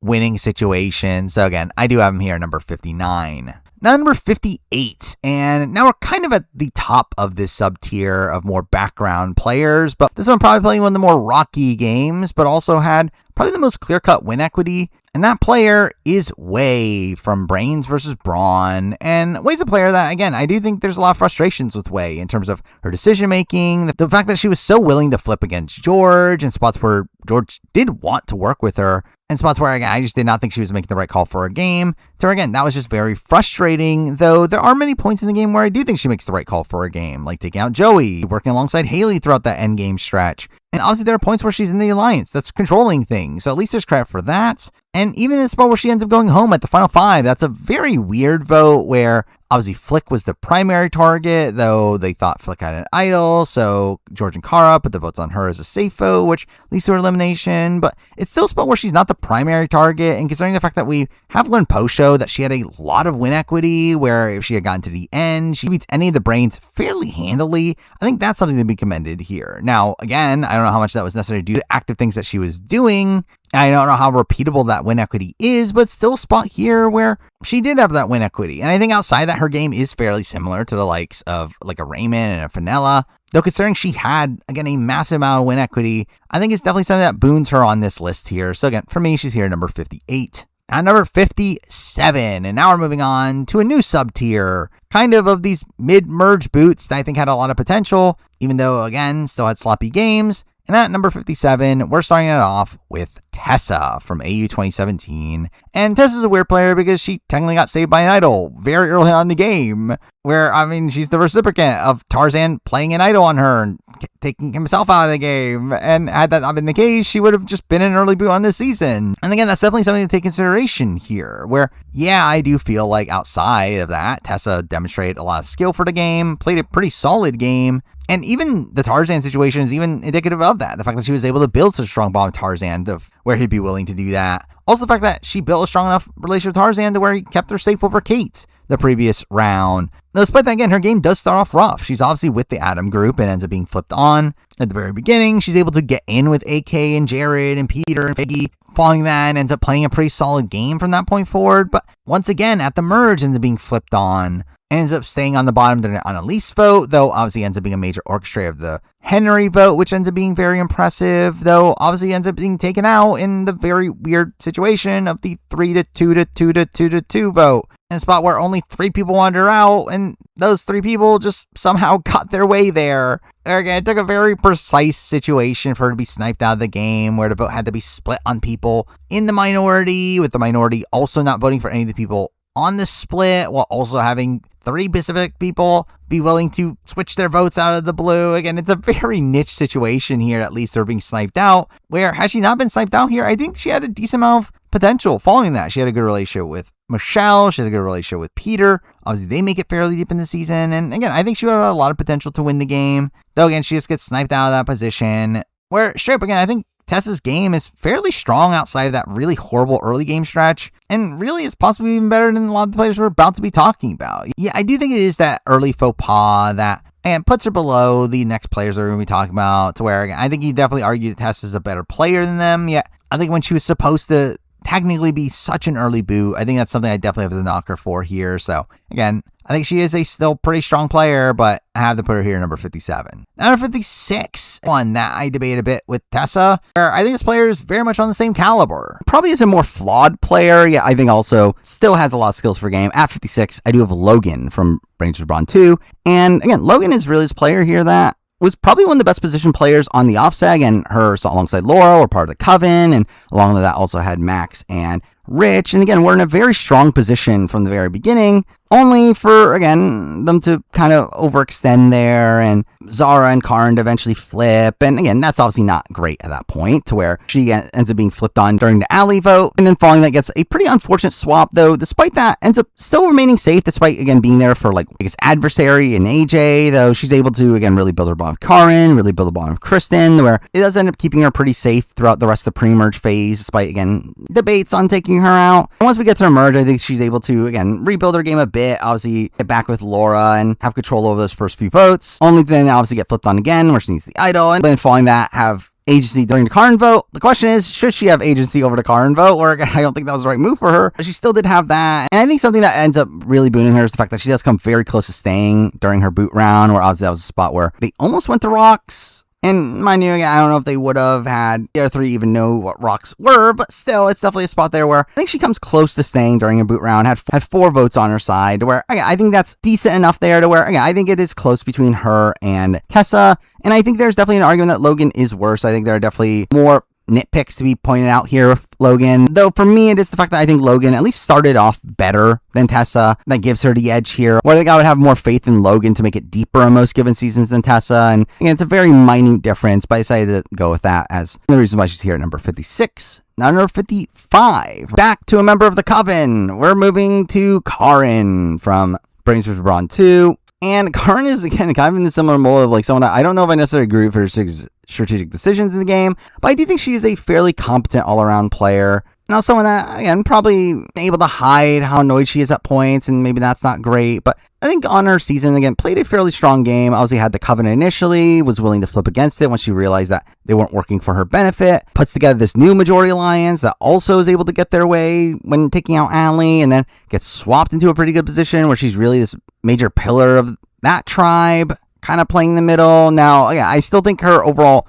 way she handles AJ is kind of misguided, or just like openly essentially telling him that she's annoyed at him is, again, not great, but and she really ends up being in this like very solid position for most of the game, not really talked about as a target. And it really isn't until like AJ flips the vote on her after the merge that she ends up being in any true danger, which again I think is fairly impressive for something like Australian Survivor, where it's kind of difficult to do that. Now, again, I think the thing about her, though, is that she obviously completely blows up her game on her way out, to where while I do think it would have been very unlikely that she ends up staying anyway, the fact that she really just goes scorched earth on her way out, it just felt like the wrong approach there.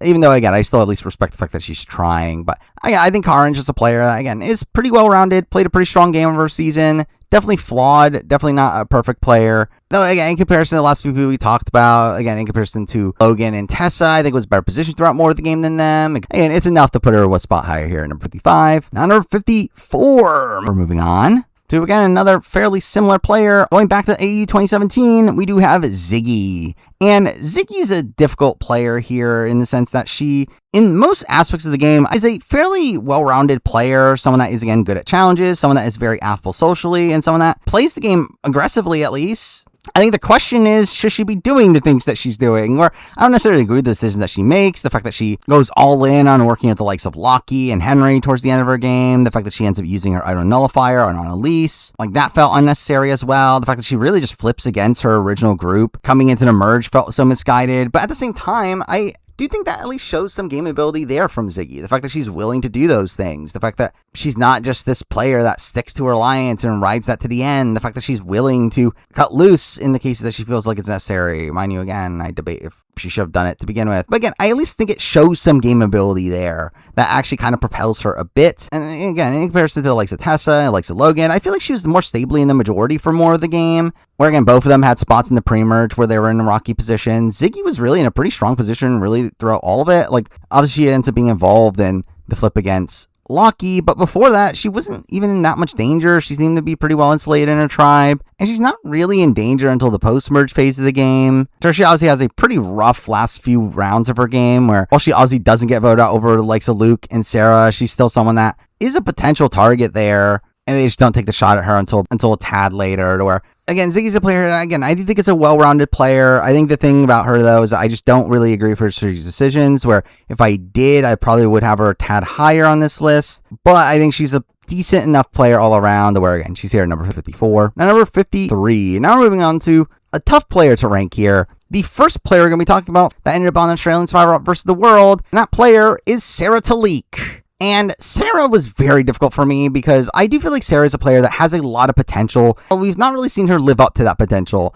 up to this point, where again, she seems like someone that is a fairly well-rounded player, pretty good socially, a very strategically active player. But obviously, again, I think it's in a spot where I don't agree with the strategic decisions she makes, where I think she was kind of on and off her first appearance, had some good points, had some bad points. Obviously, her 3-2-2-2 move was something that was just like unnecessary and causes the end of her game. Also, she was kind of sloppy in the mid portion of the game and has like open feud with Luke, which wasn't great. But really, for the most part, again, I think she came off as a fairly competent player her first time around. And we see her on Neighbors the World, where she tries to shake up her game, but ends up still kind of playing the same game, just doing kind of the half measure of kind of being too loyal to Kirby until it's too late, while also being this like kind of chaotic presence once again and again, just kind of playing the same game, to where obviously she ends up being the merge boot there. And it's really a spot where, like, for me, Neighbors the World did not change a single bit of my opinion on Sarah as a player. I feel like she kind of just ended up being the exact same player, in a spot where I was disappointed by that. I was hoping that she would be a better player, but she wasn't, to where ultimately, again, I think Sarah's actually a really tough player to rank here, because I actually think there's an argument she's lower on this grouping of players. She is a player that kind of self-sabotages her games at points, and someone that I don't know if I necessarily have the most faith in her in the grand scheme of things, though I do think she's still a player that, again, is active enough and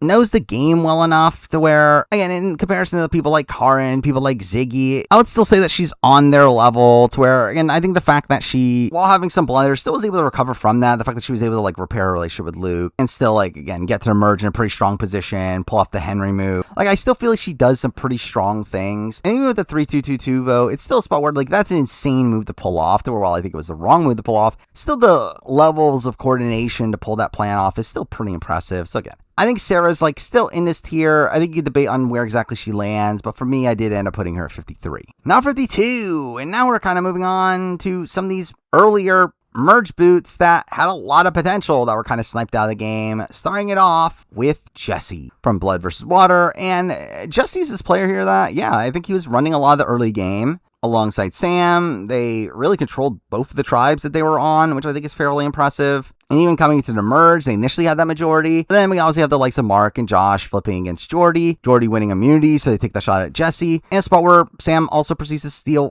his idol. Where, again, all that is, like, pretty insane and a pretty disastrous downfall. But also, again, I think he gets a bit unlucky in the fact that I think he kind of gets dragged down the ship. He kind of gets dragged down because of Jordy. And also kind of gets dragged down by this all-men's alliance, where I do think if it wasn't for the fact that this was a Blood versus Water season, where you're incentivized to work with your loved ones, I do think him and Sam probably play a vastly different game. Probably play a game where they're more loyal to each other, and probably, again, make this flip to save Khan early on. And again, I think this just would have been a vastly different season had this not been a Blood vs. Water season, and something that Jesse could have excelled a bit more at. Yeah, again, in this season in particular, it feels like he was kind of dragged down by the format. Though, again, I do think he is a fairly well-rounded player. Again, he seemingly is, again, good in challenges, very likable, has a pretty decent strategic mind, where, again, I think Jesse has a lot of potential on most given seasons, but I think this one was one that just kind of disfavored him with how the game was set up. But again, I think he's a competent enough player here at number 52. Now, number 51, moving on to a player that also seemed like a very competent player that got voted out very early, though even this was a weird situation. And that player is Eden from Titans vs. Rebels. And I think Eden is someone that actually played a fairly strong game up until his elimination, was in the majority for most of the season. While there were points where like Mark was straying away, he essentially gets one up on Mark at almost every opportunity. There's not really a point until his elimination that Eden is like actively on the outs to where, and we see him form the like middle-aged mafia, lead the Frankie vote, at the swap scene with Caroline and Kitty really running that tribe and trying to keep the middle-aged mafia together. And then we get to the merge where we once again takes out Winna. And then after that, almost reorganizes the Titans group together in a spot where they had so much friction within them to where it would have been very impressive they actually did get back together. And again, we almost had Eden organize that. We literally had them get to a 6-6 tie. If it had not been for the last second flip in the votes, again, Eden probably would have been safe in that spot. And again, it's a spot where like Jaden really ends up flipping his vote unexpectedly there. For a while, I do think Eden probably still did have some issues long term. I think actually that was probably more a debate between Eden and Jesse, is the fact that I do think Jesse is someone that I actually probably think had more legs on that season, had things played out differently, where I feel like Eden is someone that I think either way was probably not poised to make it to the very end of the game. I think he definitely had a pretty big target on his back, where there were a lot of people talking about how big of a threat he was. Yeah, I do think he came off as a very strong player, played fairly optimally for most of his run, and pulled off some pretty impressive maneuvers by the end, to where while he gets sniped out by the end here, I do feel like, considering his placement, he plays a fairly strong game, and I think it's good enough to be here at number 51. At number 50, we're moving on to a player that still has a fairly rocky game. Well, I even debated if he should even be in the top 50, but I do think there was enough skills there to win the season. That player is Emmett from Brains vs. Brawn. And again, Emmett's one that I think there's some debate here. I mean, early on, I think he was very rocky. He was alongside Simon and having a decent amount of allies, but still theoretically being on the bottom, though even then he was fairly safe. But again, once he gets to swap, his game does kick in. He really starts to become this leader figure that is running this alliance. And yeah, I think he plays fairly well from that point on, keeping his allies in line. But then once we get to the merge, obviously, again, it's very rocky. The entire post-merge phase of that game is rocky. So again, there's points where he's in the majority. There's points where he's not. Though he obviously is winning a lot of challenges during that point, and obviously becomes a bigger target because of that, to where Danny does attempt to make a move against him. Though I think it is impressive the fact that he was able to keep fucking Gerald on his side throughout the entirety of it. And then even when he is eventually eliminated, it's still a spot where, again, he's clearly the biggest threat on the board, and he still narrowly survives there. And also, he's in a spot where, like, I think he has a decent amount of win equity if he makes it past that round. I think if he makes it to the end, he very clearly wins that season. Where I think there's a lot of upside there for Emmett. I think he played a fairly strong game, especially for someone that doesn't make it to the end game stretch of the season. Though still, definitely a lot of rockiness throughout all of it to make it a bit tough to put him at the very top of the list. But again, enough to be here number 50. Now number 49, moving on to a player that also was a bit rocky throughout the game, though at least made it very deep into the game. And that player is Matt from AU 2016. And Matt's a player that I think demonstrated a lot of potential early on in his season. He's someone that really felt like one of the best players from his original tribe and was able to maintain a majority for most of the season. However,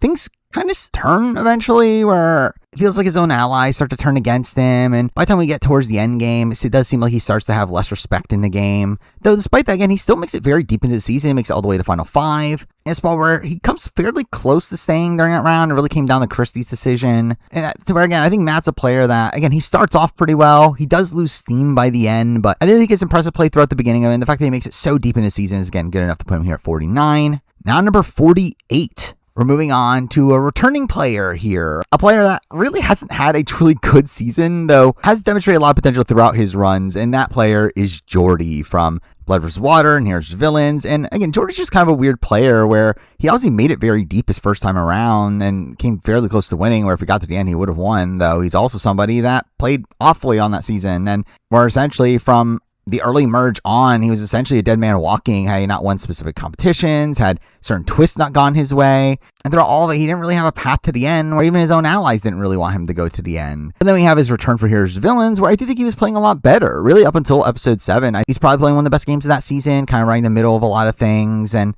being on everyone's good sides, though obviously episode 7 happens, he loses Frazier, and it ends up knocking him down a bit, but to be fair, at that point, he's still in a fairly decent position where he's not in any direct danger. It's still Simon that's probably on his way out, and he does still seem to have the loyalties of Liz and Shawnee. Though, obviously, we have him getting a pretty unfortunate swap where he's just instantly swapped into the bottom, where Simon flips as well, where, again, he's a dead man walking there if he didn't have an idol to use to his benefit that he proceeds to be voted out with, which is, again, kind of an insane situation there. I still think that was a situation where I get what he's going for, obviously, but I did feel like him being a bit too greedy, though it's not really something I actually really diminish from his game on that season too much, as again, I could definitely see the upsides of what he was going for, even though, again, I think he should have just played it. But still, I think Jordy is a player that definitely has a lot of skills for the game. If he were to play again, I would have a decent amount of faith in him on the return. As again, I think he's demonstrated on Heroes of Villains that he has improved upon his original game, and he was a tad less sloppy. And like even with the not play his idol, he actually almost got the votes to stay without using his idol. Where I think it does show some pretty decent play from him, even though again, has never really had a particularly great run on the show, but I think definitely has come off as a pretty competent player by the end of this. So again, I have him here at 48. Now number 47. Moving on to one of the more recent players on the board from Brains of Brawn 2, I do have Kate. And Kate is a player that I actually had assessed a little bit higher immediately after the season. I did feel like immediately after the season, I did think Kate was a pretty solid player, one that definitely had her hands in a lot of pots, someone that would have likely won the game if she had gotten to the end. And got fairly close to doing that. However, through Exit Press, it does seem like her win equity is maybe a little bit lower than what I expected, at least in the sense that it does seem like a lot of the brains did intend on voting for a brain, to where, again, it made it a bit tougher for someone like Kate to win a jury vote. But I still think Kate's navigation through the game is fairly solid. I mean, for a player that was like constantly talked about as a big threat in endurance challenges, for her to make it all the way to the final 5 is impressive, especially when, again, she was also in a pretty big swing position for a lot of the game. Obviously, was a main decider of that first vote against Candy, and then proceeds to still be in a fairly good position after that. After the swap, she really is his main decision maker, and while I don't know if I necessarily agree with the move to take out Jessie, again, she at least was the person doing that. And then we get to the merge where, again, she takes out Jessie. I don't know if she should be doing that. But after that, again, she does end up building a really strong bond with AJ. And I think that ends up being a very integral relationship for her game. And one that really does end up booning her in the game, keeping her around for way longer than what she probably should have. To where, and really, she spends her last few rounds of the game on the bottom. She just make it fairly deep after that, despite being talked about as a threat. To where, ultimately, again, I think Kate ends up playing a fairly solid game. Again, a tad lower than what I had her immediately after a season, though still a solid player. That's here at number 47. Number 46, where in contrast to Kate, this is a player that after Express, my opinion of them went up over time, and that player is Zara from Brains of Brawn 2. And Zara's a player that, immediately after the season, it did feel like she was kind of a GOAT, someone that wouldn't win at the end, made some moves that I did find questionable. Though, I think upon further reflection, especially after all the Exit Press, I think Zara is someone that actually did have a lot of potential in this game, where it did seem like the jury would have been willing to vote for her to win. Or had she gone to the end against Kaylin or Kate, it does seem like she definitely had a good chance at winning the game. Where, again, it felt like this Brains contingent definitely wanted a fellow Brain to win. And again, against Kaylin, they disrespected Zara's game more seemingly, to where Zara was also like a lot more involved in what AJ was doing in the game. To where, ultimately, again, I think Zara is someone that ends up playing a fairly solid game. I think for me, the bigger criticism with Zara is still the fact that her actual intention was to try to go to the end of AJ, which is, again, one of the people that she loses against, which, again, is bad. But she's also someone that got fairly unlucky in the game. I mean, she obviously makes that move to take out Kate, which, and maybe a little bit debatable in the sense that she would beat Kate at the end, but I mean, obviously is a move on her own, gives her a reason to win the game if she gets to the end, and was still going to be kept around at the final 4 had Miles not won immunity. Either where, again, I think Zara gets a bit unlucky in how all that played out. Now, beyond that, like, her navigation through the game is, again, kind of spotty. Obviously, she was in the majority for a good chunk of the game, but there definitely are points where she's on the outs and she's not involved in what's going on in the vote, which I think that's definitely something to criticize. But ultimately, again, I think Zara plays a fairly solid game here. Definitely one that could have potentially won. So, again, I have her here at number 46. Now, number 45. Moving on to a player that I think plays a fairly decent game for someone that makes it all the way to the end and someone that ended up receiving 0 jury votes. And that player is Chrissy from Blood vs. Water. And Chrissy's someone that I think it's impressive how well she did on this season, considering the fact that she knew nothing about Survivor coming into it. So I do think she was able to pick up the game a bit as she went along, to where, while ultimately, obviously, she doesn't really make the move against Mark or Josh for most of the season, spots where she probably should have. I think the fact that she was able to kind of infiltrate this all guys alliance and become a core member of their group that they want to take to the end, again, I think is impressive. Now, obviously, again, look at her as a GOAT, but I still do think it took some really strong social bonds for that to happen. And I think the biggest boon for Chrissy is that she still technically had win equity by the end, where it wasn't like she was a complete GOAT that she couldn't win, as by the time of the final 5, she still had a winning scenario, where had she gotten to the end against Shay and KJ, she likely wins that scenario. Mind you, obviously, she wasn't going for that, but there was a point where she considered it. And again, I think if she came into the game with more game knowledge, maybe she would make that move, where we do obviously see her by the time of the final 4 make the move to take out Josh. The problem is that she obviously should have made the move to take out Josh and Mark, to where I do think by the end, the Christy that we did see did end up gaining, again, a bit of this killer instinct that you would need to go on to win the game from a player like her. It's just that, again, she didn't really get it quick enough and didn't really make the move one round earlier when she probably should have. But I do think it's at least impressive that she made the move at all. So again, for someone that makes it all the way to the end of the game and gets 0 votes, I think her game is fairly impressive here, as I did still feel like she had a modicum of win equity. So again, I do have her here at 45. Now number 44, and we're finally getting to winners of the show. Obviously starting it off with the not as good winners of the show. At number 44, we're starting it off with Shane Gould from Chance Contenders 1. And again, this is an assessment of her as a player, in the sense that I think Shane is someone that, yes, she did win her season, and I think she is a competent player that, again, had the killer instinct at certain points, made certain moves when necessary, and got Sharn to take her to the end when she shouldn't have, even though, again, even that was like a rocky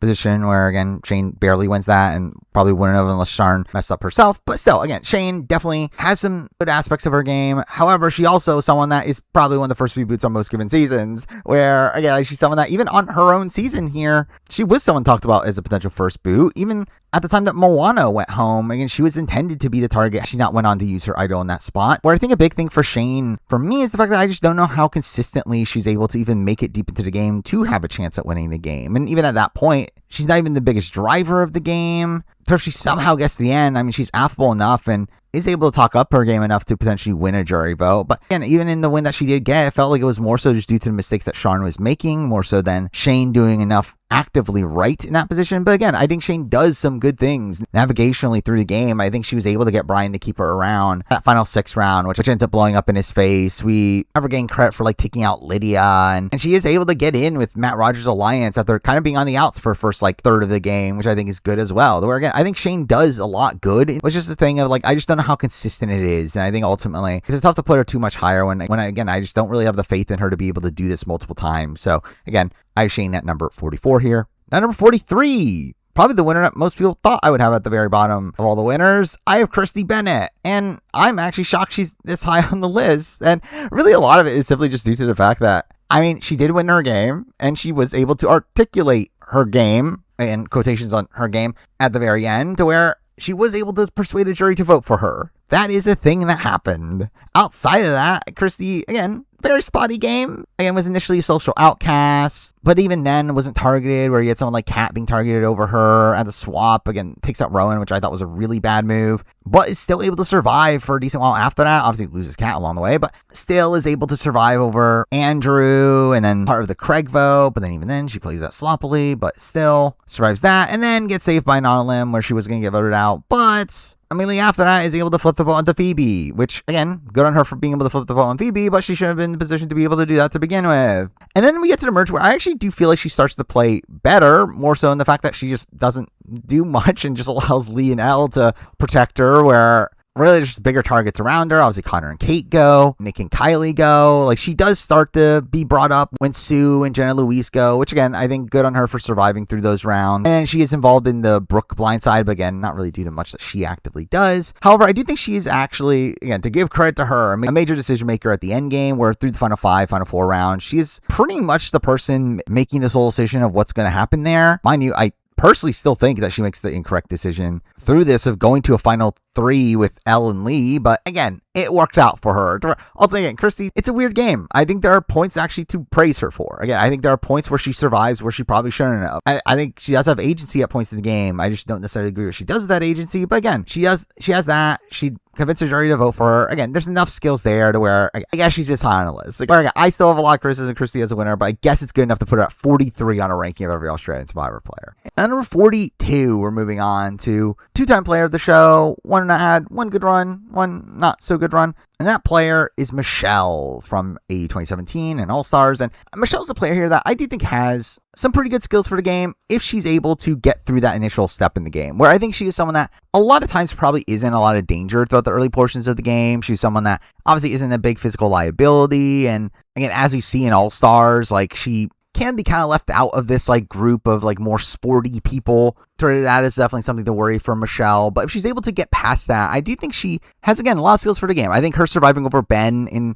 after the swap is, again, fairly impressive. She obviously had pretty good relationships with the likes of Luke, Sarah, Jericho, was obviously involved in like the Henry vote off, and once they blindside her with the Sarah vote off, we do see her proceeding to flip against them, which leads to her being in a position where she gets to a Final Four where she definitely has a good chunk of win equity there. Now, obviously, she fails to get Tara to vote out Jericho, and that's an issue. But I think there was some decent skills being demonstrated across that season. However, I do think for me, a major issue still is the fact that I just don't really look at her as a particularly consistent player. I think there are a decent amount of times where I do see her as a pretty early boot. And even then, there obviously were still some failings in the inner game by the back portion of it. So again, I think she is a solid player, but definitely one that I just think is a bit too inconsistent to put much higher on the list. So again, I put her here number 42. Now number 41, we're moving on to probably one of the most difficult players to be ranking here. A player that I've always been a bit unsure on where exactly I should land this person, as despite the fact that this person I think is a very skilled player, they obviously haven't had a particularly deep run to fully demonstrate that. But at number 41, I do have Phoebe. I was from AU 2016 and All-Stars. And again, Phoebe's just very difficult to rank because I do think her 2016 appearance is a very strong one, especially considering how bad of a situation she was put in. Yet, at the end of the day, it's still technically leading to her being a pre-merge boot. And she ends up being a pre-merge boot across both of her runs. Yeah, really, both of her runs end up being pretty solid in that. Again, on her first appearance, she's able to survive so many tribals after being swap screwed. That is, again, just so impressive. Even then, she almost survives even through the entire swap phase, only to be kind of screwed over by a non-elim. Well, she had the votes to vote out Christy, and then obviously the non-elim happens. But even then, she was in the initial dominant alliance of her starting tribe. And again, I think there's a lot to like there from Phoebe's first appearance. And then on All-Stars, I feel like she starts off doing essentially the same thing, is once again in the dominant alliance on her original tribe, once again gets kind of swap screwed, being swapped away from all of her allies, and eventually gets taken out there. And again, there's probably more to criticize here in terms of, again, her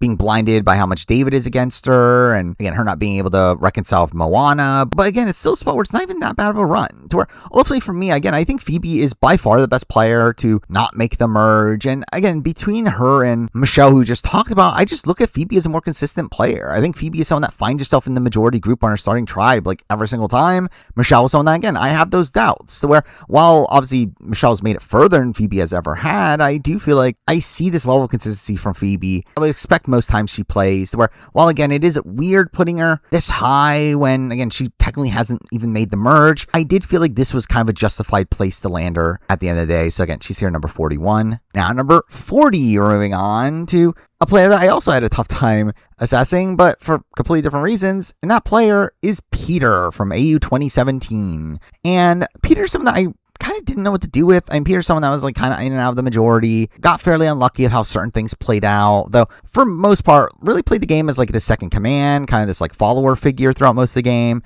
but still was able to get to a position where he almost wins the game. I mean, he gets to a final three where all he had to do is win final immunity and he wins the game. And I think that's something that's definitely impressive from Peter. However, I still think when looking at his game as a whole, it's one where he doesn't really feel like an active enough player to really be put too much higher here, where he really is just somebody that seemed liked, but wasn't really like an integral piece in the majority alliance, to where, again, he was fairly safe, especially once the AK alliance came together, but I didn't really feel like he was at the top of that pecking order. But he obviously gets swapped into a pretty bad position, though is able to survive that, mind you, through a mutiny, but still, and he was kind of screwed to begin with. And then we see him get to the merge where, again, he's just kind of in and out of the majority. He's on the outs for his first couple votes, though is involved in the Henry vote off, but then is blindsided again when Tessa goes home, but then after that is kind of stably in the majority for a bit. So again, it's all around just a pretty rocky game, but it is one that did lead to him getting to the final three with the chance to win had he just won final immunity, to where, again, I think that's something to definitely credit him for. I just don't know how much faith I necessarily have in his overall game ability. So again, I kind of left him there at number 40.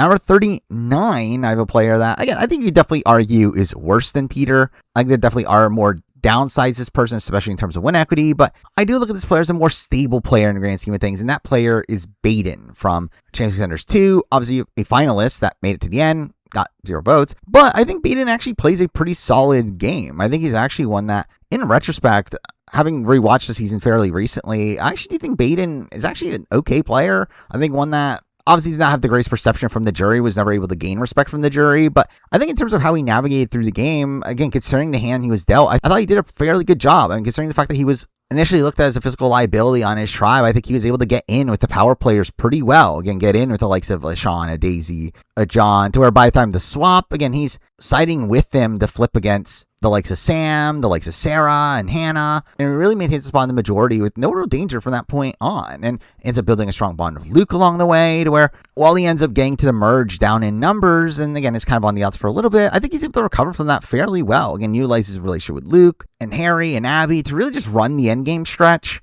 Now, again, I think the big fundamental issue with Baden, though, is still, again, win equity. He's just somebody that never really seemed to gain respect from the jury. People just did not look at him as a big player in the game. And maybe he just needed to, make a move earlier on. But again, it's a very difficult spot for him where I don't know how he would necessarily gain that respect from the jury, especially when everyone else around him was just looked at as much bigger jury threats, where I think his idea of it was, again, to take Pia to the end and cut the likes of Harry and Luke by the end game. But the problem is that Pia also had more win equity than him, where I think he probably underestimated Pia's win equity at the end. And also, again, he did a bit of a lack of awareness of that. However, I actually do feel like by the end, having rewatched the season fairly recently, I actually came out of it looking at Baden's game kind of highly, all things considered, or considering the unlucky breaks he got. I actually feel like he played fairly optimally throughout a good chunk of it, to where, and with all that said, I feel like he was good enough to be here at number 39. Now, number 38, moving on to another player that probably couldn't win the game, though also had some pretty solid navigation to the game, and that player is Moana from Contenders and All-Stars. And Moana was a player that, again, had some terrible jury management. People didn't like her. People didn't really want her to win, and I think she would have very much struggled had she gotten to the end, where I think the only situation where she could have possibly probably won is against, Tarzan, and even that is, not 100%, to where, again, people did not want Moana to win, and I think that is definitely major criticism there, though I think Moana is very good at building one-on-one bonds. We see her both seasons have very strong relations from the very beginning. I mean, I think on Champions Contenders 1, she was playing very well until she obviously had to leave due to being sick. But again, she ended up having a core alliance with Sharn and Matt, and was really running that tribe, really ran that Russell Hantz vote off, to where, again, I think that was very impressive. Though on her second appearance, she's more on the bottom that time around from the beginning, though, again, still has a really close bond with Matt Rogers that ends up keeping her safe. And really, once the swap ends up happening, she ends up really making a name of her own. Again, being able to really gather all of Matt's allies and pick up David along the way, and ends up forming what ends up being the dominant alliance of the season. And I do think there's some impressive play from Moana from that point forward, particularly to get to the end. However, again, I just think the biggest issue with Moana is that she just cannot win a jury vote. So again, it's tough to put her much, much higher, but I do think in terms of just sole navigation through the game, I think there's a lot of impressive aspects of her game. So again, I have her here at number 38. Now, number 37, we're moving on to a player that is a two-time player, has made it deep both times, despite the fact that I don't think they're the greatest player in the world, but again, they made it deep both times. And that player is Sam Webb from AE 2016, and here's Villains. And Sam is a player here that I just think is a very consistent player in Australian Survivor. I think he just naturally fits in with most tribes. He's almost always going to be in the majority, and through that, just make it deep on every season he's on. Now, again, I don't think Sam is the most actively good player in the world, but I actually think he's kind of similar to some players that we've talked about in the past, the players that really ride or die if their alliance. If their alliance stays in the majority, they stay in the majority, but if not, then I don't think they're versatile to really recover from that. And I think we've seen that with Sam, where really he's someone that wasn't the dominant alliance for 2016 throughout the majority of it, was never really on the bottom until Brooke gets blindsided, and at that point, he just simply can't recover. And here's Villain, similar thing, of that he's in the majority until his alliance stumbles there and isn't really able to recover either. To where, again, I think that's just the thing with Sam, is that he's very reliant on if his alliance is going to stick together, and I think we've seen it both ways, where, again, in 2016, he was actually still in a pretty solid position within his alliance, where I think he definitely could have won had he gotten to the end, but I think on Here's Villains, he wasn't. He was literally somebody that was expendable and was about to be voted out at a point as a safe vote. So again, I think he's, again, definitely a very mixed bag of a game. Honestly, the fact that he's not a particularly flexible player is something that definitely knocks him down quite a bit, though I think the fact that he is a two-time player, has made it deep both times, and at least had a decent amount of influence in 2016, even though it was frustrating at that, especially with his talks about mateship. But still, again, I do think it is good enough to put him here at number 37 out of 36. And then a player that I don't think is particularly good, but has made it deep both times, had a lot of win equity your first time, and that player is Flick from Brains of Brawn and Here's Villains. And again, Flick is a player that has a very unstable game her first time around, was in and out of the majority constantly, though did seem to be playing a pretty good social game. Again, did have Haley actively wanted to keep her around for seemingly no reason. Did get to an endgame stretch where she was on the bottom and needed to win out, though does come very close to doing so. And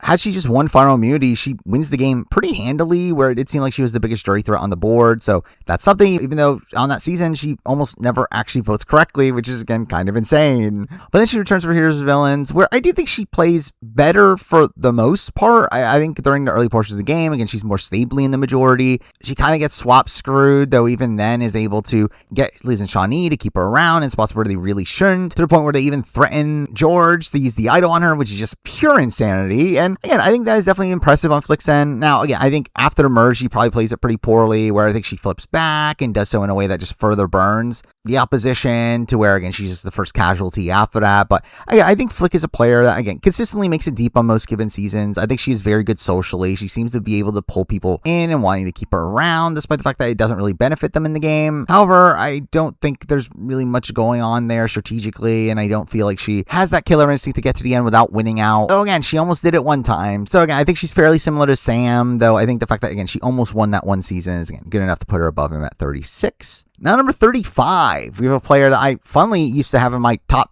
10 when I first did my ranking of Australian Fowler, which mind you was very early on in the series, but still kind of funny that he was top 10. At number 35, though, I do have Matt Rogers. And Matt Rogers, again, I think is a fairly competent player. Again, he is someone that really ran a lot of his original season, was in the Dominant Alliance for the majority of it, really is running the show coming into the merge, though obviously eventually gets blindsided in what is a historic tribal council there. It comes back for All-Stars in a spot where he has to essentially play the opposite game. He has to play from the bottom and plays a scrappier game, is able to build this like secret relationship with David and get David to leak information to him, to use his idol correctly, and then gets to a swap where he's in a really bad position. Again, should very clearly be on the bottom, be taken out. Yeah, again, does survive a few rounds to at least give him some credit there. The ultimately gets taken out before they merge, though I think had a fairly good run on that season. Again, I think Matt Rogers is a player that I think definitely has a lot of potential as a player. Again, I do think there's this aspect of him kind of being too out in front, to where I think it is a struggle to see him getting to the very, very end. Though I think he demonstrated a lot of strong ability, really from the top and the bottom across his two seasons, that while he hasn't made it like to the tail end of the game in his two runs on the show, I do actually feel fairly good about Matt Rogers as a player. Though again, not enough to be in the top 10, but again, good enough to be here at number 35. Now, number 34, moving to another player that I used to have in my top 10, which is kind of humorous, though again, not anymore. Obviously, a lot of times happened since I put him in my top 10, but either way, I do have Benji from Champs Contenders 1. And Benji's a player that I still do look as a fairly impressive player from his original season. Someone that, again, despite being booted in 8th place, did a lot in that game. I'm too fair, there's a level of sloppiness of Benji where he's kind of in and out of the majority at points. Though, again, I think the way he's able to recover from those positions is very impressive. Again, the fact that he's able to turn the vote against Tegan, he uses his relationship with Fenella and Shawnee very effectively there. Even after he gets screwed by Tegan coming back into the game, I do think he still pretty effectively keeps the votes off of him. Again, gets Zach to be this big shield. He gets them to vote out Paige. And even the post-merge, after being blindsided by the Lydia vote, he's able to get in with Matt Rogers enough to be kept around for a couple rounds until he ends up leading the Matt Rogers blindside, which I do think is an incredible move there. One of the best moves in the show's history, really. And we can see him be a very innovative player and like telling Sharn to not play her idol as she's about to play it. And again, I think that was all very impressive play. Now, obviously, big issues, the fact that he ends up proceeding to become a big threat because of it, and then again, immediately gets taken out.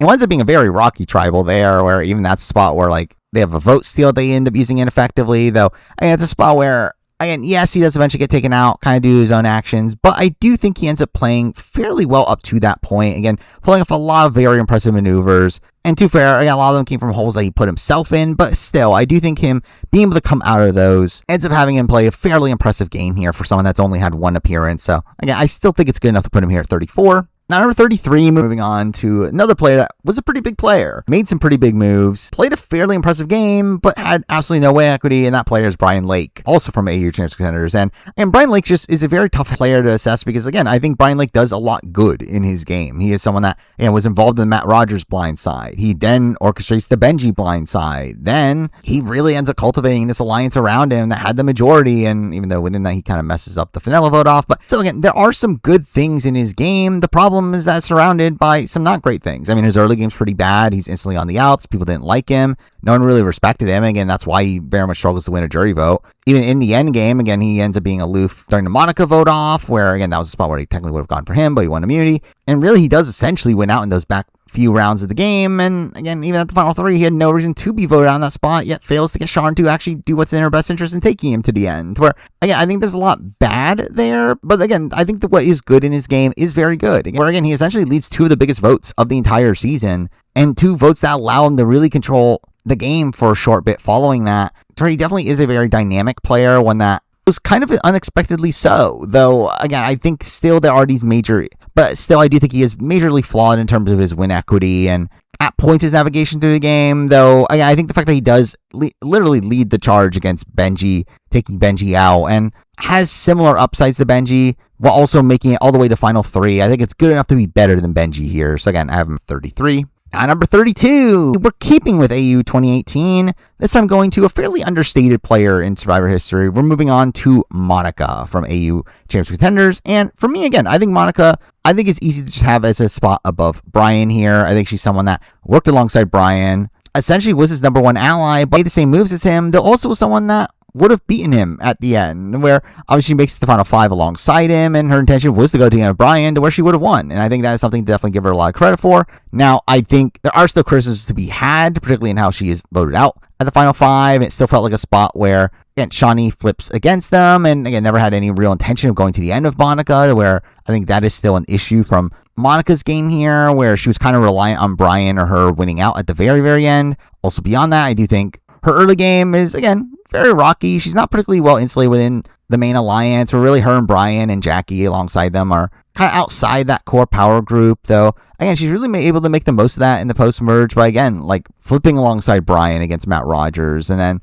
through the Benji move being able to gain a lot of power there. But I think Monica still is a pretty mixed bag, though. I think she is someone that definitely had some pretty impressive maneuvering through the game, especially in the back portion, and did have a solid game plan of how she wanted to get to the end and win, though ultimately, again, I still feel like there were some holes in her game at points to where I am going to leave her behind here at number 32. Now, number 31, we're moving on to a player that I'm actually kind of am surprised this person's this high, as I thought this person played a very flawed game when the season happened, and to be fair, I still think that, but I do have Mark Warnock, which, again, this is being made before his return to AU Redemption, to where we'll see how that appearance goes. But as of right now, based on just Titans versus Rebels, I do feel like Mark is a player that definitely has a lot of skills for the game, definitely is very good socially at points, and is able to create a good foundation for his game. But then after that, I just have almost no faith in his actual strategic decisions that he makes from that point forward, where, again, him creating his Middle Age Mafia and also having the alliance of Viola and Valeria, like, puts him in a very good spot in his original tribe.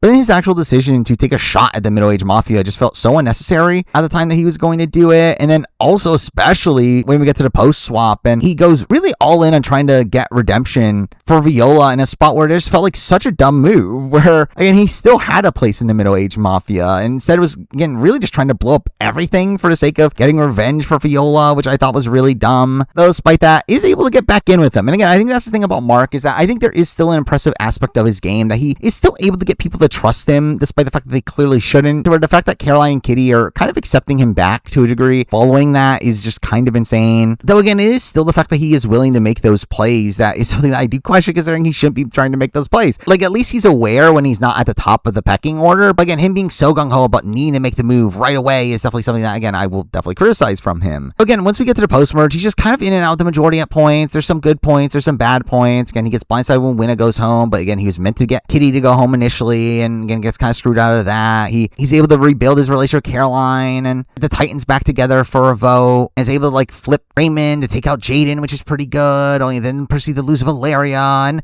again, it really just is kind of like a back and forth throughout the entire post-merge until he essentially needs to win out towards the end, though does end up building his bond with Caroline, to where at that point, again, he had pretty good odds coming in the final immunity. Like, he was able to take out the likes of Kirby and Raymond on his way there, to where, again, he had a very clear winning path. All he had to do is have him or Caroline win final immunity, and he wins the game. Though obviously he fails there. And again, it's just a spot where I think Mark is just a player that has so many highs with so many lows. And for me, in comparison to the last grouping, I do think he probably had the most win equity of them, where I do think Mark beats really anybody in the final 4 outside of Ferris, and again, had the right idea of who he should be going to the end with. But again, it is that sloppiness throughout a lot of his game that does leave him outside of being much higher on this list. So again, I have him at 31. Number 30, speaking of sloppy, we're moving on to probably the sloppiest winner on the board. Can't believe this person's even this high on this list. I do have Miles, the winner of Brains for Brawn 2. And again, Miles is someone that, again, I've talked about his game in my Brains for Brawn 2 videos, very much criticized his game, and I stand by that. However, again, I am a little bit surprised he's this high on this list, but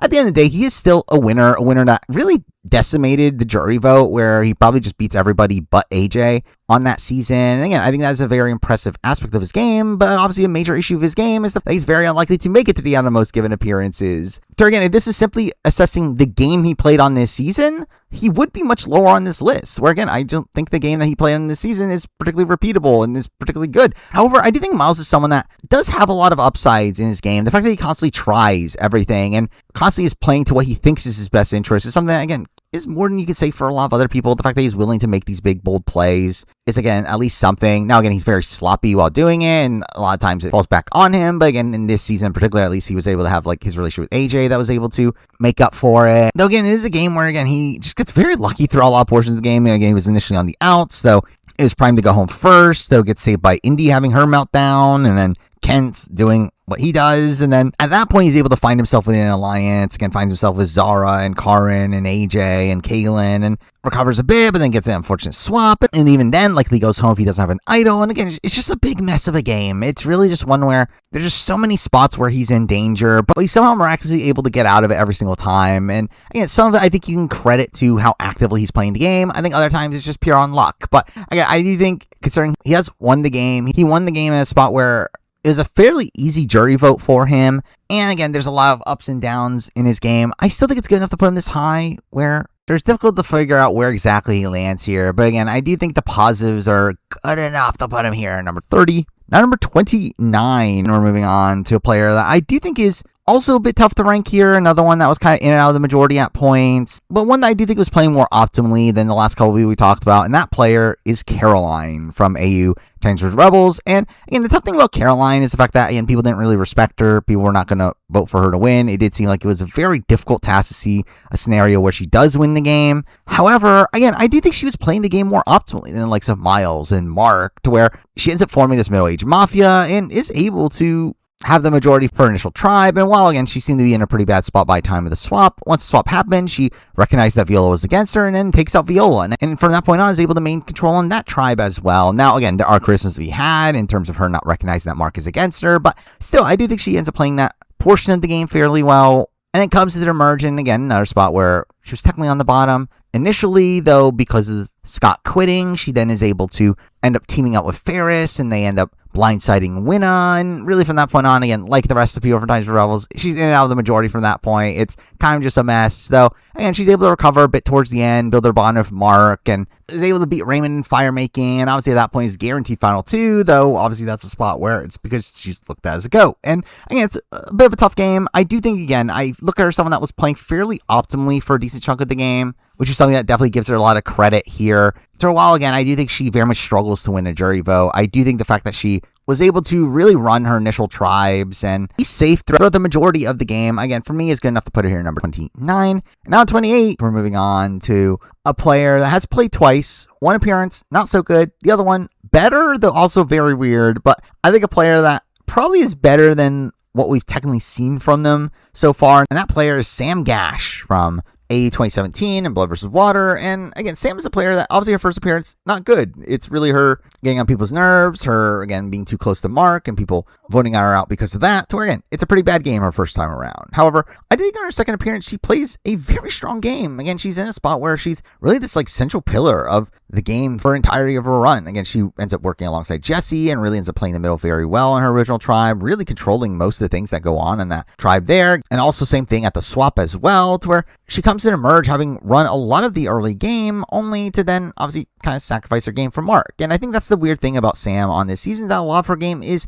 based around the fact that she was playing for Mark to win the game, that she wasn't really playing for herself. She was playing knowing that if one of the two of us win, then we both win, and Mark has a better chance of getting to the end, which influences her decisions in the game, why she ends up letting go of Khan at the merge, why she ends up stealing Jesse's idol and gives it to Mark, to where, again, she really did those things for Mark. And even in that position, she gets massively screwed when she eventually does go home, where, again, they're really controlling a lot of the merge phase of the game until Purgatory happens, and all those players come back. After that, they have this advantage that allows them to send people back to camp, which leads to her being on the bottom and really playing for self-preservation against Jordan. And again, I think she plays that fairly well, though through doing that, she ends up pissing off Josh, where Josh flips on her to falling vote. Again, it's a very weird circumstance there. Now, either way, like it's her and Mark together. There's no way they weren't going to take a shot at them eventually. But I do think her game is one that's just very tough to gauge because a lot of it is based around the concept of her trying to give Mark the win, trying to give Mark the most leeway to go for a win. So I think under that context, I think she ends up playing a fairly impressive game here. One that, again, she ends up sacrificing most of her game for Mark, but one that she did do a very good job at setting up her game on this season. And again, it does give me a lot more faith on her as a whole. So again, I am going to go with her here at number 28. Now, number 27, we're moving on to another two-time player, one that had one better appearance than the other, though straight up, I think this person's bad appearance wasn't even that bad, especially in comparison to Sam's. And that player is Sean Hampson from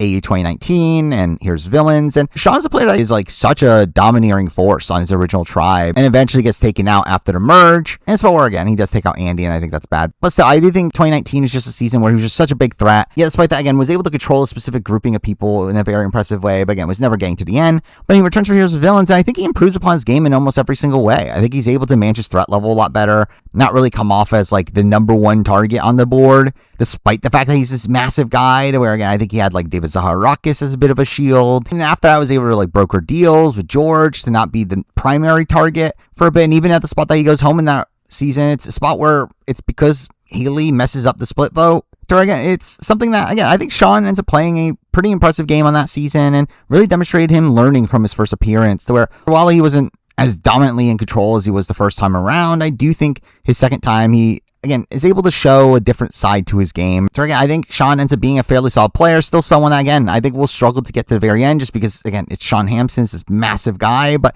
despite that, I think he ended up playing the best he could on Here's the Villains, all things considered. So again, I have him here at number 27. Now number 26, moving on to, again, another similar style player, a player that is just so openly such a big threat. That's going to be very difficult for him to get to the end. But this player did have one run where he got pretty close to the end and pretty close to winning. And that player is Lockie from AU 2017 and All-Stars. And really, Lockie, again, kind of has the same track record. Again, one really dominant appearance in All-Stars, where in All-Stars, again, while he does get outplayed by like David and Matt at the Daisy vote, and obviously by David at the merge vote, he was someone in a fairly dominant position for the entire game, was at the top of the pecking order of his original tribe and his swap tribe, only obviously be taken out at the merge where they were down in numbers. Where unlike Sean's second appearances being the ones where they played from the bottom, Lockie actually had his first appearance being that, which I think is an interesting shift here in the fact that it does have like Lockie kind of being on an upward trajectory. Even his 2017 game's not entirely bad. Now it is definitely a spot where he definitely needed to win a lot of challenges, was definitely on the bottom for a lot of the season, even though, again, he's being kept around, seemingly due to physical strength.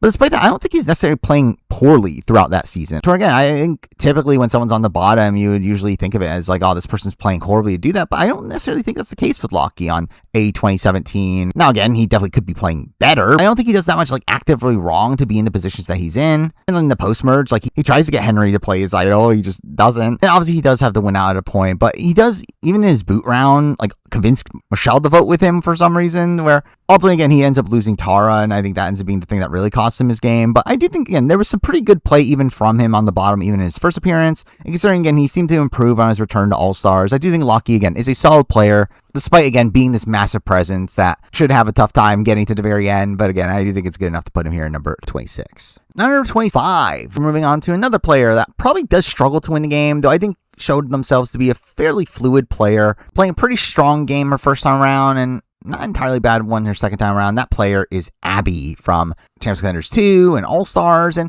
Abby's a player that, again, I think her first appearance is actually fairly strong. I mean, she's someone that obviously is initially in the Athletes Alliance. So once she recognizes she's on the bottom, she does flip from it and ends up being an integral number within like Janine and Pia's alliance that ends up running a lot of the season and ends up getting through very little difficulty from that point on. And obviously they end up having a lot of power at the merge as well. And then eventually she flips on them when she realize she's on the bottom of that, to where I think there's a lot of impressive play there from Abby and how fluid of a game she ends up playing. The fact that she's willing to make these moves whenever she feels like it's necessary. Now, I do think she flips a bit too much to the point where, again, some people did not really respect the way that she was playing the game. And also by the time of her elimination. I'm not entirely sure what her endgame plan was, if she was planning on going to have Harry or not, because that would have been obviously misguided. And she does also end up like kind of accidentally voting herself out. But again, I still think it's a fairly solid game on that season, one that definitely demonstrated a lot of flexibility in the game. And then she comes back and plays a pretty dominant game on All Stars, where again, she's really in control of her majority alliance throughout her entire run until she swap screwed. And obviously, again, she gets swapped into a bad position, gets taken out after that. But again, I think she plays a fairly strong game on All Stars as well, to where, again, I do think Abby ends up being a fairly good player here with 2 pretty decent appearances. Ultimately, I think she's good enough to be our number 25. Number 24, keeping with players I've played multiple times, having 1 good appearance, another not as good but not terrible appearance. That player is Flick from AU 2016 and All Stars. And Flick here is someone that played a very impressive game her first time around, played a fairly dominant game. Mind you, again, definitely had some points where she was fairly sloppy. Again, her burning her relationship with Connor early on was definitely bad. Towards the end of the game, she was pretty ineffective in getting Christy to do what she wanted, though for the most part, again, she's stably in the majority, really running the show alongside Brooke and Elle. And I think ends up playing a fairly impressive game on that season, showing this killer instinct, flipping against Brooke, which I don't think was the correct move for her, but again, at least shows this killer instinct from her. But again, I think a big aspect of her game that is very flawed is the fact that she's not really able to get Christy to do what she wants towards the end game, where she definitely had a pretty solid path to the end. If she had been able to take out Lee and Elle and get to the end with like Christy and Man, at that point she would have had a pretty shored up win, with both being closer to her than they are to each other. But again, definitely had some failings there, but still a fairly impressive game her first time around. And then her second time, I don't think it's entirely bad. Obviously, she's barely on the show, but again, she still actually makes it fairly deep. She almost makes the merge in that spot to where she is in the initial majority. Mind you, obviously always in a precarious spot considering her frosty relationship with Brooke, but she is in the initial majority. She is initially in a good position on the swap tribe, though eventually they just go to so many tribals that they have to cannibalize each other and get someone that's just like pretty expendable at that point while also having a frosty relationship with Brooke. So again, it's a spot where like she does survive a decent while on that season, all things considered, to where, oh no, again, I think Flick is a very solid player. I think at the end of the day, her and Abby are kind of on the same level. Again, both players are pretty fluid players, made some big moves, also didn't have a terrible second run, though still not a great one. So again, I think they're around the same level here. So again, they're back to back, and Flick's here number 24. Now number 23, and we're moving on to who I think is probably one of the more understated players in Australian Survivor. Again, still a very flawed player, but still a player that I think had a lot of potential to win the game had they not been kind of screwed over by how the end game was formatted. And that player is Matt Sharp from AU Here's Villains. And Matt, again, is a player that gets to the end, gets 0 votes, didn't have that much respect from the jury, which is still a fundamental issue. The fact that, again, he was very unlikely to win a jury vote against most people. However, I do think a thing about Matt is the fact that he very likely wins had this played out like most given seasons, where had this been a final 2, I think Matt is the winner of the season. Again, it is a spot where his intention was to go to the end of Jerry, where he would have won. Also, even in how the season was formatted, had that one non-elim where they vote out a juror end up being an actual round of the game. He wins immunity there, votes out Liz at 4, which was his plan, then votes out George at 3, and again, he wins the game. And again, it's a spot where Matt comes so close to winning this game, to where, again, I do look at him fairly highly through that, especially because that was his intentional strategy throughout the entire game. I know he's talked about this in post-game stuff, that his entire intention was always to go to the end of Jerry, and that he was keeping around someone like George, just a big shield in front of him, just to cut him at the very end. So I think the fact that Matt ends up being kind of forced to go to the end against Liz here ends up being, again, very unlucky. And now, again, I still think a major issue is the fact that Matt was playing a game where he needed this one specific scenario to happen, where obviously in an ideal world he would have more win equity and would be able to beat Liz anyway. So again, that's definitely a criticism we had of his game. Also the fact that like early game was definitely a bit rocky. I think his post-merge game is fairly strong, though really his early game is one where he is with like kind of the bro-y guys, but he's kind of on the bottom of that group. And then once we get to the swap, he ends up getting outplayed by the villains and ends up kind of dangling onto the game. But again, I do think it is his relationship with Jerry that ends up really keeping him safe throughout the game. And I do think, again, I think by the end he ends up playing a fairly solid game, one that should have been a winning game. And for me, I think that's good enough to put him here at number 23. Now, number 22, moving on to a person that played a very similar game, doesn't really have the aspect of this person should have won like Matt does, though still played a very strong game through and through, and that player is Kaylin from Rangers Brawn 2. And Kaylin's a player here that, again, I think was pretty well positioned throughout the entire game, probably the best position player throughout most of the game, having the social connections to really be in the middle of things, someone that almost everybody wanted to work with, and I think that's very impressive from Kaylin here. Now, a massive issue is the fact that, again, it didn't really translate to jury respect, where he also, again, had a big issue in terms of winning the game. I don't know who he wins against, where I think his best chance would have been against, like, Kate or Morgan, where at that point, the Brains would have incentivized to vote for him, but really seems like in every other scenario against a fellow Brain, which were the scenarios that he was trying to get to, it doesn't seem like he was a particularly likely winner in those scenarios, and it does seem like he completely misjudged his game. He did seem seemed to be pretty unaware of how the jury perceived his game, thought he would handily beat Miles, and even thought he would beat AJ, though just thought he had a better chance against Miles, which even in that, I'll say, at least he had the wherewithal to make the optimal move in cutting AJ. The problem is that both the moves still lead to a loss. And again, I think that's the big thing about Kalen is just that I think he plays a very impressive game, one where he's fairly safe throughout most of it. Mind you, again, there are some points in the end game where it gets a bit rocky with him winning so many challenges and people talking about voting him out if he doesn't win challenges. But still, it's still a spot where Kalen is a very impressive player on this season, though just someone that seemed to have some lack of awareness of how people were perceiving him. And that ends up being a major downfall here. Though I think the impressiveness of how he navigated through the game for me is strong enough to put him towards the top of this list here at number 22.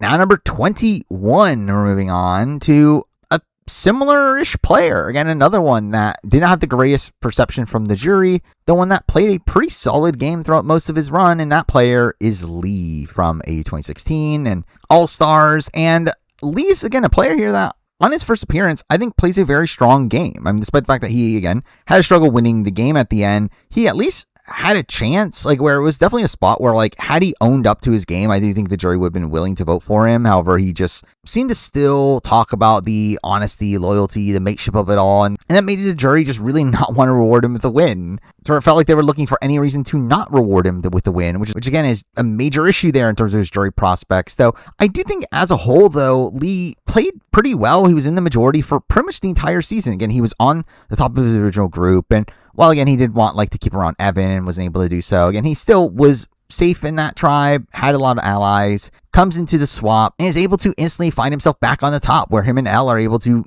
join up with the likes of Brooke, Flick, and Sam, and become this new majority that really ends up running the show throughout the post-merge. And even when that alliance eventually breaks up at Final 7, like, him and Elle are able to get one on Brooke, and the fact that he's able to keep Christy around, who's someone that's going to take him to Yen throughout the back portion of the game. Again, I think there's a lot of very good aspects of his game. The problem is win equity, and we did see him return for All-Stars, where he once again was able to make it very deep. Obviously, he had to leave that season due to his family emergency, though I think it's a spot where even there, he was playing a decent game. I still think another one that probably, again, I don't know if he would have won that season, but one that he at least seemed to be in the majority group. I could definitely see him making a fairly deep run there. Again, I do think he's had two fairly impressive appearances. I do wish he was, again, a bit more active strategically, where it does feel like he's just the type of player that kind of just goes along with the flow of whatever his alliance wants to do, though I do think he's a fairly consistent player, one that did seem to learn from his first appearance at least, where, again, I think a solid all-around player here, and one that, again, I have here number 21. Now, number 20, top 20 of the list. At number 20, we're moving on to player one step above Lee. We do have Elle. And Elle for me is someone that plays this weird game that wasn't really shown on the show, where she ends up being this very dominant presence on her season, being someone that was, again, alongside Brooke and Flick, running the show for most of the post-merge phase. And in the moment where she starts to get turned on by Brooke, we do have Flick flipping to her, which is just kind of insane. And really, she's in this dominant position for really most of the season, where had she gone on to win the season, had her Lee won final immunity, she ends up being one of the most dominant winners of all time. However, obviously, she ends up being cut short. And to be fair, I think there are some flaws there. I think the fact that she kept Christy around to Final 3 definitely was misguided there, where she knew that Christy was going to take Lee, and again, that's bad. Also, beyond that, I don't know how intentional a lot of her game is, but I don't really get the sense that Elle is someone that was thinking about the game particularly strategically and was just working with the people that she felt close to, and if they went against her, she would go against them. And again, it felt like a very reactionary game, the one that, again, still had her being at the top of the pecking order for most of the season, and again, played a very impressive game on one appearance, one that had a lot of win equity, where supposedly she beats everybody at the end. So again, I do think she's a solid player. I wish she was, again, probably someone that was a bit more intentional in how she navigated through the game, though all in all, again, still a very impressive player, played a very impressive game. She's here at number 20. Now number 19, we're moving on to a player that was a little tough to assess. I'll be honest, this is a player that I did contemplate putting lower on this list, closer to like the Flicks, the Abbeys of the world. However, I do think all in all, I don't have as much faults with this person as a player in the grand scheme of things, and that player is AK from AU 2017 and All-Stars. And in the grand scheme of things, obviously AK is someone that, like, just based on placement, yes, he should be closer to where Flick and Abby are, of again having one deep appearance in All-Stars, having one not as deep appearance in 2017. However, I think a difference for me between AK and them is the fact that I do think AK plays a lot better on his 2017 appearance than the others play on their All-Stars appearance. Again, their shorter runs, where, again, I think AK, again, in 2017, while, again, definitely had some social faux pas initially, I think ends up playing a very impressive game. Really ends up upsetting the power structure, flipping that tribe on its head, and then ends up really dominating it in a very impressive way, only to then get swap screwed out of the game in a spot where he gets taken out by someone that he had previously voted out, which is a bit lame too. Where again, I think he does get very unlucky in his eventual elimination of that season, which, I mean, to be fair, I guess you could kind of say the same thing for Abby, but I think Abby had more outs in her spot where like AK was just like kind of fundamentally screwed once that swap happened, where there's not much he could really do within that grouping. And beyond that, I also do just have a lot of faith in AK's strategic ability, where I think all in all, AK is probably one of the better strategic players in the history of the show when we're just talking about raw strategy of knowing what you should be doing, what the optimal play is. And I do think AK is someone that is definitely one of the best in the show's history. And we do see him in All-Stars, again, have a fairly impressive performance. Again, despite the fact that I thought he would be coming in that season pretty screwed, having a massive target on his back for how cold and calculated of a player he came off the first time around. He instead actually comes in a very good landing spot, having a good amount of allies, ends up in the dominant alliance initially, ends up just being looked at as like the strategist for the alliance, like very openly, and facing like no ramifications for that, which is kind of insane. And again, makes it very deep to where I think he gets unfortunate, obviously, by the fact that they come into the merge down in numbers. But if they did come into the merge with numbers, AK would have been a pretty good spot to go on to win the season. He would have been kind of in the middle of this like Lockie Brooke duo and this like Harry Shawnee duo. But obviously, again, once he ends up on the bottom, even then, I think he plays fairly well. Obviously, again, his side pulls over Jackie, ends up surviving that Zach vote. Again, you can definitely criticize him not fighting for Jackie during the rock draw situation, though again, that was a spot where obviously it was a very tricky situation with pretty bad odds. Really is on the bottom from that point forward, but again, I still think it's a fairly impressive game, especially considering the reputation I thought he had coming into the season. All in all, again, AK is just a player that I have a lot of faith in. I do feel like if he were to play again, I would just have a lot of faith in his strategic ability. Well, while again, maybe a little bit unsure on if he'll find himself into a good alliance. If he does find his footing in any game, I do think he would have a lot of potential win equity there. So again, I did end up landing him here, number 19. Now, number 18, we're moving on to another two-time player, one that I do think is fairly consistent, one that's played a fairly impressive games both times she played the game, and that player is Nina Twine, obviously from Blood vs. Water and Here's Villains. And Nina's someone that, again, I think comes off very well from her appearances on Australian Survivor. I mean, obviously her first time around, she gets medevac, though even in that position, she played a very strong game. She was in the majority alliance, had a lot of allies, seemed to be in a position to run the game alongside Josh before her medevac, to where, again, I think that's a very good appearance there. Also in the spot where, considering how different she was from the rest of the cast, the fact that she was American, the daughter of Sandra Diaz Twine, again, none of that target really rubbed off on her. And the same thing happens on Here's Villains, where she once again is able to get in the majority alliance, play a fairly stable game, remains in the majority really up until the merge, and has a decent backing around her, but then obviously loses the numbers at the merge, and at that point it's again more of a train wreck. But even then, I think plays a very scrappy game from the bottom, is able to do some pretty good work getting in with George, be part of like the Shawnee blind side,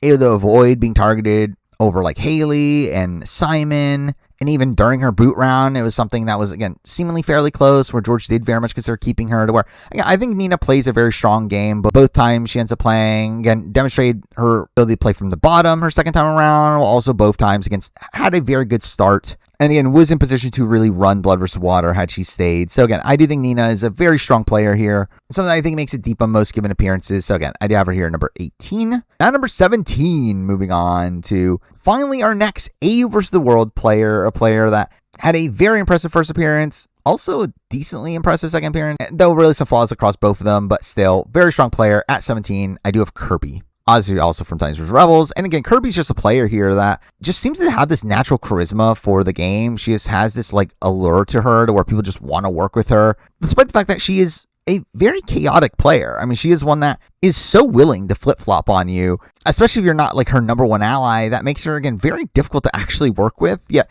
despite that, she is able to really just get the majority of people around her to do what she wants. I mean, we saw her on A vs. the World, again, be able to lead the charge against a David vote, a spot where Sarah's been friends with David for years, and even after that is able to get Luke and Janine back on board with her over Sarah, which is pretty insane. On her first appearance, we obviously see her leading that PETA vote, and while again, that backfires on her a bit more, of her like trying to play both sides, and then Ferris and Garrick end up turning on her. She eventually, by the end of that season, is able to, again, win Ferris back, where they end up playing together for a lot of the end game stretch. Also, even within all that, she's able to win the battle against Ferris at the swap and pick up the Titans there. And again, I think there's a lot of impressive aspects to Kirby's game, especially considering she also had major win equity her first time around, where had she gotten to the end, she likely wins. Even her second time around on A vs. the World, I think had she gotten to the end somehow, she would have likely won. Mind you, again, she was much further away from that time around. But still, I think Kirby has really just shown herself to be, again, a very powerful player in the game, a player that is able to build up a lot of social capital and then ends up using it. And again, I think there are points where I definitely question if she should be doing certain things, but has now demonstrated the fact that, again, she has the ability to do these things, which is impressive. So ultimately, again, I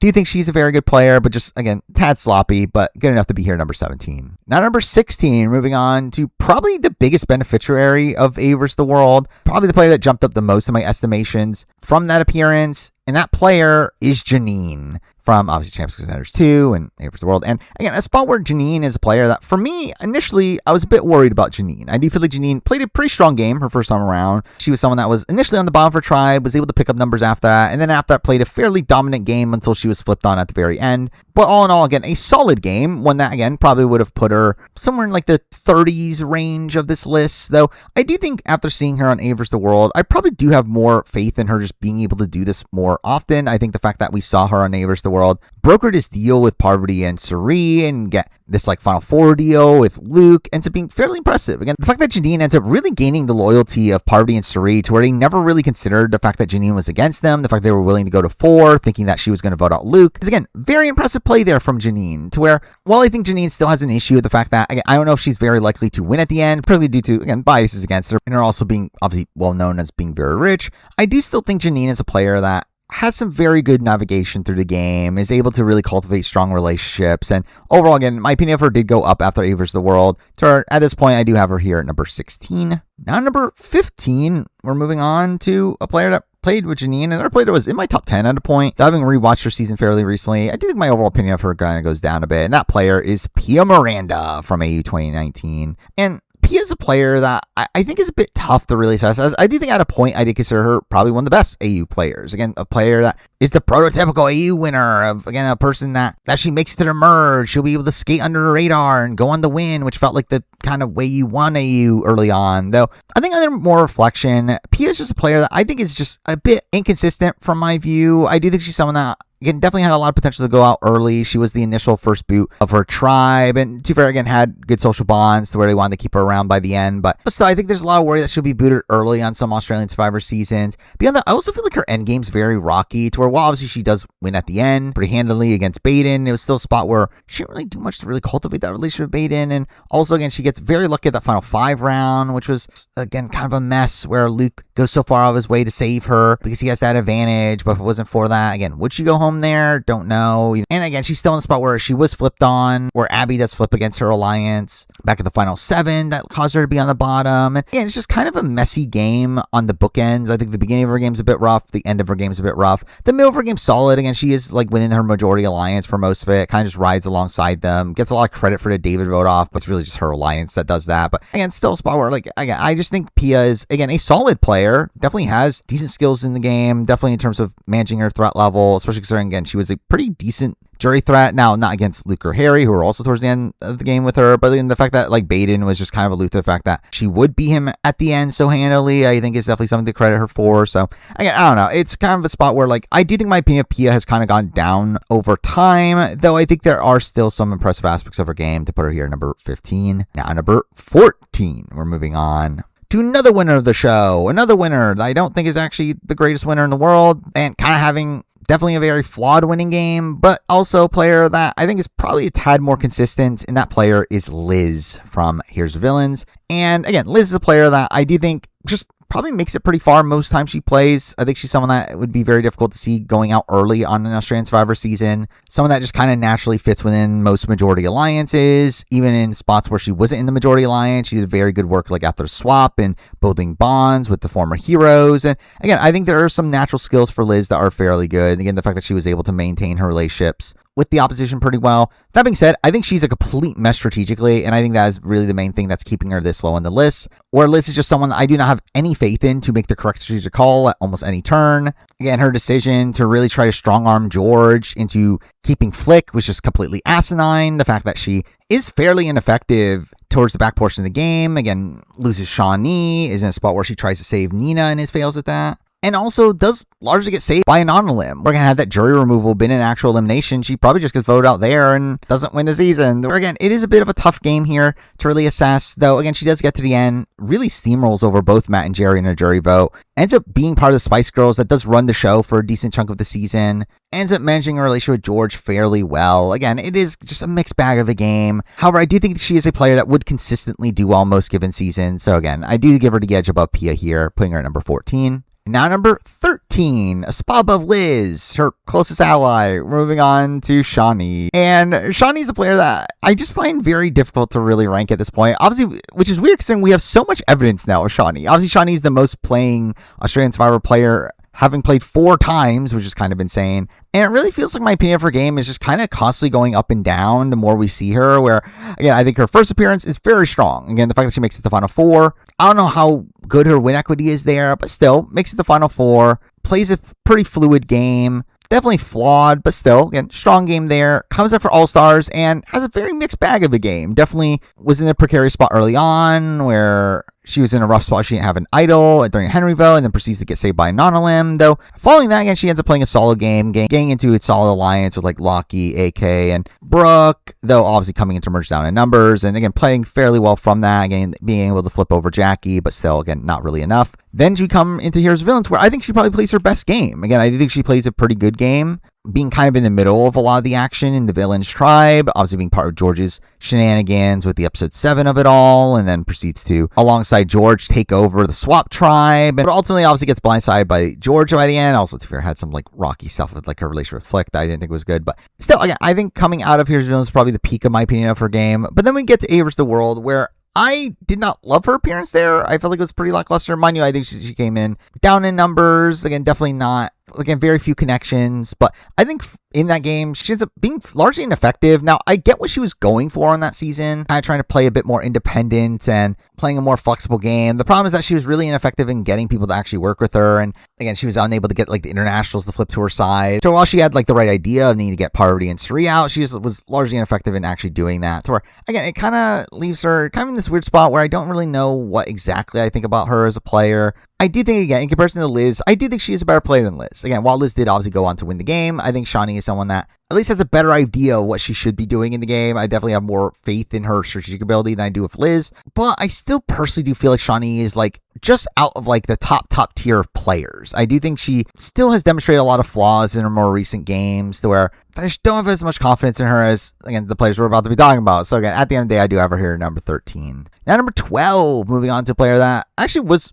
one that, again, I very much debated with Shawnee. I do feel like it's a player that you can certainly argue doesn't have the resume that Shawnee does. Though, again, we'll see what happens to him on A Redemption. At number 12, I do have Harry. And Harry's a player here that, again, I think, despite the fact that he comes off as this very, like, sketchy guy, that I don't know if I would think of as a very trustworthy figure, he actually played fairly well in both of his appearances so far, where his first time around, well, again, he was in a lot of danger in the post-swap. Obviously, that was because he was kind of screwed over by the swap and did need idols and stuff. But once he gets to the merge, again, while he is on the bottom initially, I do think he actually plays fairly well from that point forward. Again, he's able to cultivate these relationships with Abby and Luke, and is able to get the flip against Simon eventually, and then is in a fairly dominant position in that endgame stretch where, again, had it not been for like Luke's immunity run and Luke's advantage at the final 5, it did feel like he had a pretty clean path towards the end. Now, I do know that Baden is someone that did seem to be willing to cut Harry throughout a lot of the endgame stretch. I think that's probably one of the bigger weaknesses of Harry's game. We didn't seem to be aware how Baden was willing to take him out, though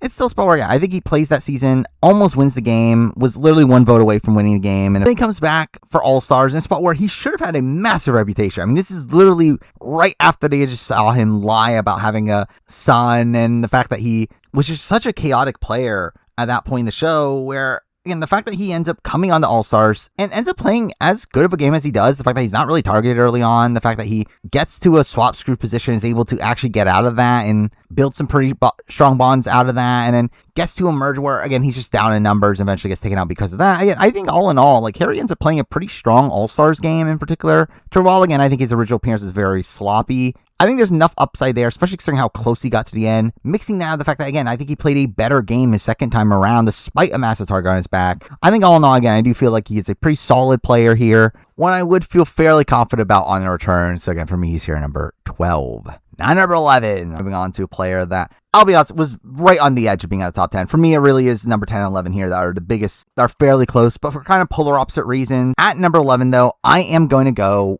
with AJ from Brains for Brawn 2. And AJ is a player here that I think played a very strong game. I think by the end, especially at being able to hear him articulate his game and post-game press, I think he ends up playing a very intentional game. He ends up playing a game where, yes, I think there were some things that definitely backfired on him, but I think, again, he was able to be fairly effective throughout his entire season, despite the fact that people were very sketched out by him at many points in the season. And I would say that is really the main thing for me that does knock him a peg here, in comparison to the number 10 spot, where I feel like AJ's probably somebody I have a little bit less confidence in to be able to play this style of game over and over and over again, as the next person we'll be talking about. As, again, I think AJ definitely had some people that did not like him, and definitely had people that would have targeted him. And again, I think that is definitely an issue there, but really outside that, again, played a very strong game, while not initially in a very good position, was able to, again, build a relationship with like Zara and Karin and Miles and Kaylin. They end up running the initial try by the end. After the swap, we see him really running things, and again, pissing off Karin along the way, but still was able to cultivate a really strong relationship with Kaylin and was able to run the show there. And then we get to the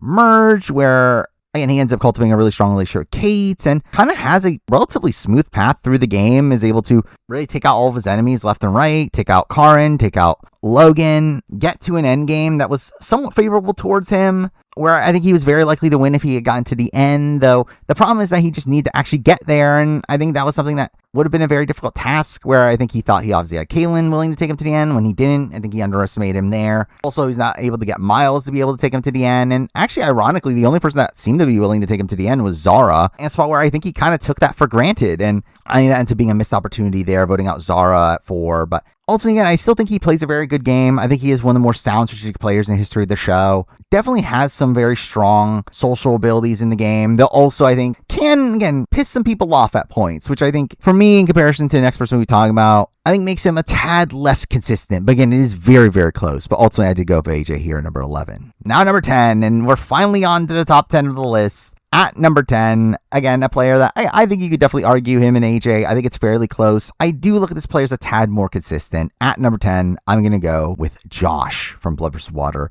And Josh is a player here that, did he play a boring game? Yes, he did. But was it a very effective game? Also, yes. Where, again, I think he played a game that is kind of the way you have to play for someone like him on Australian Survivor. You kind of have to recognize that, yeah, I'm going to be targeted sometime after the merge phase of the game. And the best way to counter that is by getting the other threats together and creating this alliance of all the threats to protect each other. And I think he does that very effectively. He's really able to utilize that strategy and is able to cultivate relationships with Mark and Sam, and it leads to him really navigating through the game pretty spotlessly until Purgatory comes up, where really before that, again, it really felt like he was just in such a dominant position, where, again, I think he even gets disadvantage from the fact that Nina ends up getting medevac, who is like one of his closest allies, and beyond that is able to recover from that, still dominate the early merge phase of the game, and Purgatory happens. Obviously, again, it ends up kind of screwing with things, where Jordan gets sniped out of the game due to a twist, but even after that, he still maintains a lot of control in the game. Is a major swing when Sam ends up going home, and following that still ends up being fairly safe, really until the final 4. Though, again, a major issue with Josh is that even though he did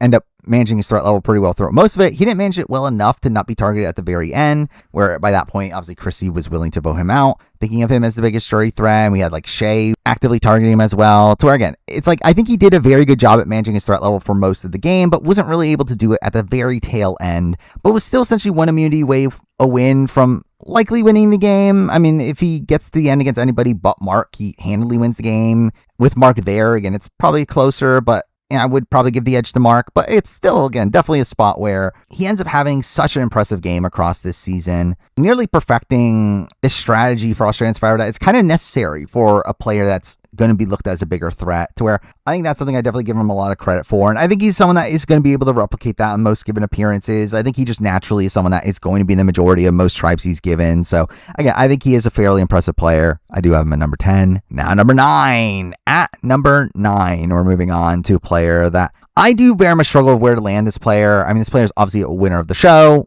that did not have a great second appearance, and even through his winning appearance, has a lot of rockiness, but ultimately, I did decide to still put him in the top 10 here. At number 9, I do have Jericho from, obviously, 2017 and All-Stars, and again, Jericho's just a very difficult to rank, because, like, he is someone that has a fairly sloppy winning game. Now, again, a lot of good skills for a game in that appearance. Again, very good social skills, was very well liked for most of his run, still had this mischievous side to him. but again, would make some questionable strategic decisions. Again, his like decision to cause a tie when Joan goes home. I don't know why he necessarily does that. Him trying to keep Mark around to take a shot against Henry. I don't know why he necessarily does that. Later in the game, we obviously get the 3-2-2-2. I don't know why he feels like he needs to do that. So again, I think there's a lot of points where I'm just like, I don't know if he needs to do what he does. To where again, strategically, while very active, I don't know if he's actually good strategically, but I do think he is very good socially. Where again, socially, we see him really cultivating strong bonds with pretty much everybody on his original tribe. Again, even in the position where like Sarah and Luke were going after each other, he was still able to pretty effectively play the middle in that and eventually get them to come together. And again, in the post-merge, does some pretty impressive moves, like taking out Henry and like survive over Luke and Sarah after they get the fallback for their Tessa move. But even then is able to find a spot back in the majority. And even then at Final Four, have Tara fight to keep him around. And again, I think there's a lot of like minor impressive aspects to his game like that, to where ultimately, again, there are definitely flaws. He is a very sloppy player. A lot of weird strategic decisions there, and then also, again, kind of burned some jury votes at the end. I think he still plays a fairly impressive game there, only to come back for All-Stars and play pretty poorly. Now, obviously, he was a former winner and had a target on his back because of that, but really, he ends up kind of just sabotaging his own game on that season, where I know, like, David came in wanting to work with him, and he kind of just, like, pushed David away. So it does make Jericho, again, just a weird player to assess here. I do think there's an argument he should be outside the top 10, but I do think at the end of the day, in comparison to Josh and in comparison to AJ, he was able to manage his threat level well enough over them, was able to get somebody to actively want to take him to the end, which they were unable to do, which I did feel like was good enough to put him above them here, and again, ends up landing him in the top 10 here at number 9. Now number 8, and now we're moving on to a player that I also have a difficult time ranking, where this is a player that I think is definitely a solid all-around player, but still very flawed. Also has a lot of difficulty getting to the tail end, but it's just a very well-rounded player, and that player is Brooke from AE 2016 and All-Stars and AE Redemption, which we'll see how that goes. But again, Brooke is a player here that I've always had a tough time assessing because I do think she's a player that doesn't really have like the highest highs in her game. She doesn't really have like a single like impressive move or even a run where she was like particularly close to winning the game through social strategy means at least. Because again, she really has like one run where she makes it to Final 7, where again, she's running the show for pretty much most of that season, but also has a very difficult path to the end where it didn't seem like really anybody really wanted to take her to the end. I mean, maybe like Sam, but again, it did feel like the likes of Flick and Elle were willing to flip on her at the first opportunity. But again, it was a very dominant performance there. And then we have All-Stars, which is a not particularly dominant performance, especially towards the end, but she does get fairly close to the end with a lot of win equity. But again, needs to essentially win out that entire endgame stretch. And again, that's pretty bad. But again, it is a spot where she does get in that position, largely because she just comes in merged down in numbers. And again, plays pretty well to even get into a spot where she can win out, where obviously she flips over Jackie. And that was some good work there, though. Again, still a spot where she does need to win out. But again, Brooke is a player that we saw 2 times now be able to get into initial majority and really run the show at least early on, which I think is very impressive. And I think that's really the thing with Brooke is that I do feel fairly confident she's able to do that in most given appearances. I think she's the type of player that will almost always be in the majority and be able to run the show fairly early on. And again, the question is like, can she keep that together and can she actually get to the end? And we've seen her have 2 fairly impressive starts to her games, and I do think she's just a capable all-around player, good socially, good physically, and also competent enough strategically to where, again, I do think Brooke is pretty solid all-arounder. That puts her here at number 8. Now number 7, and I believe we're now at a point in the list where everyone remaining has at least been a finalist at a point, so that's something. And what do you know, we're starting off with the only person to be a finalist twice in the history of the show. We have Sharn, and Sharn, I think, is a player here that, again, obviously is very skilled for a game. Again, for her to get second place twice on 2 extended seasons is very impressive. Again, the fact that she got to the end on Champs Contenders 1 in a spot where she was going to win coming into that final tribal is, again, a very impressive game there, even though, again, there definitely was some rockiness. Again, it's one where she's in and out of the majority in the back portion of the game, didn't need idle at a point. But again, I think she plays that game in a very fluid way that, again, is very impressive. In her second time around, she's a bit less out in front, but I do think she still plays a pretty solid game there, kind of riding with the majority, being able to cultivate this relationship with David that gets him to want to take her to Final 2, despite the fact that she's willing to cut him. But ultimately, again, it doesn't really amount to much as he wins Final Immunity and takes her to the end anyway. But again, it's overall a spot there where, again, another pretty decent game in terms of navigation. I think the big thing about Sharn in the grand scheme of things is really win equity. And a lot of that comes from her own actions. I do think she's someone that is just pretty bad at jury management, which is again, ironic considering her occupation. But I think she's somebody that in 2018, again, had the win sewn up and then just completely botched Final Tribal.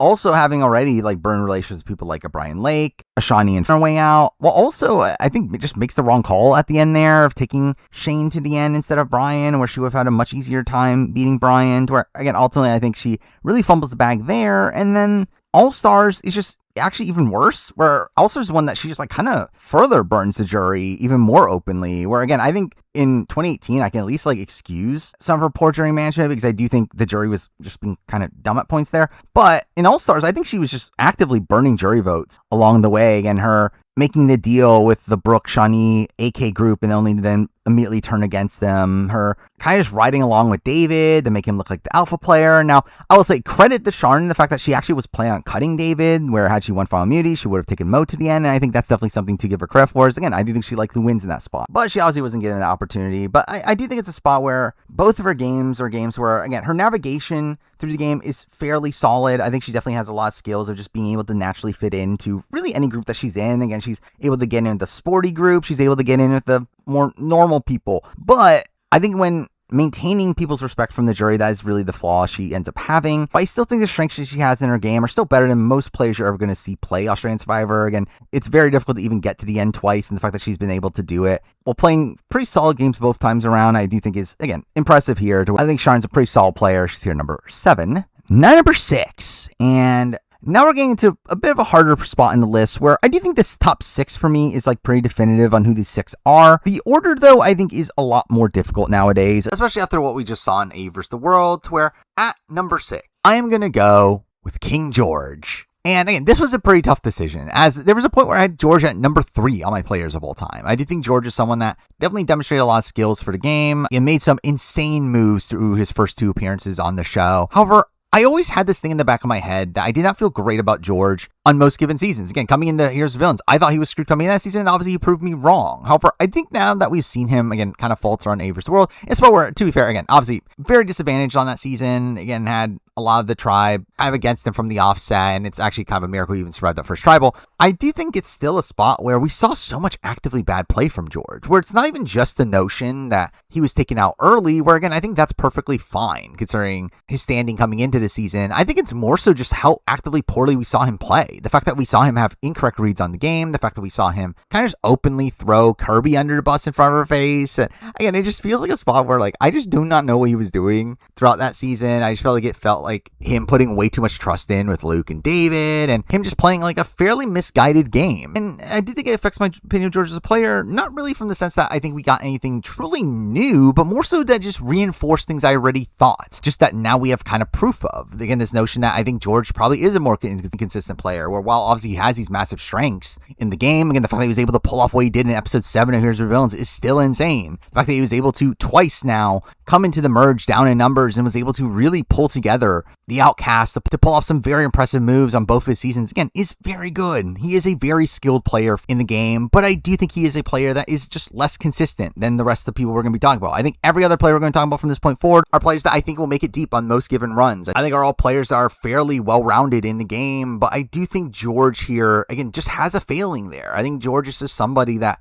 is just not great socially. I think he is a player that struggles to get to the end of the game because, again, he can't win that final immunity challenge, which is typically an endurance challenge. And again, it's really just a spot here with George where I think he struggles to win a game of Australian Survivor. Yes, he can make it deep on appearances if he gets decent footing in the game, but even then, I just think it's either a spot where he's going to either burn the jury enough to where people are willing to take him to the end, or he's someone that kind of gets dragged through the end portions of the game because people know that they can beat him in the final immunity challenge, just vote him out the end. Where, again, I just think with George, for me, I just do not feel as confident in George as a player after what we've seen from A vs. the World, and it just really confirming a lot of my doubts about him as a player to begin with. So again, I do have George here, number 6. Now number 5, and at number 5, we're moving on to a player that climbs over George because of what we saw from A vs. the World, even though I think this player still played a very flawed game of that season. At number 5, we do have Luke. And Luke is a player here that I do think is a fairly well-rounded player. I mean, he's someone that is obviously good at challenges, wins a decent amount of immunities. He's someone that is good socially, in the game at least, where, again, people do like him, people do want to work with him. He is also sound strategically for the most part. Again, there are definitely points where I disagree with his strategic decisions, but again, he is a very active strategic player. So all around, again, in comparison to George, I just think he is someone that is more consistent in the game. I mean, he is someone that we've obviously seen play 3 times now, has made deep every single time. Now, again, we're taking A versus the world into account. I do obviously fault his kind of passiveness in the back portion of the game, which really felt like him playing very opposed to how he would normally play and kind of overcorrecting his game in that spot, to where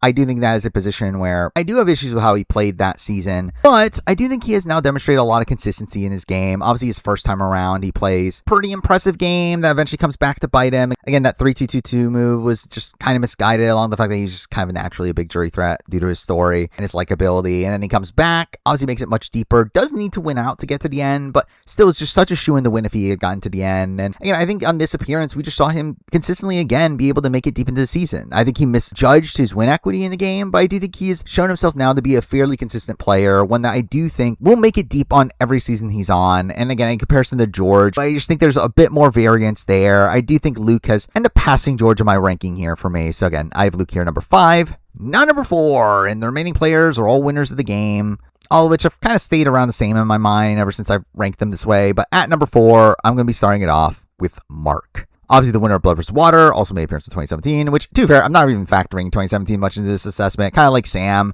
Yeah, it was a bad appearance, but also was one where he didn't really know the game particularly well, and he clearly very much improved on his return. Where Blood vs. Water, Mark, I think, ends up playing a very impressive game. Kind of like what I said with Josh, it is essentially that, but for a player that ended up winning the game against someone that plays kind of the prototypical way you have to play for someone like Mark. Again, someone who is this, again, massive guy. Again, as we talked about when we talked about like Lockie and Sean Hampson and Matt Rogers, like this presence that should have no reason to be getting to the end. The fact that he was able to cultivate this alliance of all the bigger threats in the game and get them to actively want to keep each other in the game so that the big threats don't get targeted, again, is just the way you have to play the game for someone like Mark. And I think he does that very effectively. I think the biggest detractor against Mark here on the ranking is the fact that it was obviously a Blood vs. Water season, which obviously made that a lot easier to do. It allowed for, again, having both Josh and Jordan being working in lockstep because they're cousins. Obviously, it led to Sam being blindly loyal to him and actively trying to help him in the game because they're husband and wife. And obviously, again, that is definitely a factor here of Mark, to where, and that would be the main argument of why I think you might argue he should be a bit lower on this list, to where, I'll be honest, I did actually consider it at a point. I did consider him putting him closer to like Brooke and Jericho. But ultimately, I do think he still plays a fairly impressive game by the end. I mean, yeah, there's a point where he does need an idol, but again, that was also a point where they intentionally did that to flush his idol, not because they actively wanted him out. Also, beyond that, again, he ends up really running the show for most of the season. Now, again, I think another thing to point out here is the fact that Nina getting medevac was something that greatly benefited him, as it did feel like Josh had more loyalty to Nina than it did to Mark. But again, because Nina left, it did lead to him siding a bit more with Mark. But Mark really makes the most of that. Again, ends up really running that post-merge phase alongside Josh, and obviously once Purgatory happens, he ends up getting fairly unlucky of how things play out. Again, Sam ends up being flipped on, and he ends up having to play his idol. But even in that back game stretch, I do think he plays those final few rounds pretty well. The final 5 round in particular, he was in a spot where, again, he was in a lot of danger and was able to get KJ to not vote for him, which kept him safe there. And then by the time we got the final 4, he was in prime position to just take out Josh and win the game. And to be fair, he didn't even really need to take out Josh either. And he was even able to get Josh by that point to agree to go to the final 3 with him, to where I think he plays that well. Again, another thing to detract from Mark is possibly the fact that, again, it was a final 3 instead of final 2. If it was a final 2, it would have been a tougher road for him, where he would have needed to win final immunity, likely to go on to win the game. But so again, ultimately, I just feel like it's a game where, again, there's a lot of ups and downs. There's also, again, a lot of things that kind of helped him on this season, though I think he kind of did play the game in a way that is the way that you need to play Australian Survivor for a player like him, and execute that to a T by the end, to where, again, I think he's a very solid winner, a very solid player. But again, it is the fact that he kind of did get lucky at certain points of the game that does put him at the bottom of this tier of winners, but still enough to be here number 4. At number 3, we're moving on to a player that is the only one-time player left on the list, and a player that is a winner, a fairly strong winner, but not flawless, and that player is Ferris. And Ferris, again, is a very tough player to rank here because, again, his game is very inconsistent. Like, unlike Mark, who we just talked about, again, he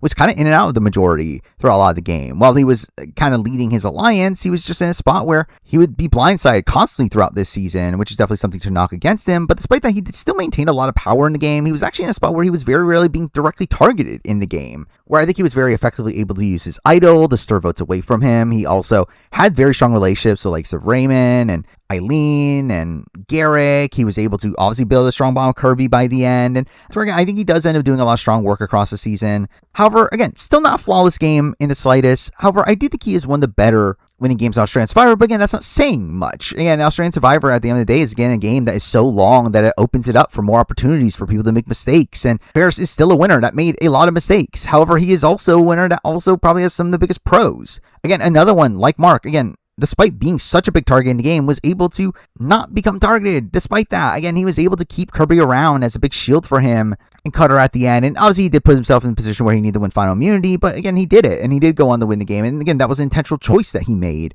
So I do think Ferris plays a very intentional game. I think just more of the debate here would just be the fact that how much do you criticize him for, again, just being kind of in and out of the majority throughout a lot of the game? But I think that's just kind of the way that Australian Survivor typically goes. And I think in comparison to Mark, again, he didn't really have these like inherent things that were helping him out, from him being a returning player, him having his wife there, him having just the blood versus water theme around. Where I think Ferris was able to do a similar thing to Mark, not as clean, but was able to do it without, again, these extra things kind of benefiting him as much, to where, again, it is good enough to put Ferris here at number 3. Now number 2, and my top 2 has not really changed. I did my last ranking, so again, if you've seen that, you should be able to predict what the final 2 are. But at number 2, I do have Haley, obviously the winner of Brains vs. Brawn, and obviously appeared on Here's the Villains. And Haley Leak is someone that, again, is a very strong player. Again, a very well-rounded player, very strong strategically. Even though I think she's actually probably a bit too loose on the trigger there, where she probably is willing to make moves that are just kind of unnecessary for her game, but still a very strong strategic player,